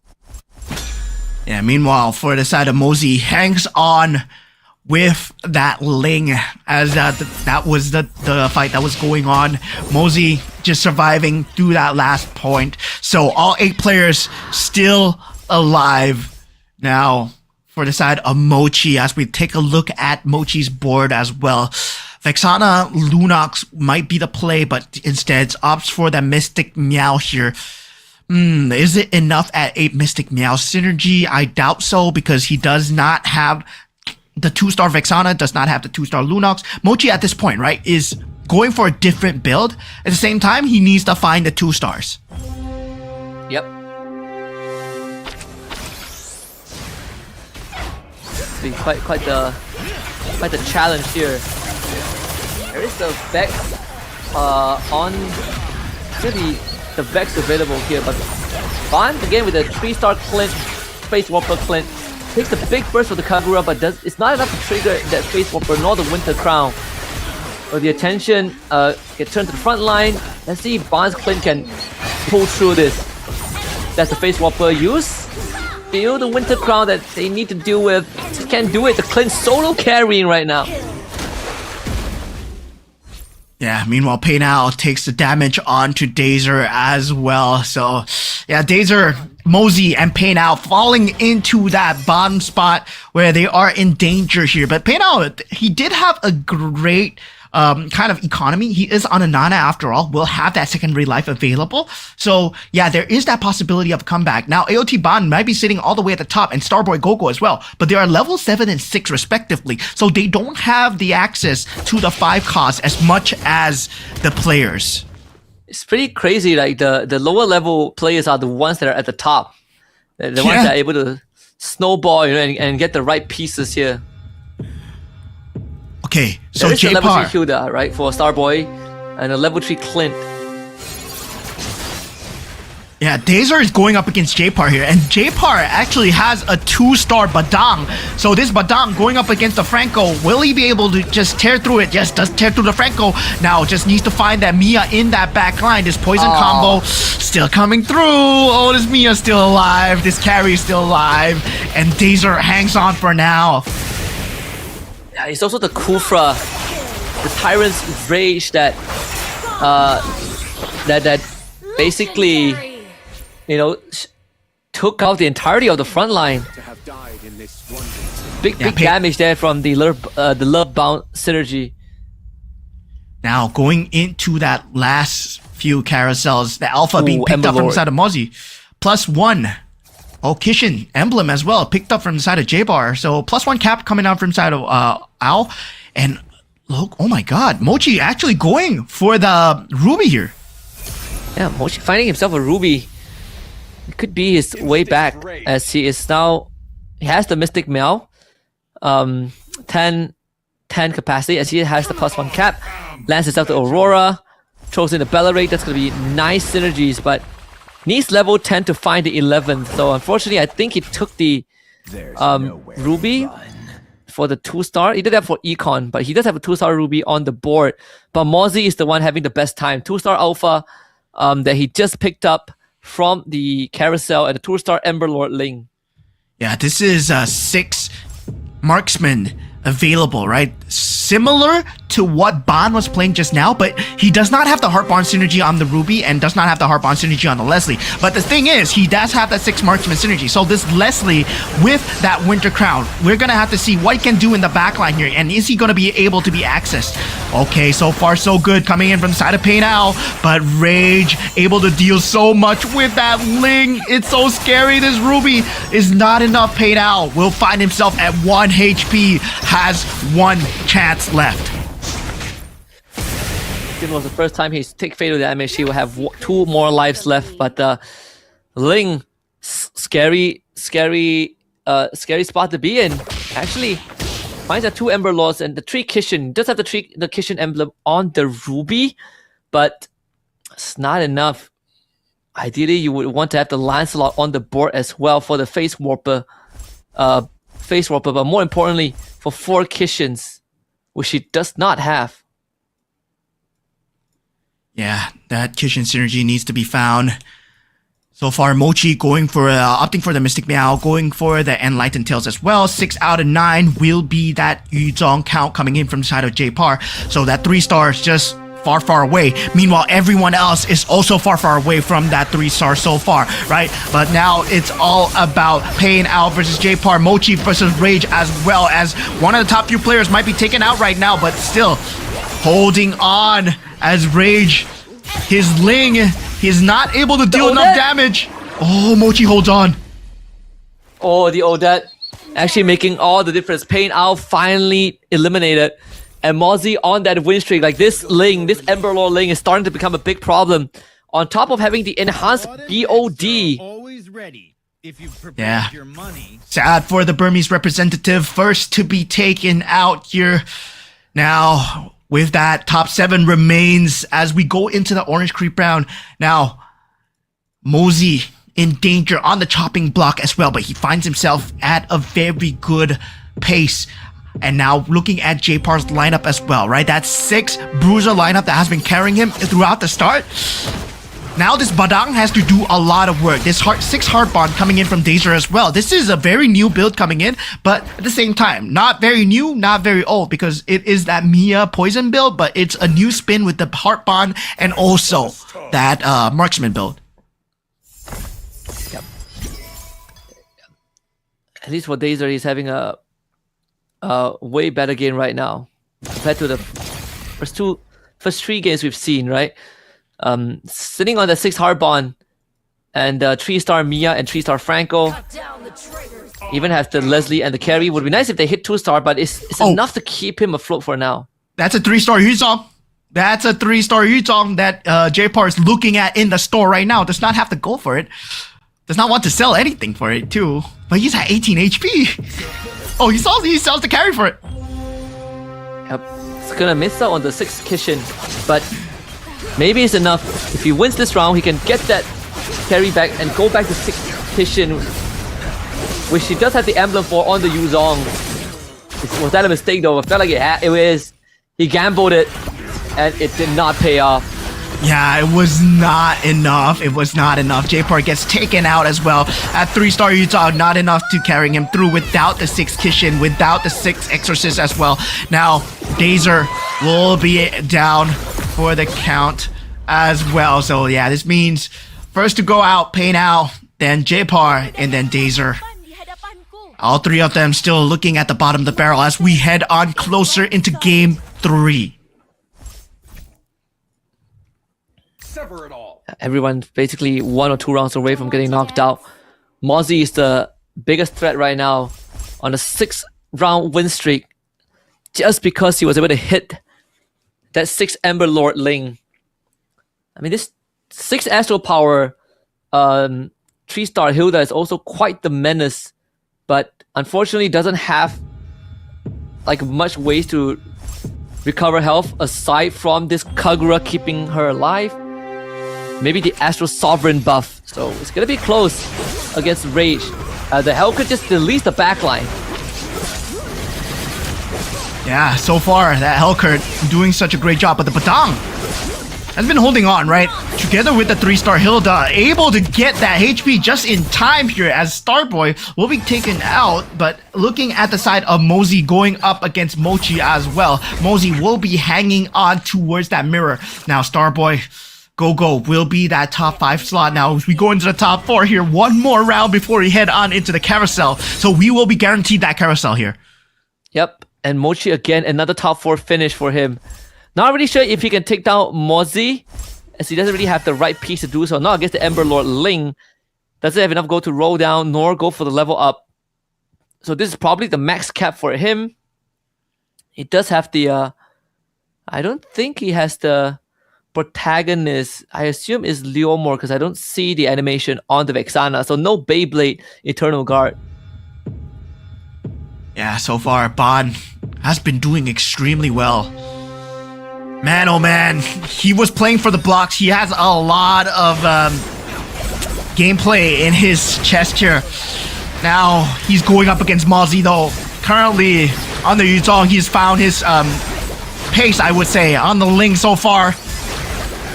That Ling currently still on that tear through in that back line, but that Clint doing so good for him. Still has that Winter Crown available, but that Ling is too hard to deal with. Bon eventually getting taken out here as we see Mochi as well being taken out. Getting removed by Rage. So the Malaysian finally in top 2. Opponent spot. A chance for $250 in the bank, but he also has 6 Dragon Collar strategy. Now he's going to go for the 7th. Probably free up 1 space for himself. Does Or not have maybe enough to go 10. for 10. No, it doesn't have enough for 10. But this could free up a space on the board, which does allow me to go for 3 Northern Veil. Northern Veil will be up. And meanwhile, the Ember Lord strategies, putting the Ember Lord on that Ling as well, right? Ember Lord Ling, we were talking about this before. Now, this has become an capability coming out from the side of Mozzie, where the Ling will have that Swift Blade, that Ember Lord as well, that piercing capability, as long as the HP is there as well. So together with the Gushin, it's going to deal a lot of damage. And now we go into the final showdown here. Whoever loses this is going to be out. One of the quicker rounds we've had in Group B. When it comes down to how much damage this Ling and Gushin can do before Ray starts getting out of control, starts ramping up, especially with the Dragon Caller, Irithel, the big difference maker is the Ling on Ling action. But yeah, Mozzie's Ling slightly stronger with the Ember Lord. I mean, Mozzie's Ling just had better AI, right? Where the Tempest of Blades landed onto the other Ling. Meanwhile, the other Tempest of Blades was wasted as the Ling was, just jumping away. Now, meanwhile, for Rage and Mozzie, they will have one more shot to just go for their final boards here. Not enough economy to go for the rolls. Mozzie trying to roll it down, unable to find any form of improvements. Masha, Gushin, not going to be very key here. Yeah, does not find the 2-star Badang that he needs. This should be GG's here. I mean, again, Mozzie winning this means that it has just been an Indonesian affair in Group B. Well, not fully, but almost, right? Like 3 out of 4 games, with Ban being the exception, winning out Game 3 with 1 HP. Let's see Mozzie's Ling, this Ember Lord. Too much of a headache against the Ember Lord against Dragon Caller Ling. It feels like, wait a minute, it might be doable. Whoa, what a dodge there. Yeah. Oh, Winter Crown. Oh! Got him. When it comes down to Ling versus Ling, it's always the timing, right? It sees who has the better AI. And yeah, luckily for Rage, at this point, he had the better AI and he will be walking away with $250 as he gets the round win here against the opponent Ling. Oh my god, Ember Lord versus Dragon Caller, man. Yeah. But the more important thing for Rage right now is that it puts him in a spot where he can qualify for Grand Finals, right? That pushes him up to 18 points. It doesn't guarantee anything for him just yet. He's not confirmed for the Grand Finals, but as long as he gets a good round, maybe top 4 in the last round, there's a good chance he makes it to the Grand Final. So something to take note of, on top of the fact that he just walked away with $250. Yep, and we are going into that Game 4 really soon, where Game 4, I mean, it is starting to make sense, right? Who's going to go to the top 4, who is definitely going to go in as Mochi. Of course, he has secured that top 2 positions for that first 3 rounds. Then, of course, once again, in that game number 3, he has done an extremely good job. Meanwhile, I would say everyone else is still in contention, and the exception of maybe Dazer and also maybe the few at the bottom as well. But there's still a chance because there's 2 more games. If they get top 1 for 2 more games, who knows, right? Who knows? Yeah. So again, this lobby is slightly tighter, maybe for the exception of Dazer, who unfortunately was not able to keep up with everyone else. But the rest of the lobby, it's been making it pretty tight. Like we're seeing the Dragon Callers may use the Ember Lord as well. 2 of the synergies that has been less popular overall, but the Group B players were able to bring out the best of them. Yeah, definitely. I would like to see much more of these combinations coming through, especially when we saw Ban, right? When we saw Ban in the previous round, where he was able to pull off the Heartbarn synergy together with the Mystic Meow, the Marksman. That's something that has been rarely used as well. So yeah, it's barely scratching the surface of what's available here in MCGG with the crystals, with whatever that's available, that Niobe synergy together with the Assassin's Jumping, together with also the Ling available right now, together with Ember Lord and Dragon Caller. Well, we saw what we saw in Game 3. Yeah, and again, just a very good approach. Game 3 was one of the faster games we've had. I know we didn't really make it to the Lord round and everyone was losing a ton of health, but a lot of it was also dictated by just the early tempo, right? The Exorcist, the Bruisers. But we saw that last resort coming out from Mozzie, which he went for the go-go card, gave himself the link and was able to get enough gold to level up and get the 6 Ember Lord, and that really made the difference in his late game that got him to top 2. Yeah, looking at the highlights right now of that previous game, you can see, right, ready at round IV2, where everybody was at a low HP, only Ban at that 75 HP. Because he played for so much economy, less towards that aggressive leveling, he was at level 6 all the way till that later stage of the game, where everyone else was at level 9. Yeah, and for quite some time, right, the top 2 were only level 6, level 7, like the Ban spent a lot of his gold getting that 3-star Clint and tried to use that as a leverage to catch up later on, but unfortunately he just started losing too much health, so was not able to make it as far as he would like to. But still, I mean, 4th place isn't too shabby considering, you know, the rest of the board with Mozzie, Mochi and Rage, who are basically, you know, decked out in super late game comp. Yeah, I mean, at that point, right? That late game comp together with the 2-star links available, it boiled down to who had the better AI, I would say, because it was a Ling versus Ling situation, and missing that Tempest of Blades right there, well, it meant that, just nice timing for Rage to hit it. You can see the look on Mozzie's face. It's like, what is my Ling doing? What is my Ling doing? It's like, how did it not hit? How did it not land that ultimate, man? Yeah, that was Rage like 1 round before, right? Like both the links were griefing, but in the end, Mozzie's link grief harder. I mean, Mozzie's still also in a good spot to make finals, but I think he's more upset that he missed out on $250.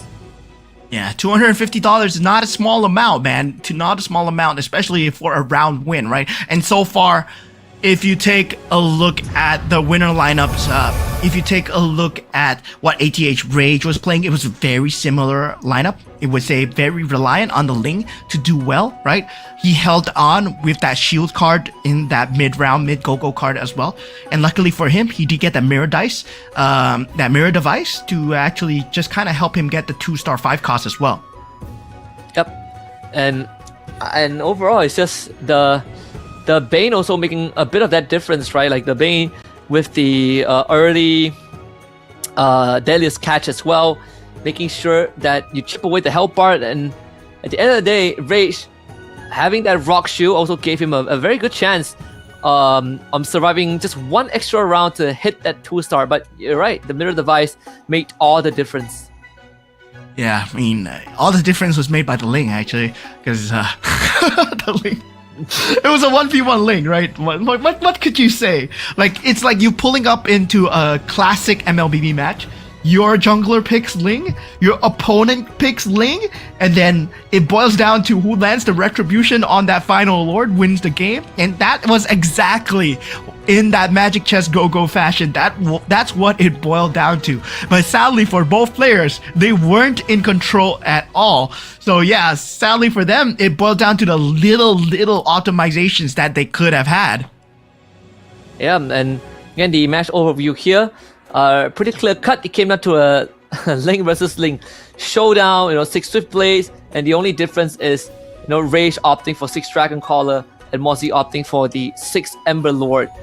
We did say that Yuzong, once it starts, it accelerates very, very fast, and the fact that they boiled down to the last resort was sort of like the good representation of what a Yuzong can achieve, even when the game is not going your way. Yeah, I mean, when the game isn't going your way, right? The Go-Go cards, it is leveled up in that last resort, and also that chess available at level 8 and level 9. It boiled down to the fact that it just accelerated him so fast in that level 8 and level 9 situation where the Ling, with the itemizations of the enhanced BOD, with the Sea Halberd and also the Winter Crown available, not to mention that he had an Irithel and also an Alpha with a lot of itemizations available. Not everyone was able to get to that 5 cost 2-star. And even when they were able to get to the 5 cost 2-star, well, you can see, right? that they weren't able to just deal damage at all. Now, looking at the top 4 standings, well, Mochi, I would say, secured grand finals. Ban, Mozi, and Rage so far in the top 4 standings. Yeah, absolutely. And again, it is still anyone's game.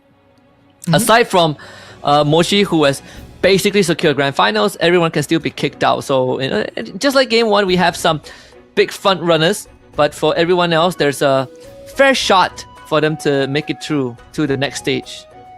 Yeah, I would say, like, Dazer and Pain O, I mean, have no more chance, right? Even if they get 8 points each, they aren't in the contention of Rage's point level, because Rage did win that previous round as well, and Pain Ao so far has yet to win a round as well. So for match winners, right, you can see Rage round 4 got that $250, Bond $250, and Evo's Mochi, man, sitting good with 500.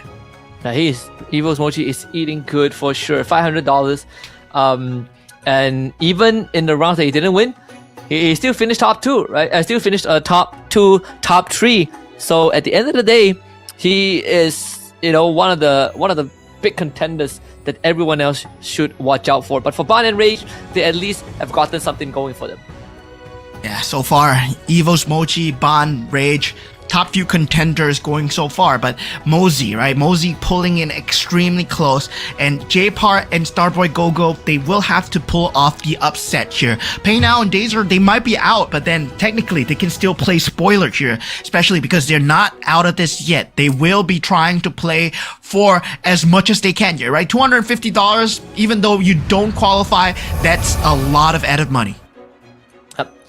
Insanely a lot. And again, even if you don't make it to grand finals, you are at least guaranteed $250. So winning the rounds would add on to that, even just by a little bit. But now we are going to be approaching our final round, and this is going to determine who makes it to the grand finals and joins the top 4 from Group A.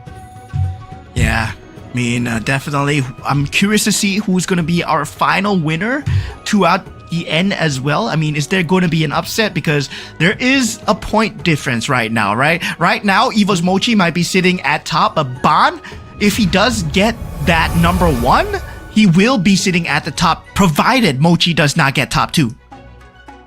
Yeah, absolutely.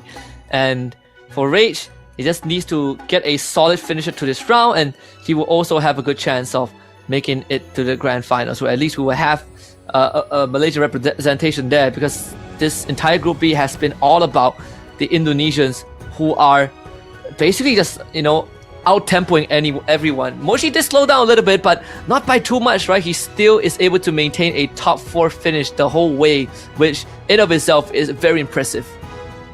Yeah, definitely. For both players, for all these teams, all these players coming in, sitting at the comfort of their own homes, well, competing in some prime MCGG. They're the cream of the crop of the region, right? The top 16 competing against each other so far. Hopefully, we get to see them in the grand finals tomorrow, but even if we don't, we'll get to see them once again, right, in MCGG here, as, this game, well, it's gone such a long way from the first time I've ever seen MCGG. Well, right now, it just looks so amazing. Yeah, back then, the more bare bone meta where everything is just, if you go for Bruiser Northernville, you're just going to win every single game. Right now, Bruiser still sort of wins most of the games, but there's definitely a lot more diversity in how the game is played, which in of itself is a big step up. But PNK now brought out by J-Par for the 3rd time today.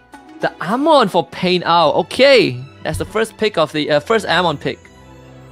Yeah, once again, if he can go for the prize pool, right? He can go for 3,200 prize pool. If he wins this, well, Amon, technically commander that not a lot of people play as well. So now we do see the Minotaur coming in, the Mia coming in, the Nana, PNK. Once again, I believe that's a Guinevere coming out from the side of Mochi. Yep. So second Guinevere pick. So wow, that's quite the interesting one, right? Coming out with the I'm most interested in the Amon, and Minotaur, absent for the past few games, finally brought back out again in the final game of the Group B.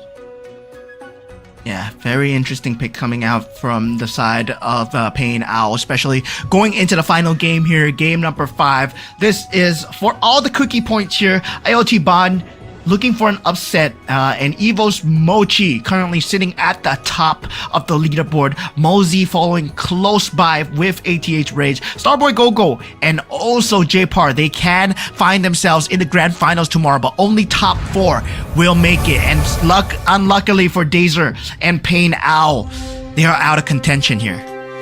Yep. So it's down to the fight of the top 6, and a good time to talk about the max cap, right? J-Par caps out at 21 points, so even though he has a chance to make top 4, it has to come down to a lot of factors, right? Some of the front runners like Starboy Gogo or Rage losing out early on to open up the window. If not, then his chances of making it through is also pretty low, even if he ends up winning the whole thing. So the true fight is actually between the top 5, and one of them is going to get knocked out of top 4 after this. Yeah. It's crazy, right? Now, it's more about that top 3, top 4 position more than anything. Top 1, top 2, I would say pretty much secure in terms of going into that slot. But now, going into that game number 5, there's not going to be any more cards being held. Fanny going for Guinevere's power. Guinevere going for Guinevere's power as well. So there will be 2 double rerolls available. And meanwhile, Mia going for Karina's power. So that Twin Blades is available for Dazer here. Wow, Dazer is really tossing things up. Yep. And for Payne Owl, it's very clear what he wants to achieve with the Amon, right? Full economy. So all those 2 stars, they are going to have a lot more value because it contributes to his gold, to his bank. And it's one of those Hail Mary, right? It either makes or breaks you. But for the PNK, it should be a comfortable cruise, comfortable cruise for J-Par, as you are going to gain econ no matter what. Yeah, now going into that economy, where early game, yeah, you're not gonna see too much economy, but the scavenger builds still not coming through. Only J-Par with the soul scavenger. Meanwhile, the Neo Beast coming through from the side of Rage, Starboy Gogo, and also Mochi as well. This will be the economy picks of their choice here. HP bar wise, well, it's all rock paper scissors, right? Whether or not you have that slight advantage, you don't know who you're going up against. Meanwhile, if you know that you're going up against a strong opponent, well, sometimes you can get the win, especially if you are somewhat like Fanny, who does have that extra slot available. But it's always rock, paper, scissors every single time. Plenty of 2 stars coming online for Payne Owl. Again, he is running the Amon, so these 2 stars are going to give me extra goals. But the best way to do it is to get the 2 stars that you really want, so you can make use of the extra gold that is given to you instead of getting it and then re-rolling it. Yeah. Does find the Angela, right? So might be something that he wants to go for, the Angela Scavenger Kishin combo into that later stages of the game. So he might be just rolling it down for the Angela, and now he's secured that and he wants to go for that, but I don't see the vision so far. Meanwhile, for Bon, he's doing extremely well on the Minotaur, but as expected. Now, going into that carousel round, Mochi will be the first to move. That Lunox there, it's looking juicy as well, especially if you want to go for the Kishin build, but that Haas Claws will be the choice coming in for Payne Owl. J-Par going for the book there. Dazer, the Golden Staff. Berserker's Fury on Starboy Gogo, and looks like Bon choosing the Magic Glaive instead of any units. Okay, so no one going for the Lunox, one of the harder ones to build around. Understandable. Yeah, I'm surprised. Ban and Rage, yeah, quite surprised. But compared to like Leomor or Vex or Yuzong, it's definitely hard to build into. Trip the full face warper for Ban, and Rage getting the Scavenger. Actually, just pulled off the Scavenger into Swift Blade, Astral Power, and Marksman, both still at 100% health. Yeah, Ban already choosing to enhance the Dom Ice and also the Anti-Cuirass, right, on the Minotaur. So this means that he has a secured front line, he could go for the build where he's building the heart bond, the defender into the face warpers if he wants, but right now it's 3 face warpers and 2 heart bond coming in from Bond. Now Mochi taking a lot of damage here on the Guinevere, and we have seen Guinevere's right just not doing too well, but he's once again going for Neo Beast Scavenger, similar to J-Par, right? Full economy build. Yep. Full econ, and last time we saw it didn't really work out well because it ended up being way too defensive, and there wasn't really a way to bail yourself out of the situation. So let's see if it's gonna be any different this time, right? Like, especially for Mochi, who has secured final, so technically this round doesn't matter as much, but there is still $250 on the line.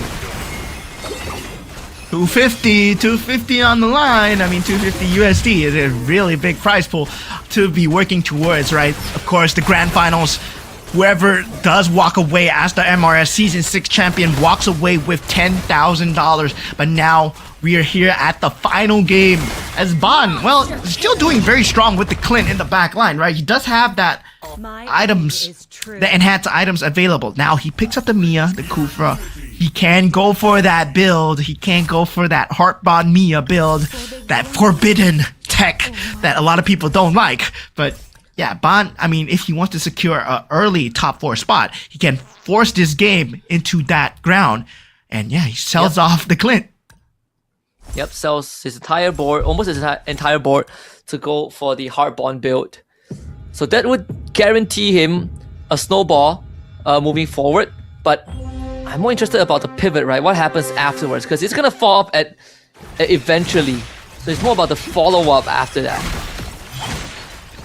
And whether or not he does have a follow-up, whether or not he is just going for the Hail Mary here, we'll have to see as we take a look at Mochi's board. He needs to find a way to stabilize here. Mochi's still going at full economy. Neo Beast Scavenger, right? So this is, there's no direction so far. Currently, he does pick up the Dragon Collar. He picks up the Saber as well. Feels like a Dragon Collar rotate, maybe, especially with the Defender synergy available. He will have the Gushin on that board as well. So that Gushin Link might be a potential rotate that he might go forwards, but still needs to go to that level 8, find out what's that 5 cost first before he thinks about even buying those units. Yeah, see, Mochi should be anticipating another L, but he does have some good item that is using the heroes as placeholder, like the Terisla is holding on to Call Death Device. See if he can narrow down the front line. Doesn't seem possible. That's going to be another big chunk of damage coming his way. So down to 42. Yeah, and the thing is, right, Dazer is also playing that same Mia build. So, yeah, there is a lot of people that are playing the Mia build. So, Bond, Dazer, and I believe there's one more that's playing the Mia build as well. So, yeah, there is going to be a contest. Rage is also playing the Mia in the back line. But he's only playing it for now because he does have the Scavenger. He does have the Kishin swap away if he wants to go for it. Yeah, that's going to be a pivot angle. We see 2 Ember Lords for Ban, but it's between Dazer and Ban right now. So they're going to be contesting quite ferociously for the Mia. But for Mozzie, Pain Out, J-Par, I think Starboy and Mochi, all of them have, I think, 3 Scavengers, 2 Scavengers synergy. So this could be a setup for more of an ultra late game match. Everyone is just working on their economy first. Yeah, everyone just wanting to secure that economy in that early game. Meanwhile, for Bond and Dazer, they're playing a different game, right? For them, they want to secure that mid to late game where they're secure that top 4 spot, but it's on who gets that 3-star Mia first, who gets that 3-star Minotaur Tigreal into Kufra frontline first as well. So yeah, there's something that in the air right now. Mochi ready, falling into that 26 HP mark. He is a Guinevere. We'll have to start to roll it down as we take a look at his board. Right now, we'll be going for that Stargazer Farsa. Still choosing to lean towards that Neo Beast. Does not open the chest yet. Knows that there's the auction round. After the auction round, maybe. Yeah, it's trying to run out a bit of time right now. Unfortunately, he's not even at 300 yet, so that is going to sting a little bit. Only has 2 more rounds left in him. This one is most likely going to be a loss. Unfortunately, the Lunox just doesn't have the right item except for the glowing one. But yeah, that's just not enough. Mochi down to his last legs now. Yeah, finds himself at 15 HP. Not a good look coming in from the side of Mochi. Our top contender so far, right? Now, we'll have that crystals available, but now going into the auction round. Well. Random magic crystal, mirror device. What do you want to go for here? J-Park goes for the +1 cap. Bond goes for the mirror device, and it's very heavily contested by all players. +12 will be that gold cap. And meanwhile, for Pay Now, jumping in for that mirror device as well. Yep. Mozzie will get the crystal. There's the winter crown that Starboy and J-Par are fighting over. It seems like J-Par, yeah, he's gonna give up on that. Especially for Mochi, right? Luckily, he got the extra cap because he definitely does not want to use much of his gold to contest for these items. Rage boost Ban off the Thunderbelt in the last second.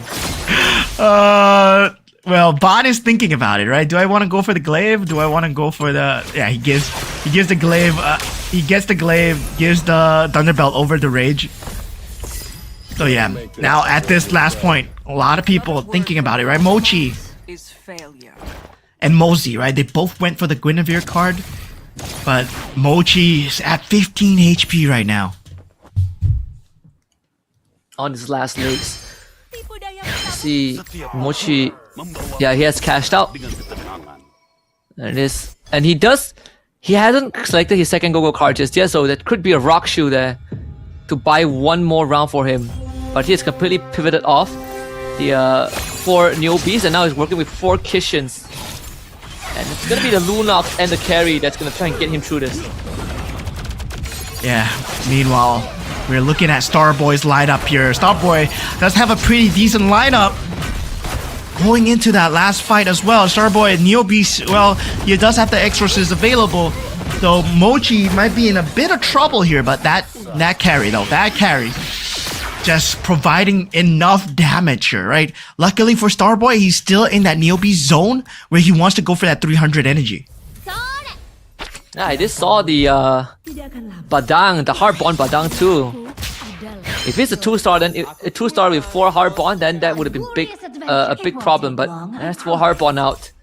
I believe for Mochi, J-Power resetting his board, might be gearing into the Stargazer mage. There it is. 4 mages, 2 Stargazers. 3 so far. Enchanted Tales will be on the Vexana, but doesn't find the 2-star so far. This is gonna be a rocky one, especially if he goes up against someone strong like... luckily for him, he's still Rage, who's still trying to find that Kishin combo. God, the Swan Song absolutely destroys the front line. So J-Pass stays up. It's 14 damage to Rage, and yeah, Evo's Mochi committed to the Rock Shoe, just in case. But he has been winning his round so far, so he's not gonna eat into his Rock Shoe, and he makes it to the creep round and the 3rd Go-Go card. Yeah, going into that purple Go-Go card round, right? Where the Go-Go cards will be selected by all the players so far. This will be the final Go-Go card here.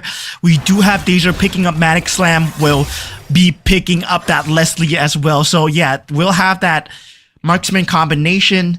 Meanwhile, for AOT Bond, does he choose to stick with the Mia here? He does go for attack and defend, which does want to up the tempo, but he does not have the lineup to up the tempo. I feel like he might have to go for the Leslie eventually. But he's a level 6, right? So yeah, he's gonna start eating into his health bar very, very quickly. Yeah, Bond's at a very weird situation. I was born a rebel. He's very reliant on his items, but at the same time, he does not get the 3-star Mia, does not get a 3-star frontliner at all, only at 2 heart bond so far. Meanwhile, Mochi has that heart bond on the Badang, pulls up the 2-star carry as well. So this is the possibility where, yeah, with the rock solid, right, with the shields that they got, they're going to start coming back. Yep. Wow. 6 hard bond, I believe. Yeah, 6 hard bond with the Lancelot as the hard bond as well. Now he's and 6 hard bond, 6 Kishin. I mean, Mochi has found himself in a good spot again. Another good recovery play by this guy. Yeah, 60% hybrid attack. Mochi, once again, very clutch play coming out at the end. He needs to get that 2-star Badang, right? But at the same time, he's dealing with Mosey at this point. Mosey also has a very strong build. Luckily for him, that 6 heart bond coming in extremely clutch just at the nick of time. Yeah, not even close actually.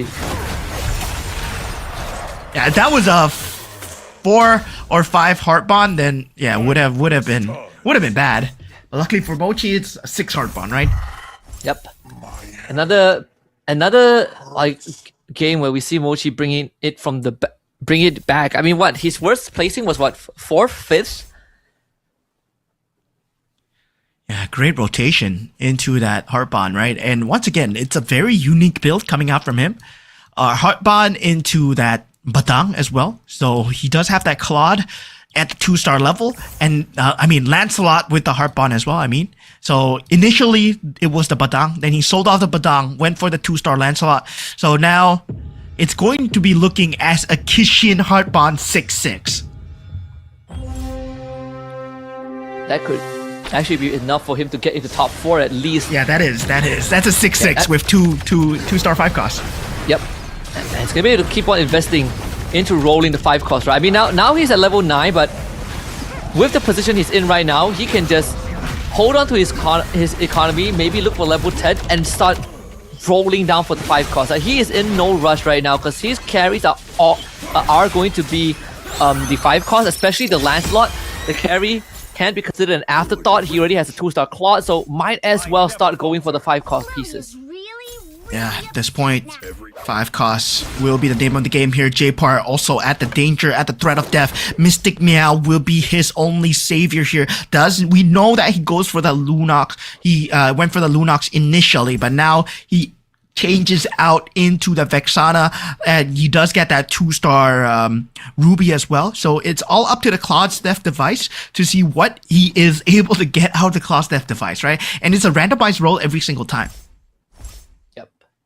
It's not the enhanced one, so sometimes it is the enhanced one, so it could give you slightly better items. Yeah. I don't think the Vexana is the protagonist, which is the unfortunate part, so you don't really get the Beyblade, but still, the knockout for the Internal Guard as an extra body is good enough. And again, the Swan Song absolutely decimates the front lines. But the Ling is quite a problem here. It's a Ruby though. Ling. Yeah, it's an Exorcist Ling. That taunt, not enough. This would mean J-Par out for the count here. Sadly for J-Par as well, right? This means that this ends his run here at the MRS Season 6 because he won't be making it into the Grand Finals no matter what. He will be ending it on 14 points. Great show by him, but sad to see him go. Not able to make it to the top 8 here. Now, Paynao does go for the Alpha. Bond with the +1 cap. Starboy Gogo with the +1 cap as well. We go for the last carousel, potentially. Yep, there's Dazer. What is it going to go for? I mean, there is the Stargazer and the Stargazer and the what's it called again? I can't remember the name of the device. The Spellblade Talisman, yes. Oh, okay. So he did go for the Talisman. I thought he would Stargazer. Both are decent choices overall. What? And he's so there's 2 6 hard bond players, but obviously Mochi's one is a lot stronger because Dazer is only level 7. Bond's still stuck at level 6. Oh my god. Struggling to accelerate the game. Yeah, I think he's hit his cap. Yeah, Paynao just sold off his entire Bard. He knows that he's not going to make it, right? He knows that he's not going to make it to the Grand Finals. His only hope would have to be going for that 3-star alpha. Does not get it in the end as well. So rolls it down, finds himself at 0 gold. Only a 2-star alpha. Gets out of the game here. What a show. J-Par and Pei now end the streak here at 14 points. So not going to make it into the top 8 as well. Yep. Go out in a blaze of glory. Yeah, it was a good attempt. It was a Hail Mary attempt. So that means that 3 of our players are almost guaranteed to not go through. So now the attention is going to be a Starboy Gogo, right? How far can he go? If Starboy Gogo can survive until the end, and he is a Nana, then he might be able to knock someone out, right? Like, points, it's going to cap out at 25. So it's Rage and Mozzie's tournament lives on the line. And he has 6 Dragon Callers already. Yes, gonna be tough. 6 Dragon Callers. But meanwhile, right, we talked about Mochi just pulling it back from the grave. 6 Harpon, 6 Kishin as well. He has a great economy. He's at full interest. Meanwhile, Starboy, 0 gold to work with so far. His last hurrah, Dazer just pulls off that 3-star Kufra at the last second as well. Now, we talked about Dazer and also Ban going for the same build, but Ban now no longer in contention. Ban being that bottom is not what I was expecting to see. Yeah, that's pretty hard. I mean, again, he capped himself out at level 6 with the Mia, with the poison build, so some limitation, but Dazer also take a big beating there from Mochi. I don't know how they are going to get through this Kishin Harbon Lancelot. It is disgustingly strong. Yeah, this actually puts Starboy Goku in contention here. So if Starboy Goku gets a perfect lineup, right? If he gets a win through, if he gets 7 points, he takes out ATH Rage with the points alone. Mozzie is the one in danger, right? Like, even if he overtakes Rage, Rage is still going to be placed 4th, but Mozzie will get knocked out from top 4. No, Mozzie will get points no matter what. Oh yeah, right. Yeah, he will knock out Rage instead. You're right. Yeah, he'll knock out Rage instead. So Mozzie still has points to gain. So Starboy Gogo puts Rage in danger. If he gets 6 points, well, that all boils down to just Rage getting that round win ahead of Starboy Gogo. I mean, Starboy Gogo needs to go out now, right? Then he will end with 5 points, then Rage will finish 4th. Yeah, but if Starboy Gogo ends 2nd, Rage does not qualify into top 4. Yep, so he's either 5 or 6, then we'll force the tiebreaker.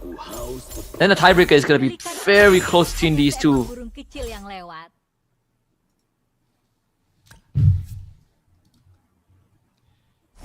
Yeah, it's going to be Which a begs the tough question, right? Who's going to win the tiebreaker between these two? Because so 3rd and 4th is the only acceptable placement. 4th being the best case scenario for Rage. 3rd, then we go down to a tiebreaker. We'll see. Mozzie against Dazer. Dazer most likely gonna get wiped out. And if he gets wiped out, then the second scenario is that a tiebreaker happens between Starboy Gogo and Rage.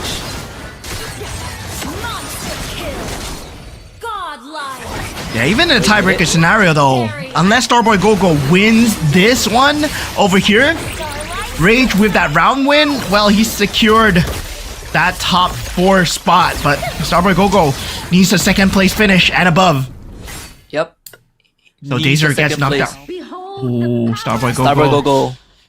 Does he still have the extra life? That is the important question here, because I think Mochi is almost guaranteed 1st. Oh, he's guaranteed top 2 at least. 3-star Lunox, I think that's the first. That is the first for him. Ooh, Mochi, 3-star Lunox. 3-star Esmer, yep, that's the first. Oh. No way he doesn't make 1st now. Man, Mochi once again farming the $250. He doesn't even need to get 1st. He's just farming the money at this point. Yep. $750 before the grand finals, before the actual main prize pool from the tournament gets paid. He took a 10th of the pool already. He's like, yo, where's my prize money at? Now, Mozzie will be going up against Starboy Gogo here in the other poll, but then we are taking a look at Mochi's 3 stars in action against a 2-star Ling. And yeah, this Ling, no chance. Yep. Wait, and that means he takes out Mosey. the Starboy Gogo is second. Starboy Gogo second. Starboy Gogo second. Oh my god, Mozzie's mirror actually beat Starboy Gogo, but not enough to take him out. And that's gonna seal the fate of Rage. Yeah, as Rage he misses out by 1 point. Rage is no longer in top 4. There goes your Malaysian representative, Husky. That's unlucky. We got slaughtered in the semifinals. Yo, GG's. I'm happy to say at least Morpheus made it for the side of Myanmar. Meanwhile, Paynow, I mean, good game to you, but yeah, we're gonna have one Burmese representative, one Cambodian representative, and a lot of Indonesian representatives, man. Once again, hopefully. Did they feel like half the lobby again, like goal 1? There's at least 3 of them, right? 3 or 4, I can't remember, but yeah. A lot of Indonesians in the grand finals. And yeah, this is just for show. This is guaranteed win for Mochi. Yeah, Mochi has that 3-star available. Starboy, I don't think there's a capability that he can fight this at all, right? 2-star Ling, not enough against 3-star Lunox, 3-star Esmeralda as well. So definitely a good showing coming out from Mochi so far. Once again, getting that $250 US, unless Starboy Gogo has something to say about it after this carousel, because he still has HP. Yeah, we've seen it happen from the Nana. Wait a minute, is that 6 Dragon Caller? Well, he already has 6 Dragon Caller, right? But it frees up 10. a slot on his board. No way. The play's to go for 10. No way. He doesn't have enough, does he? That's the only way. Nah. He doesn't have enough. Yeah, but he doesn't frees have up enough. someone on the board. Who is he gonna free up? The Lo Yi? But that's a Northern Veil. I suppose you can. Or you take out the Joy instead. He is selling 3-star Terizla. Is that enough though? 3-star Terizla. Dragon Caller 3-star Terizla. With Northern Veil synergy versus a 6-6 Kishin Heartbond. I don't think it's enough. I don't think it's enough either. No. I don't think it's enough, but we'll find out. There's only one way to find out. Is this Terizla it? Does have the Winter's Crown. One tanky boy though, right? Okay. Nah. The Lunox is just doing a lot of work in the back line. The Ling is not doing enough damage. Yep. And that should be GG's there. Yep. Alright, another 250 for Mochi. Man, hasn't even finished the tournament yet, and he has already earned more. Like, he's already taken away like 3 of the prize pool of like 8 of our players in the bottom 8. Yeah, $750 US that Mochi will be walking away with. But what an upset coming in from Starboy Gogo as well, right? We were just talking about the storyline of Starboy Gogo getting that 2nd place. If he secures that 2nd place, well, he can go into the top 4. So now we have our Malaysian representative out, and now Rage no longer qualifies to be in the top 4. Yeah, unfortunately, in Group A, at least we went down to a tiebreaker, but Group B, there's no tiebreaker. And that also was because of sort of like the matchups, right? It was just very unfortunate that Starboy Gogo, even though losing to Mozzie's mirror, ended up surviving, and then Mozzie just got completely wiped out by Mochi. Yeah, man. Wow. Just the fact that he was a Nana helped out so much, right? Because if he wasn't a Nana, that would have been a top 3 finish. And yeah, just the fact that you were Nana alone, it just gives you so much opportunity to come back. Even at the last moment, we thought, okay, 3-star Terizla, maybe, but it's unlikely, right? But there was also a chance where if you're able to stall out even more, you can go for 10 Dragon Collar Ultimate Synergy as well. And that would be the 3rd time we're seeing Ultimate Synergy today. Yeah, it helps you to cheat out the placements as well, which is one of the pros you get from Nana, right? You just survive 1 extra round, and that boosts your placements by a lot more. But yeah, right now it's unfortunate that that's the ending. No Malaysians in the grand finals, but man, it makes tomorrow so much more exciting, especially looking at the front runners of both squads. We have Mochi from Indonesia, but then we have Trong Tran from Canada. That is going to be a fun final tomorrow. Yeah, I mean, I've been very interested to see how this is going to turn out, right? We were talking about the front runners coming in from the West, Q Snake, where we have Trong Tran. Well, now we have our Southeast Asian representatives from Group B as well. Mochi did an extremely dominant run here in Group B of the semifinals, so definitely, that top 3 position is going to be in heavy contest. But of course, when we go into the grand finals tomorrow, there might be a bender, right? 18 points onwards, then you get the championship. Yep. And if some of these players replicate the performance that they had today, again, there's a good chance we end by round 4 and 5. But in the event it drags on, remember, it's going to be uncapped. We play until someone wins the championship. But there are definitely some moments this game where, there were some big gambles being played, like Pei now, they're trying to go for a 3-star alpha, desperation towards the end. Ban as well, capping out at level 6, just didn't really have much to work with after that. Yeah, I mean, tough decisions coming out from both sides. Would say, right? Ban going for that poison build at the end. I mean, he still secures that top 4, but gotta say, right, Ban, I was expecting way much more from you. He did have a lot of deny capabilities. He denied Pain Owl that gameplay, especially when he went on the Alice, and as well as Dazer as well, right? Coming out with fresh, unique picks. I believe he was the first one to go for the Guinevere so far. Great show coming out from Dazer, always smiling, and yeah, we're gonna miss him here in the finals. And these guys, man, they've been a great representation, even though they might not have been lucky so far. They deserve a spot here in the semifinals. Yeah, Dazer has some pretty good ideas, and obviously some decisions that felt like it might have costed him the game, but in the grand scheme of things, right, that's what makes it unique. You have a lot of these different ideas and approaches to the game. And this winning lineup, of course, belongs to Mochi again. His 3rd win, 3 wins out of 5 rounds, this time showing us the Kishin Heart Bond synergy with the Lancelot. Yeah, this Heart Bond synergy came out at the end, man. What a pivot coming out from Mochi. This is a very different synergy as you usually don't see because, well, he was nowhere near the Heart Bond synergy. Meanwhile, he decided, okay, I get the Heart Bond crystal, and then we start to make a lineup around it. And that was a very late game decision making because he did have a lot of money on the Guinevere. And then he decided, at first it was a Heart Bond Badang. Then he saw the Lancelot, he's like, okay, Heart Bond Lancelot would be way better. And then he started building Kishin around it. And well, since he had the money to do so, he had the HP to do so from the Rock Solid card, it all came into action. This was not like a pure luck, I'm gonna do this, I'm gonna do that. No, this was purely intentional. Ever since he went for the crystal, he had an idea that he's going to end on 6-6 with a Heart Bond and Kishin synergy.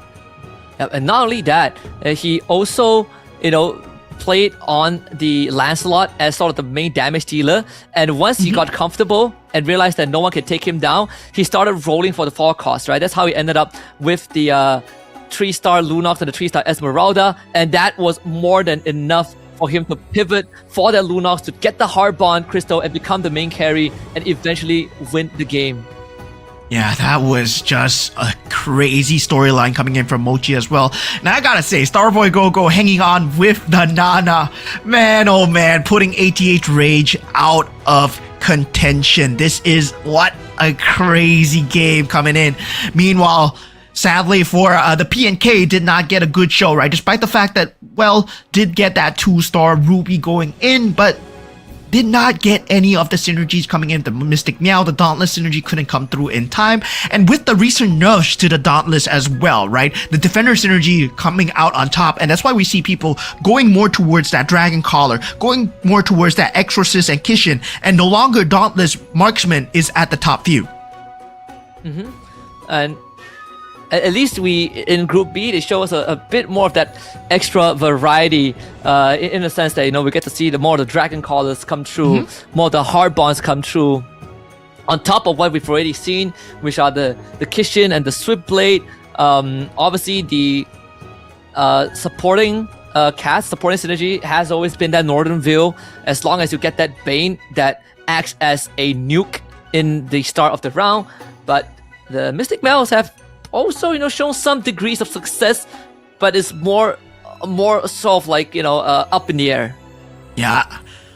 I would say, right, out of Group A and Group B was the harder group to kind of come out on top because of the fact that, a lot of these players are there. Mochi and Mosey completely playing for the top.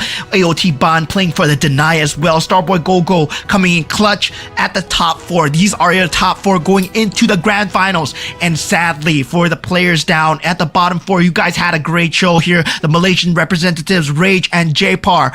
We have Dazer all the way from but also carrying the Indonesian flag, and Peng Ao coming in all the way from Myanmar. Well, you guys had a great show, but sadly, not good enough. Yeah, not good enough in such a competitive pool, but I'm pretty sure we are going to see them down the road. And, with the ever-changing, roster of competitors every season, you bet that we are going to see new faces in the next season. But for Evo's Mochi, he has 36 points out of a possible 40. That's an A+ in my eyes. And rightfully so, he walks away with $750 just from the semifinals alone. This guy, man, is proving why he is the top of the top here. I'm expecting great things from him, but at the same time, right, we expected great things from the name EVOS itself in Go 1, but anything can happen in the grand finals, right? Despite the fact that this is a semifinals, yes, you're doing so well, it can be a great contention where you're doing so consistently well, but when it comes down to the finals, well, it all boils down to one roll. It all boils down to one missed roll, one missed decision of that synergy where you commit to it too early, and then suddenly your entire game plan falls apart in MCGG. Yeah, and that's gonna do it for our semifinals. And we've gotten our final 8 for tomorrow, which could give us a blinder of a grand finals, or someone might just speedrun it, right? We've seen some top contenders even since Go 1 where they finish the semifinals in the top spot, but just were not able to keep up in the grand finals. And there's going to be a lot of homework that these players need to do, and it's going to be pretty interesting. But I'm pretty sure our winners, Mochi in this case, will have something to say. Yeah. EVOS Mochi FXL. Hello, Momen. Hello, Mochi. Oke. Gimana kabarnya untuk Mochi, sehat? How are you? How are you? Alhamdulillah sehat. Yes, fine. Oke, by the way, selamat ya menjadi posisi pertama di babak semifinal Grup B. Itu bagus banget. Dan Momen, any question to EVOS Mochi FXL? Ya. Oke, berarti kita dulu aja ya, kali boleh, ya. boleh, kita dulu. Oke, kita dulu nih. Nih, dari Mochi. Oke, Mochi, dari line up yang ada nih, kamu overconfident banget nggak? Karena udah bisa menjadi posisi 1 di 2 game, dan untuk game keempat dan game kelimanya itu gimana caranya biar bisa bertahan, bisa mendapatkan hashtag 1 ataupun hashtag 2 nih? Yang penting tahu power hero-nya sama enjoy aja sama game-nya. Oke. Masih perlu ada pertanyaan? Untuk power hero, dan gimana tadi setelah melihat Guinevere yang tidak bisa survive dari Dazer dan akhirnya kamu menggunakan untuk Commander Guinevere. Kira-kira nih untuk Guinevere gimana potensinya di turnamen untuk MRS semifinal kali ini? Sebenarnya berat sih karena banyak yang roll bawah kan. Jadi dalam terus. Itu enjoy gara-gara rock solid doang gitu. Nah, iya kan? Oke. Mentalnya ke burst gara-gara rock solid ya kan? Masih aman tentunya untuk rock solidnya. Momen, you have any question? Yeah. Any question? I have a few questions for you, Mochi. I'll be asking you in English, but I'll be asking very simple questions. Don't worry, Mochi. So, what do you feel about going into the finals tomorrow? Are you excited? Do you think you can win the finals, you look very dominant in Group B. Yes.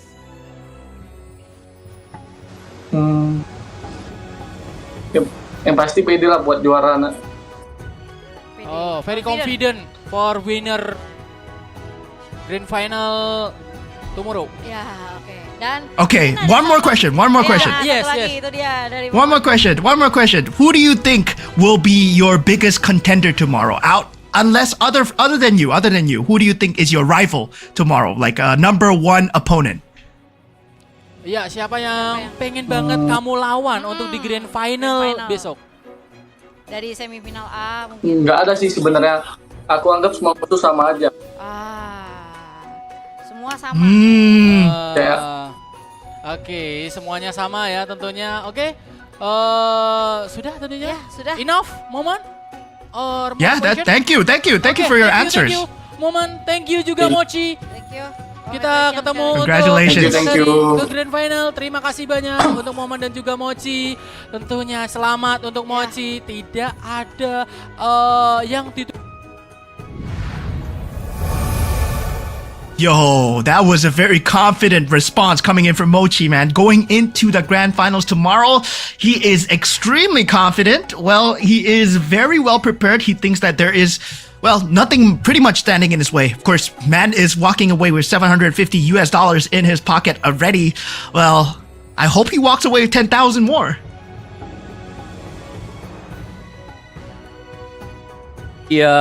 Shows us some more, off-meta picks. He might walk away with another 3.2k, right? Like there's a lot of money on the line, and not to mention, I'm not sure if the round win 250 applies for finals as well. But imagine if he does, right? There's a lot more cash prize that he can walk away. Again, crazy stuff from Mochi, but even then, even in all the dominance he showed today, he still treats everyone on the as equals, and that just shows that there's a lot more to be desired.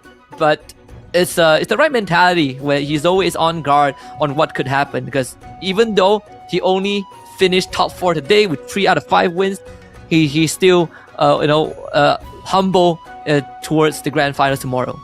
Yeah, today we've had a lot of great Magic Chess Go here at MCGG, and hopefully you guys have enjoyed the games that have been going on here today. We have a total of 3 Ultimate Synergies happening here. I mean, 2 Ultimate Synergies? Was it 3 Ultimate Synergies? Yeah, 2 Ultimate Synergies happening here, right? One in Group A for that Kishin number 10, that 10 synergy going on twice in an entire day, and this has never been in the history of the entirety of MCGG. That 10 is not a number that is supposed to be hit, but luckily you guys were here to see it. Hopefully you guys have enjoyed it as well. Do remember to follow us on our social media pages. Do remember to follow MCGG as well, and do remember to tune in tomorrow for the grand finals, as I believe our time here has come to an end. And of course, once again, we are casters, Moman and Husky. Husky, do you have any final words left to say? Hey, just tune in for the grand finals, man. It's gonna be fun. I want at least 8 games. Let's do it. Let's go. All right, see you guys tomorrow. Same time, same place.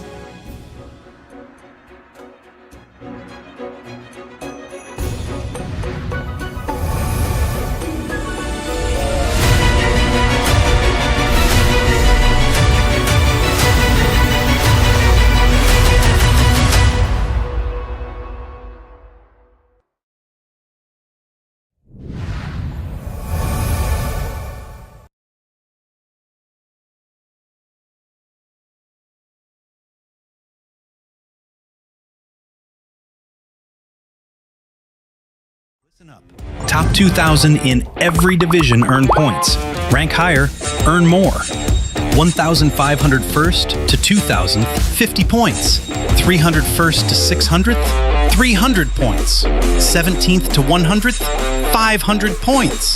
Top 2, 1,000 points. No match is ever wasted. Every point counts. Climb to the top and advance to the global stage. 16 spots worldwide across 9 divisions. Points by rank. 7th to 8th, 1,000 points. 5th to 6th, 1,500 points. 3rd to 4th, 2,000 points. Runner-up, 2,500 points.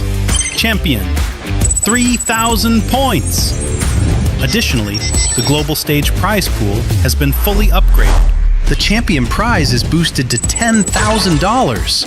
with corresponding ranking rewards for 2nd through 16th place. Earn an extra $250 match bonus for every single victory, plus a $3,200 special prize pool shared by players using the least seen commanders in winning matches.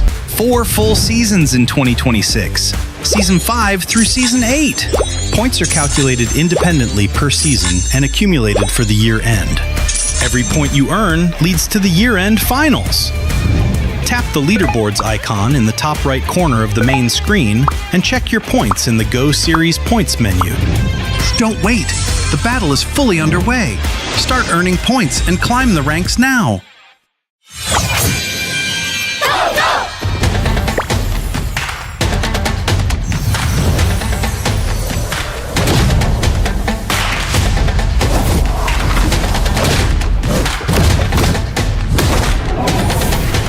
Justice in hand, resolve in heart.